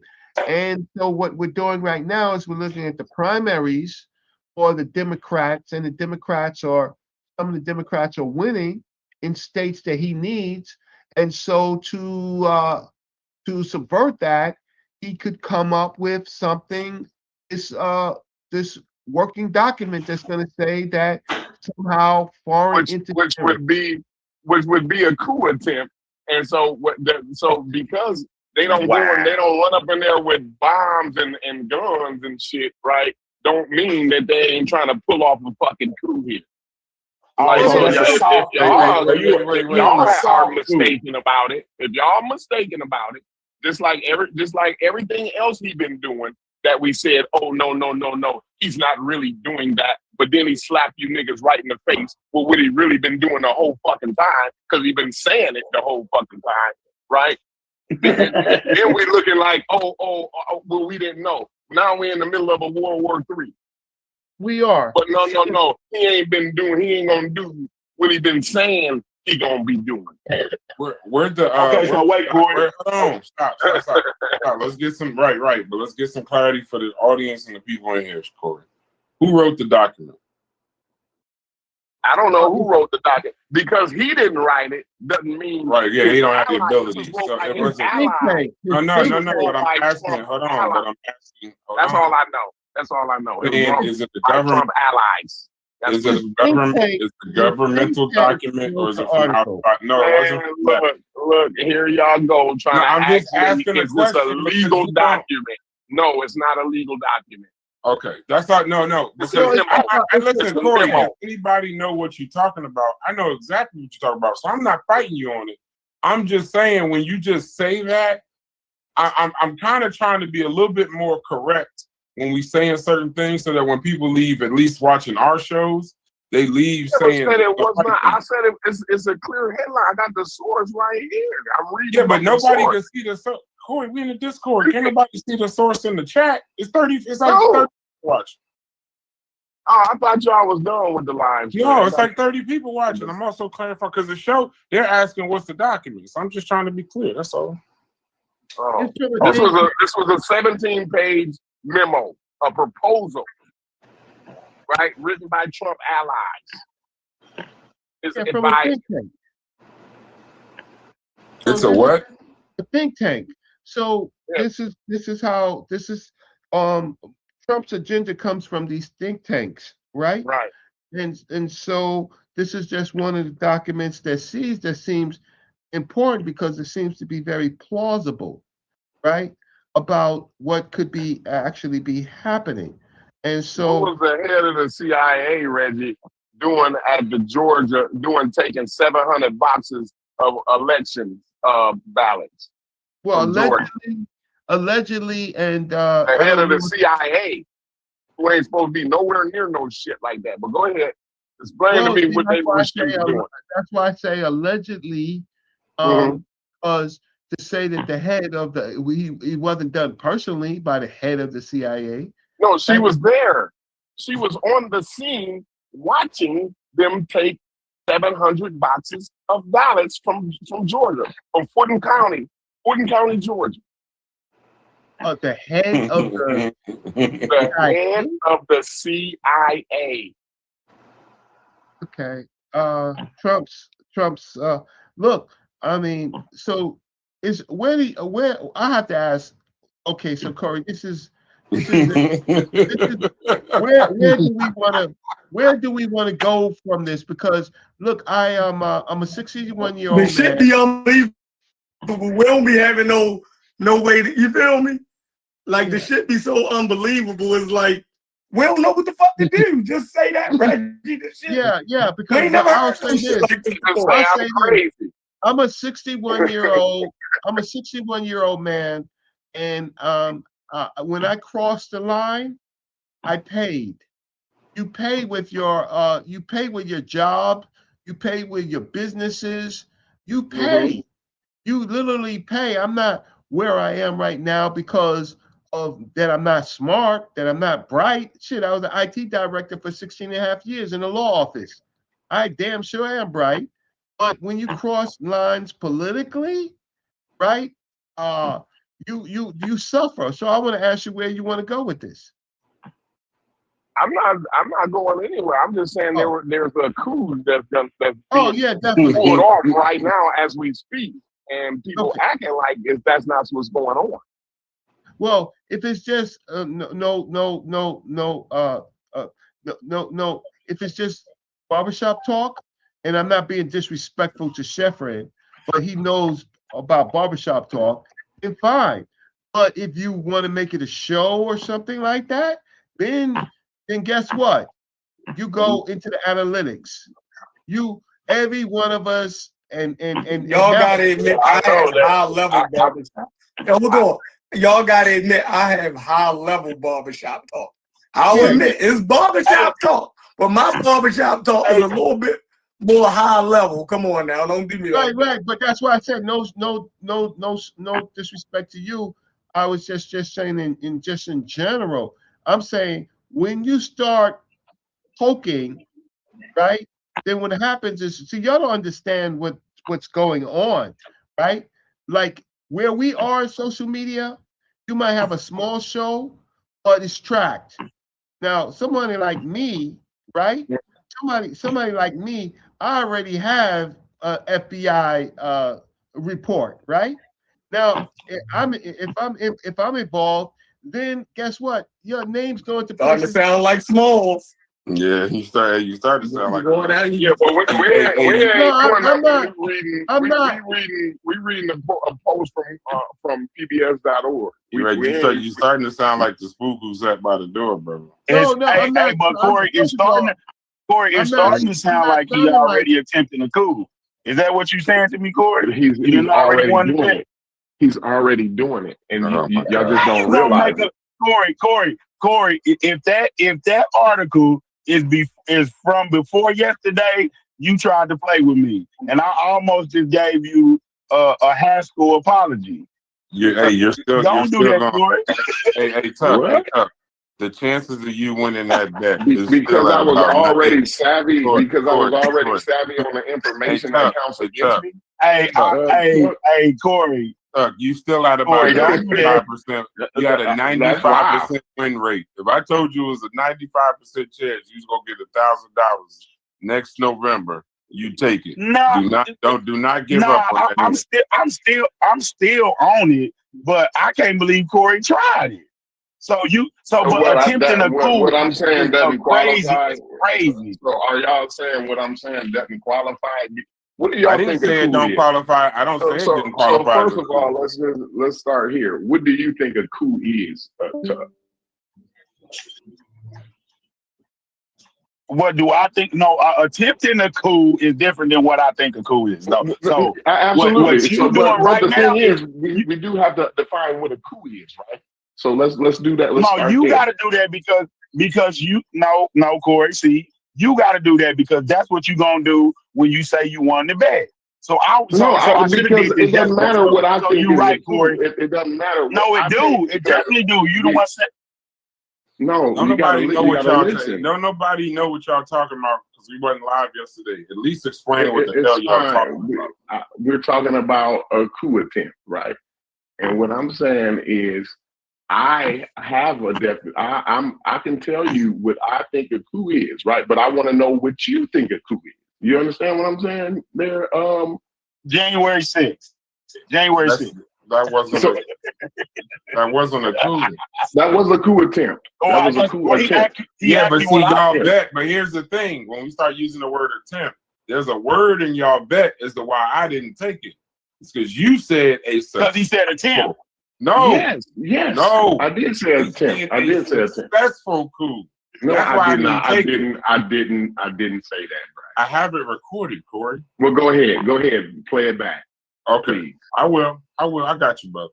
That's why I didn't take the bet. You have to understand. You have to understand. I would have never said something like that. Okay. I would have never in a million years said something. In high spirit. I'm gonna go pull it up. I got you. Go ahead. I got you. And even Tuck can attest to you that what I. So you're saying Tuck, you think so? You're saying if they just attempt this, that's enough as a qualifier? That's the part of the bet. That's a cool attempt. No, that's what I'm asking. That's what I'm asking. That's what I'm asking. What are y'all the reason why I asked him. No. Corey is right that he didn't say. Well, when we was talking, he didn't say nothing about successfully pulling off. He didn't say none of that.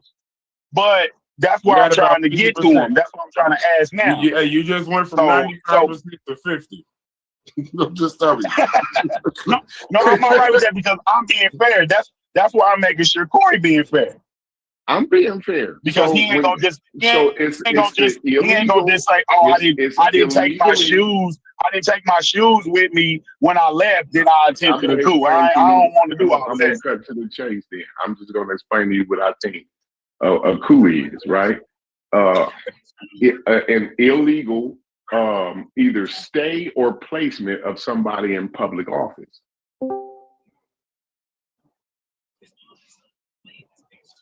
Okay. I said okay. I'm all right with that. I'm all right with that. I don't think he's gonna do none of that. No, he don't have to do it. All he has to do is attempt it. That's the point. He's already done it before. That's right. Yeah, like you saying he ain't do it. That's already. If we doing that, that's been done already. No, he already attempted. No, I didn't say. Trump, we're saying that. And I'm not counting that one. I'm not counting the one that he already attempted. Trump, we're not saying Trump. Trump is not saying. If anything, this is a strategy. In his words, he's trying to do it legally. We're claiming, or other people are claiming, that it is a coup. Trump's situation is that I need extraordinary powers because externals are interfering in our elections. But we know That's what right. that really And is. Reggie, But we that know would what not that be really illegal. is. But that So would y'all not be going for no. Forget that. so y'all gonna go for the fake out and then use that against me? Well, you said illegal. You said illegal. No, I did say illegal because he think it's legal. Because he think what he's doing is legal. That means that it is. They have lawyers, so they're looking at again. That's gonna try to that's subverting as we speak. They're already subverting the Constitution as we speak. They're already subverting the Constitution as we speak. So that's illegal. I don't listen. I don't care what lawyer speak you try to say and talk to me. Right? Subverting the Constitution is illegal.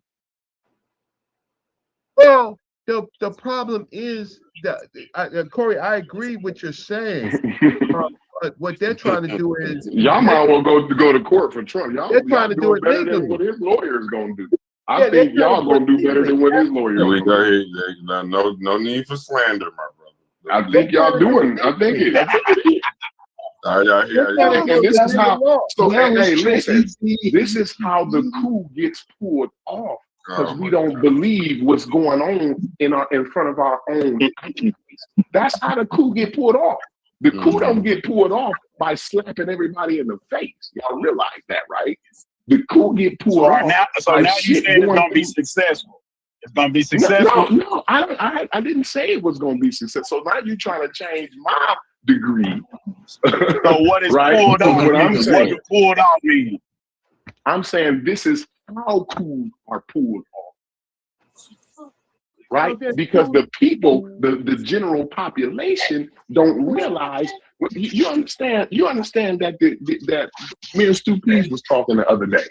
Y'all understand that those gas chambers in the camps, the concentration camps had to be built, right?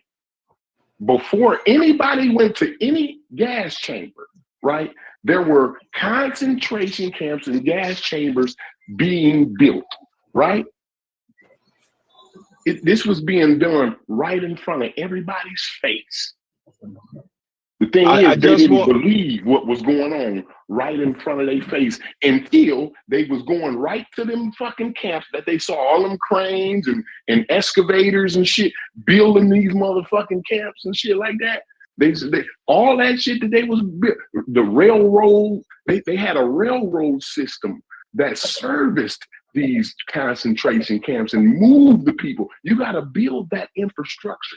So while they building the infrastructure to send their asses to the goddamn gas chamber, everybody's standing around saying, no, this is not what's happening. That's what I'm saying.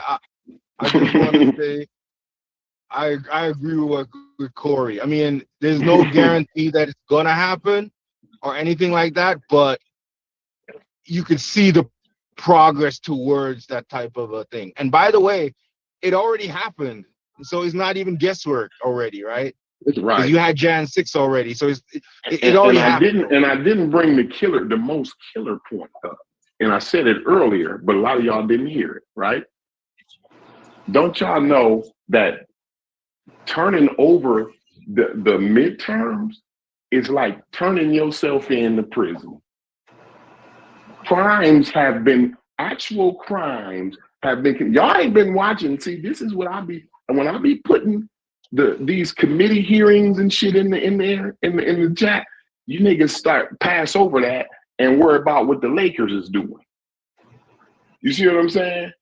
And then come in here and argue with me. They playing Denver tonight. Then y'all come in here and argue with me, somebody who's sitting here watching this shit and reading these articles, which is wild to me. I don't think nobody's welcome to the Corey. club. They just disagree.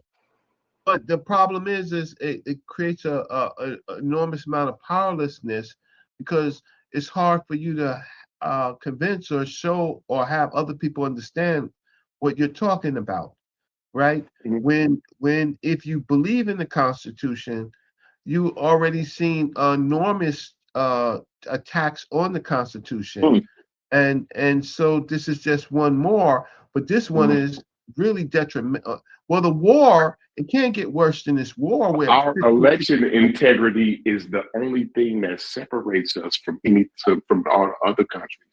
But it was always our election integrity is what makes America America. You understand me? Always, Reggie, do you understand the words that's coming out of my mouth?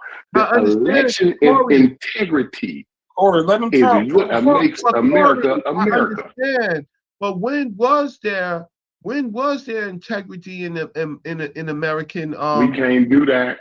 That's You dangerous. see, and Reggie, That's dangerous. Reggie That's dangerous. During Reconstruction, during Reconstruction, was there integrity? See, we finna do the most dangerous thing ever. Reggie is pushing the same narrative that's being pushed out right now by the Republican Party and our president. It's that there's no integrity in the elections. And so they're saying, hey, we these elections are fake anyway. We don't need them. You know what I mean? Or something like that. That's the kind of the narrative that's being pushed. No, and that's so the not thing what is, I'm saying. Did you just No, but call this is the Brother thing. Reggie? Hey, No. whoa, hey, what side? Did you just What call Brother Reggie Reggie said was very conservative dangerous. Republican? What Reggie said was very Yes, dangerous. that's what I just said. You Yes, just called him absolutely. you think Brother Reggie is That was a talking conservative point. No, Republican? he's not a Republican, but that was a Republican talking point. Exactly. But wouldn't that be Yeah. Reggie's talking point if he didn't know it was a Republican? And what I'm saying is, Oh, man, y'all let me gotta clarify stop what I'm this, saying. bro. Let me Here we clarify go. what I'm saying. We can't bring I'm the saying, conscious hold on, community wait, into don't a clarify real what life you're saying. conversation. Don't We clarify what cannot you're bring saying. the Hold on, conscious Corey, community into a real life we're conversation. not doing that, but Corey, I'm asking you a question. If he makes a statement, he's not, in order to say that he's using a Republican talking point, he would have to know that it's a Republican talking point. Reggie said that from his not point what of he's view. saying, though. And we know that's not what he's saying. No, he is. He just said he was a. Go ahead. Go ahead. I don't know why I'm participating in this. Go ahead. Let me clarify what I'm saying. That's a conscious community talking point right there. No, my It party is is Republican. big time, It's big not- time. it's not- Like you talk about integrity, and someone takes you back to 1800 sometimes. You know what I mean? Like, yes, you don't know the Corey. constructions of the law. I don't know who is talking. You don't know the constructions of the Oh, law. here that When come. they want Here to it change come. the law, they Here it always come. go back. They always go back in law, right, to find points to bring in law, especially when it's a constitutional issue. Who you talking to? Brother Reggie, here's They what I'm always saying, go back Brother to Reggie. law. Here's what I'm saying, Brother Reggie. Done illegally. I can't Here's what I'm stand saying. this shit. Like, Here's what I'm they saying, always Brother go Reggie. back in law. Most The of word is laws called in precedent. the The United word is States called were based precedent. on laws that came up after Reconstruction, right? And Yeah, slavery. and everything they doing is unprecedented. So, like, Here's I what don't. I'm saying, Who Brother gives a Reggie. damn about In law, precedents here? in law, they have test cases. Who's giving a They have damn about laws precedent? to This is the point I'm trying to make You here. have Y'all to missing my point. Y'all have missing to my Let point. Reggie Exactly. go. Let him go. when you have dissents in law, they become test cases, those dissents for future laws, because there is a dissent. But you don't understand that. What do you mean I don't understand that? Their precedents have been set and broken and changed over time. Plessy v. Ferguson was against civil rights. And then later on, you have another law that overturns that. Brown v. Board of Education. You had those cases prior, and then it gets overturned. The thing is, at a time where some of the laws or some of the precedents that were set have been overturned already. You see what I'm saying? Where the president can't commit crimes, for instance. Everybody's talking about. So, we're but my talking point about is the saying that process of law. We're my not point is talking. saying We're talking about the process of law. When there are yes, dissent cases, when there are unresolved matters, right? Those things come back up. So now this emergency powers that Donald Trump is asking for is based on earlier laws, probably going back to the American Revolution and not the American Revolution, but the next phase, when the British attacked America again, right? Those these things are embedded in the the War of question 1812. 1812. What I'm saying is, Corey was talking about election integrity. He's saying that without integrity, you have nothing. Now, what Corey's saying, my understanding of it, if he says something like that, I'm not thinking to myself, oh, American elections always have integrity. That's not true, because we know there's voter ID laws, there's like voter restrictions, like long waiting lines in poorer areas and all kinds of other things. So we know that that doesn't mean that there's like perfect integrity, right? But what it is that it's not like maybe in the 1800s where you could, the Ku Klux Klan will hang you for vote. You know what I'm saying? So it has improved over time. But if you, that's why but you if have emergency. This is so when they have to bring the Union troops all the way into the South during Reconstruction to enforce laws. These are emergency orders. Right, but the point is what election. Corey's saying, what Corey's saying still stands. There is more. You need integrity in the elections. No, I think Reggie is on to something right there. We can't talk past one another. Reggie, say that last part, what you said again. Right. About the emergency. Go ahead. Yeah, right. So during the Reconstruction, right? Mhm. How Reconstruction actually fell was ultimately they couldn't afford sending these troops down to enforce elections, right? Because there was integrity problems in the South. So these executive orders that was this emergency order right now is akin to what was happening earlier in where the South was the enemy, right? The American South was the enemy to American elections and was giving problems to the integrity of elections. Ultimately, the South was able to prevail and turn back a lot of things that happened during the Reconstruction. This is akin to that, right? Absolutely. And listen, Reggie, because I was telling Sheffer and them earlier, right? How we let this is the same example, and it's good. So we all be on the same page somewhat. We just be talking past each other a little bit. But this is the same way that we allowed parts of Martin Luther King's speech, like the content of your character, right? We allow the content of your character be used by racist white supremacy, and it took programs like diversity and equity and inclusion, which got more Black women fired from their professional jobs than any other time in history. Right. So now they finna use the same thing against us again to fuck us over. Absolutely. And so go ahead. So the problem is first I could talk. So you do see the coup happening then. I can see what and you see why history is important. Then you feel me? Exactly. You see why knowing history is important. Exactly. So in this particular case, they are going to use a basis for the special emergency if he could sell it, but he doesn't have to sell it because he already has the MAGA Senate. So Congress is the only problem because Congress has how can I say more states, right? I mean, sorry, more districts within states, right? So he's going to try to sell it there, but basically when they leak stuff out like this, guess what, family? It's already a done deal. It's already done deal. Like they leaked And out the so law. when you put people in place to purposely misinterpret the Constitution and its amendments, right? That's that's an attempt to subvert the Constitution. Am I tripping here, Reggie? Just because he's saying, like we can't act like what's going on ain't going on because they don't call it that. Right, but they're doing it legally. No, that's not. So that's the fake out, though.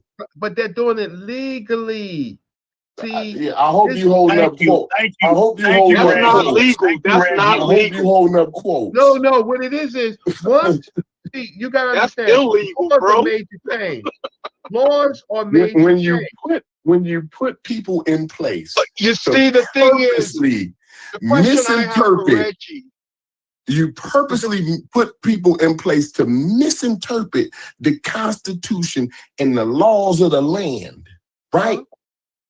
And we understand it because we just pointed it out, Reggie.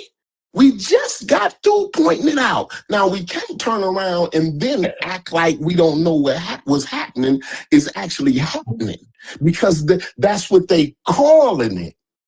No, you're right, Corey. Let me ask Okay, Reggie I a just want to question. be clear on that. Let me ask Reggie a question, Reggie. But what I'm saying to you, Corey, is studying the Civil War, right? Right? Studying the Civil War, if you start looking at the cases leading up to the Civil War, these test cases, right? What they do is they find ways in which to make new laws or to create a law that either is much more clearer or much more, how can I say, murky. Yeah. Well, sometimes I would like to say murky, but this Wade case, right? What it is a perspective. So they make perspectives law, right? A perspective law, because there were multiple perspectives in this thing. A woman's right to control her body, right?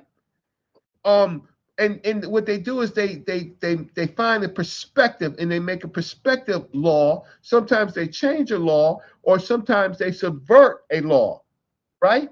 Corey's talking about, in this particular case, subverting a clear law. But what I'm just trying to say is that this executive order to seize control over elections, right, is akin to what happened during Reconstruction South, right? But the opposite, the exact opposite of what that did in the Reconstruction South. You do understand that, though, right? I'm not saying that. What I'm saying is that sometimes you put in a clear law, sometimes you subvert it, sometimes you make it come murky, sometimes it's a perspective. But let me ask Reggie a question. Using that executive order. Hold on, listen, Reggie. Yeah. They're using that executive order, right, to achieve the exact opposite thing that it achieved in the time period that you're talking about. Yes, because in this case, remember, there's several parts of the government. There is the executive branch, well, the presidential branch, Yes. right? Let's just say the presidential. Then there is Congress and the Supreme Court. There's Congress, but there's the House and the Senate. Mm-hmm. He has the Senate, right? Then he has both the House and the Senate. Well, he doesn't have all of the House, but he has a small majority. He has a small majority, yes. Right, and he has a major factor, which is the Supreme Court. All three co-equal branches of government, he controlling and running the show like a goddamn king. But go ahead. Yeah. So that's what makes this whole thing unique, right? Mm-hmm. And then it's the corporations and stuff, those that will benefit, right? Because corporations are really the people of the United States. The people of the United States is really corporations. They have more rights than the people, right? So he has Citizens United, yes. He has the Okay, corporation. let me ask Reggie a question. But Let me ask Reggie a question because I think let me ask Brother Reggie, do you believe that America in elections have integrity? Is there integrity in the system, or do the elections have integrity? Yes. What do you think about the democratic system that we live under? It works for a minority. Think it's Well, good, bad? Is it Reggie, getting you better, be getting worse? answering the craziest questions, Reggie. Yeah, I know. It I don't works even for know where he's going with this. Where you going with this? Yeah, I know. The reason I What ask that color is question is red? because It's when today's someone Thursday. says to me, right, that corporations run this country, right? I don't know. I might be hearing something. I hear like you're saying that everybody doesn't have one vote. Even if you're a billionaire, you still have one vote. You see what I'm saying? Didn't Elon Musk buy? Didn't Elon What's Musk your pay point? people? Hold on, Reggie, let him continue. Everybody still has Reggie, one. let him finish. I want to hear what is your Everybody still has one vote. No, So what's but the didn't point? Elon? But you can Now, buy votes. a billionaire, yes, they can use their money to have influence, but if you have the correct information, they still get the same vote you get. One No, vote. but that's not So the if there's point. integrity in the system and we all get. But what is your No. point? So if there's integrity, I believe there's integrity in the system, and you all get one vote. So that means that you and them have the same power when it comes to voting. No. You do. No. Y'all have the same vote, but y'all don't have the same power because they The have vote. more influence with their resources. You know what I mean? So no, it's not. It's not the same. They can influence more people with their resources than you can just with your word of mouth. It's a difference in power right there, brother. I'm involved in politics. And that's the greatest point. Is that's what they're trying to take away from us, right? Is the ability for our votes to count, and only the corporate votes count. You see what I'm saying? Corey, this is I'm what they're saying doing is, in Fulton County. This is Corey, what's what going I'm on in saying Fulton is- County, Georgia, right now, up under y'all noses, in a black city, in a black county, right now, up under. Everybody knows it. And you know what they gonna say? Look at how this person voted twice, and this person voted this way, and that person illegally voted, right? But what they not gonna tell you is that all of those cases was caught, and all of those, the reason why they can point that out, because all of those cases was prosecuted. The system actually works, right? There is integrity in our system. Yes. Right? Corey, and that's what I'm saying. Please figure out what the integrity is leaving. I know I'm Corey's saying they trying to throw. I'm sorry, brother. Who am I speaking Corey's to? saying they're trying to throw doubt at the integrity of the system to sway the And shit what I'm their saying way. is, what I'm saying, Chef, is if you get up here and you say that a billionaire has more power in terms of, I'm talking about voting power now. Yes, no, he I'm talking does. about voting power though. I'm not talking about money power. I'm talking voting You power. know what have you ever seen? If you say, have you ever seen the Citizens United bill? Who's the brother that's talking? No, he good. Let him, because he actually agrees with us. Understand. He actually agrees with me, but on this one little hiccup, I think we just having a small hiccup. I don't think the brother is saying. No, but this is what I'm saying, right? If you get on a panel and you say, right, that a billionaire has more power than you as an individual, right? To me, it kind of gives people what they call apathy. It kind of gives people more apathy. So people start thinking like, oh, we don't have any power, so I won't even bother voting. A lot of people think like that. They think that, look, these billionaires got the power. No matter what I do, it ain't gonna change nothing. And what I'm saying is, the reality of it is, Citizens United, yes, that gives people with money more power. But if the people realize, hey, we're giving these people too much power and we have the power of the vote, we need to put people in place that are going to do and change these laws. That's what you need. But if the people think that they don't have that one vote, that power, because they're in reality, something like 40% of the country don't even vote. The group that votes, the racial group that votes at the highest rate is white folks. Everybody else is lower than them, and black people are probably some of the lowest, and poor people even lower than that. And so what I'm saying is, and no matter what, whether there's poor people lower than that, because I don't want to be akin to be giving people an excuse to not fucking vote. If you want anything, if you want anything to change in these United States, you fucking vote. That's all I'm saying. Hold on. Yeah, but 1 second, Reggie, because I ain't said no. I just want to say 2 seconds. What you're describing is similar to what happened to Jasmine Crockett with the Tallarico and the CBS and the Colbert show.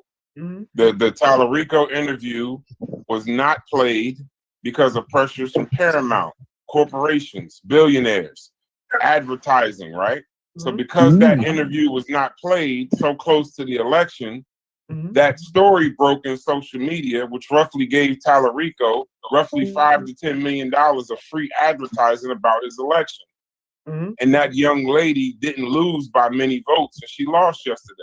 So when we start talking about everybody got one vote, but how corporations or billionaires may affect an election either way, it's more akin to that than just all the billionaires getting together just saying this is who it's going to be. They just have more power, even though the head of Paramount has one vote, but he has the power to influence the advertising for CBS and force them to change their programming based on support. It's a simple thing, but hold on, Reggie. What I don't want to do is start bringing in a narrative of pushing that corporations are in control of the United States of America and the billionaires. So why vote? Because now we just giving people the excuse to not vote.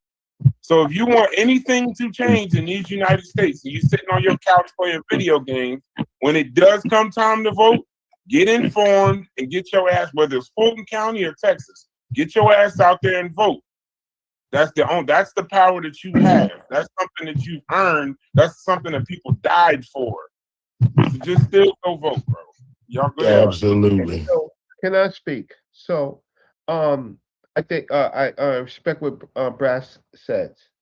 So the opposition is that corporate interests have their interests, right? And the majority, the billionaire class. Please, you got to go on mute, brother. You got to win. The billionaire class has their interest. The working people all together have their interest, and then specific demographics have their interest. Everybody has an interest. The problem is exactly what Brass says. The corporate interest, right? What they have is they know the structure on how to get information to the people. So that could be manipulated at that level because the ordinary people rely on media, right, to make their decisions, right? And then there is perks and privileges. So Donald J. Trump was a purported billionaire when he ran this election, right? And he bonded with corporate in his first term, definitely, with corporate interests that was in his favor. Ultimately, his first term rhetoric became rhetoric, and then he didn't meet the needs, and so he lost to Biden.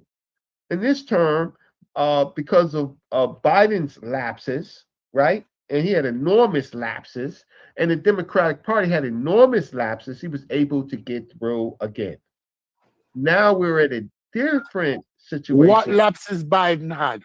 And this is what I'm asking. That's the question I'm going to ask. What lapses is he talking about? That's what I'm trying to figure out. What lapses? Because the Iran war probably wouldn't be happening now if strongest. Kamala Harris was there.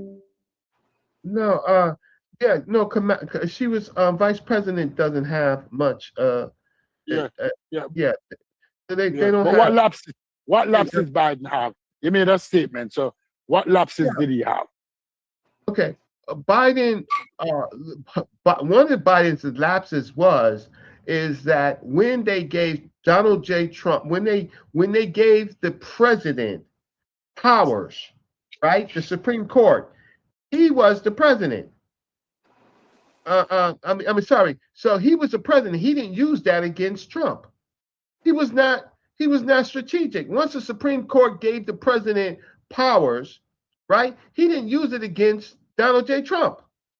They didn't give the power on the Biden. I don't think the law passed on the You Biden. asked me a question, but I was in the middle of what I was talking about. The other thing is that Biden now, right, being attacked because of his age and because he's not, he wasn't at his best and he had health problems.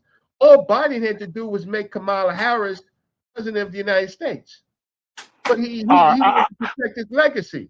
All he had to do was get blamed up. I give her that. I give her that. I give her All he that. had to do was make the president of the United States, that. and that would have gave him power. His lapses in his own humorous, in his own legacy, cost us and gave us Donald J. Trump. Right? I All give the her other that. things that he did was really Obama's. He wrote on Obama's successes, right? He didn't have too many big successes of his own. But the Democratic Party itself underneath him became weak. He wasn't really tight in control of Democrats and their corruption. So you have lapses that the Republicans were able to take advantage of with things like America First and things like that. The border was horrible, right? The whole border, the sanctuary states and all that stuff is being rolled back, and rightly so. That's Biden's lapses, right?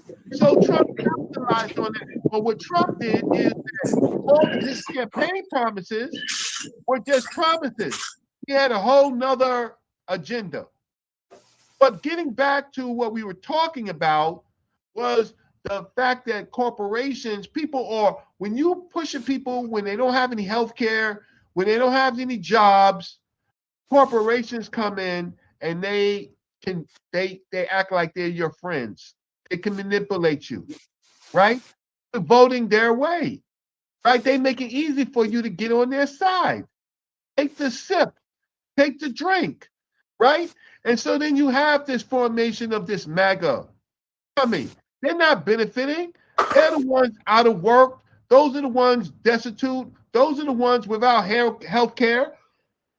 But at some point they got some benefits, right? And they don't like the other groups of people. They are scared of the other groups of people. So corporations, the rich. Let me ask you a question, Reggie. Let me ask you a question, because I have my position on this, but I'm gonna ask you your position. Do you think that corporations or rich people are more powerful than the government, the state? I think they control the state. That's how elections are won. You see, we disagree on that. The elections are won by putting people in front of faces and painting pictures. Huge marketing goes into campaigns. Like, you know how I know? You know how I know? Because my ex-wife ran for mayor of the city of New York this year. You know how I know this? You know how I know the state's so I say some shit like that. So you gotta one up me now. You gotta one up me. No, I'm not one upping you. I'm just saying my position. How I know the state is more powerful, right? When Trump won, right? You had all these billionaires sitting behind him at his inauguration. All of them going to pay homage. They're showing you where the power lies. The power lies in the presidency. Which one of these billionaires could have commanded an attack on Iran? Huh? Which one of them? Benjamin Netanyahu. Yeah, He runs a state. He runs a state. He runs a government. But would you wait a second. Whether he runs a state, hold on. But whether he runs a state or not, is he a billionaire? Yes. Does he have wait, let me finish. Does he have corporate influence? Whether he runs a state or not, does the state of Israel have corporate influence? Yes. So then yes, that's a simple case of a billionaire causing a war. Is Netanyahu, I don't know if Netanyahu is a billionaire or not. I don't think he is. Right? What are now, you fucking okay? Okay. I've never heard any reporting saying that. No, hey, Brass, I've never heard any reporting saying Netanyahu is a billionaire. I've never heard that. I got to go. Peace. No, don't leave. I've never heard any reporting saying Netanyahu is a billionaire. Okay, what side? Okay, move on. But let's move on because APAC is a billionaire organization. Yeah, just move on. Just move on. If you need a source, see, that's the conscious community stuff. When y'all say don't do the conscious community stuff, that's the conscious community stuff I'm talking about. If you want, you're gonna need me to somehow prove to you that Benjamin Netanyahu is a billionaire or not. So let's just move on. let's not kill the whole conversation on that. Let's keep My point, all I'm saying is, in God. just about any society you look at, the state is the most powerful thing there. That's not true. That's not true. Look, that's not true. Congress, That's not true. Congress can go tomorrow, right, and pass $1 trillion bill. Congress can go tomorrow and make Amazon illegal. They can pass a law and make Amazon illegal. They can do it. And I tell you that them can't. They can't. They Because can. them do it tomorrow. They cannot. They can. In reality, Because they can do it. Government is And they- influenced by people in power. In what reality? In what Look, reality? No, Look. you said in reality they can do it. In what reality could they do that? The state has a monopoly on force. The state has a monopoly on force. No. Okay. Congress, Theodore no. Let me Congress say this. nullifying, man, Amazon. You're making statements. I just want you to quantify the statement. Yes. That's all. You said Congress can nullify Amazon tomorrow. Yes. I'm asking you, why did you say that? Because they can do it. But what the heck? What? So you think so? How long does it take to pass a law? Let's have a simple conversation. Wait. Because you be talking about antitrust. So they couldn't just wake up tomorrow and just nullify Amazon. So explain to me how long it would take to get an antitrust law against Amazon passed. 24 hours? Okay, so you made a good point there. Couldn't stop TikTok. It took them damn near 2 years to stop TikTok. But you think they could wake up tomorrow morning and just shut Amazon down? No. When I say that, I'm saying the state can kill Amazon. They can. Remember that you mentioned antitrust. Remember you had Standard Oil Company, right? And Big Trust. Wait, and the state broke them up. First you said Congress. Now you just said the state. Congress broke them up through antitrust legislation back in the early 1900s. No. You just blame Reggie for doing conscious community shit by moving it to a whole nother conversation. I'm talking about Amazon. Yes. And that's antitrust. That would take place through the courts. I want to know what court in 24 hours, if Congress initiated it, would get rid of Amazon tomorrow. Okay. Let's not deal with what I'm saying is maybe it might not happen in Definitely 24 not the hours. ones that's funded, that they campaigns is funded Maybe by it might not happen in 24 hours. I'm just Mark giving an Zuckerberg example.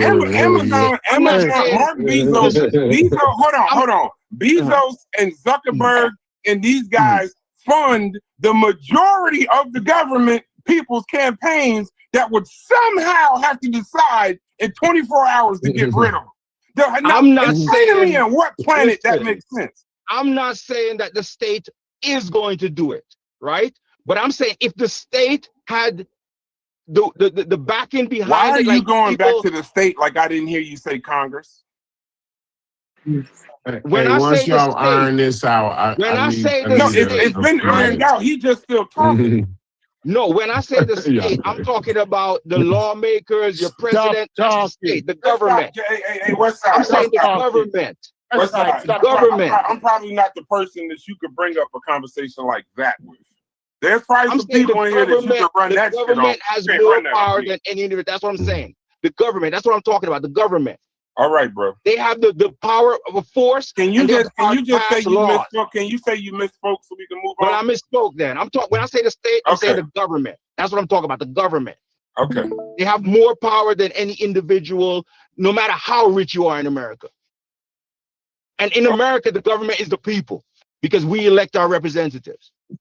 Listen to this tell dude. Jasmine Crockett that, or any other black person trying to get elected. Jasmine Crockett, the first thing with Jasmine Crockett, she was running for statewide office. That's a different animal than running in a. You just keep saying the state. You know what the funny thing is? Because I understand political language, nobody else in here is even calling you on the fact that you keep fluctuating back and forth between the Congress, the state, and the government as if they're all the same fucking thing. I know that, but and then now when I bring up Jasmine Crockett, you trying to go to clarity to a whole nother point. But you are the one that told Reggie it was some conscious community shit he was doing. You doing it right now. No, I didn't. I didn't. I don't think I really mentioned. I just said that. No, you're playing in our faces. No, you're playing in our faces. Hey, Brass, listen. Can you click can y'all click my screen? Yes, I'd have to do it from mine. Give me 1 second. Is it a video or just something to read? Yeah, I just want to play like a couple minutes as a video. It's not, the audio is not going to come through on Discord. You got to do a show. Oh, okay. It's cool. I can only just share want the something that they people, can read. really just want you guys in here to be able to hear, right? And then, you can share what you heard.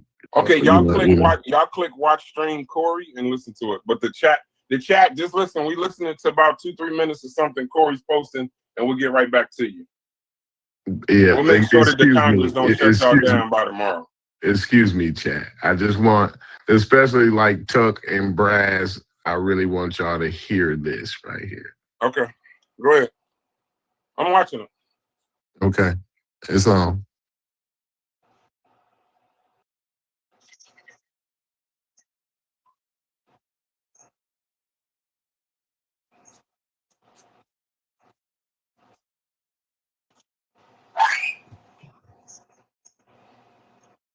Somebody need to press mute.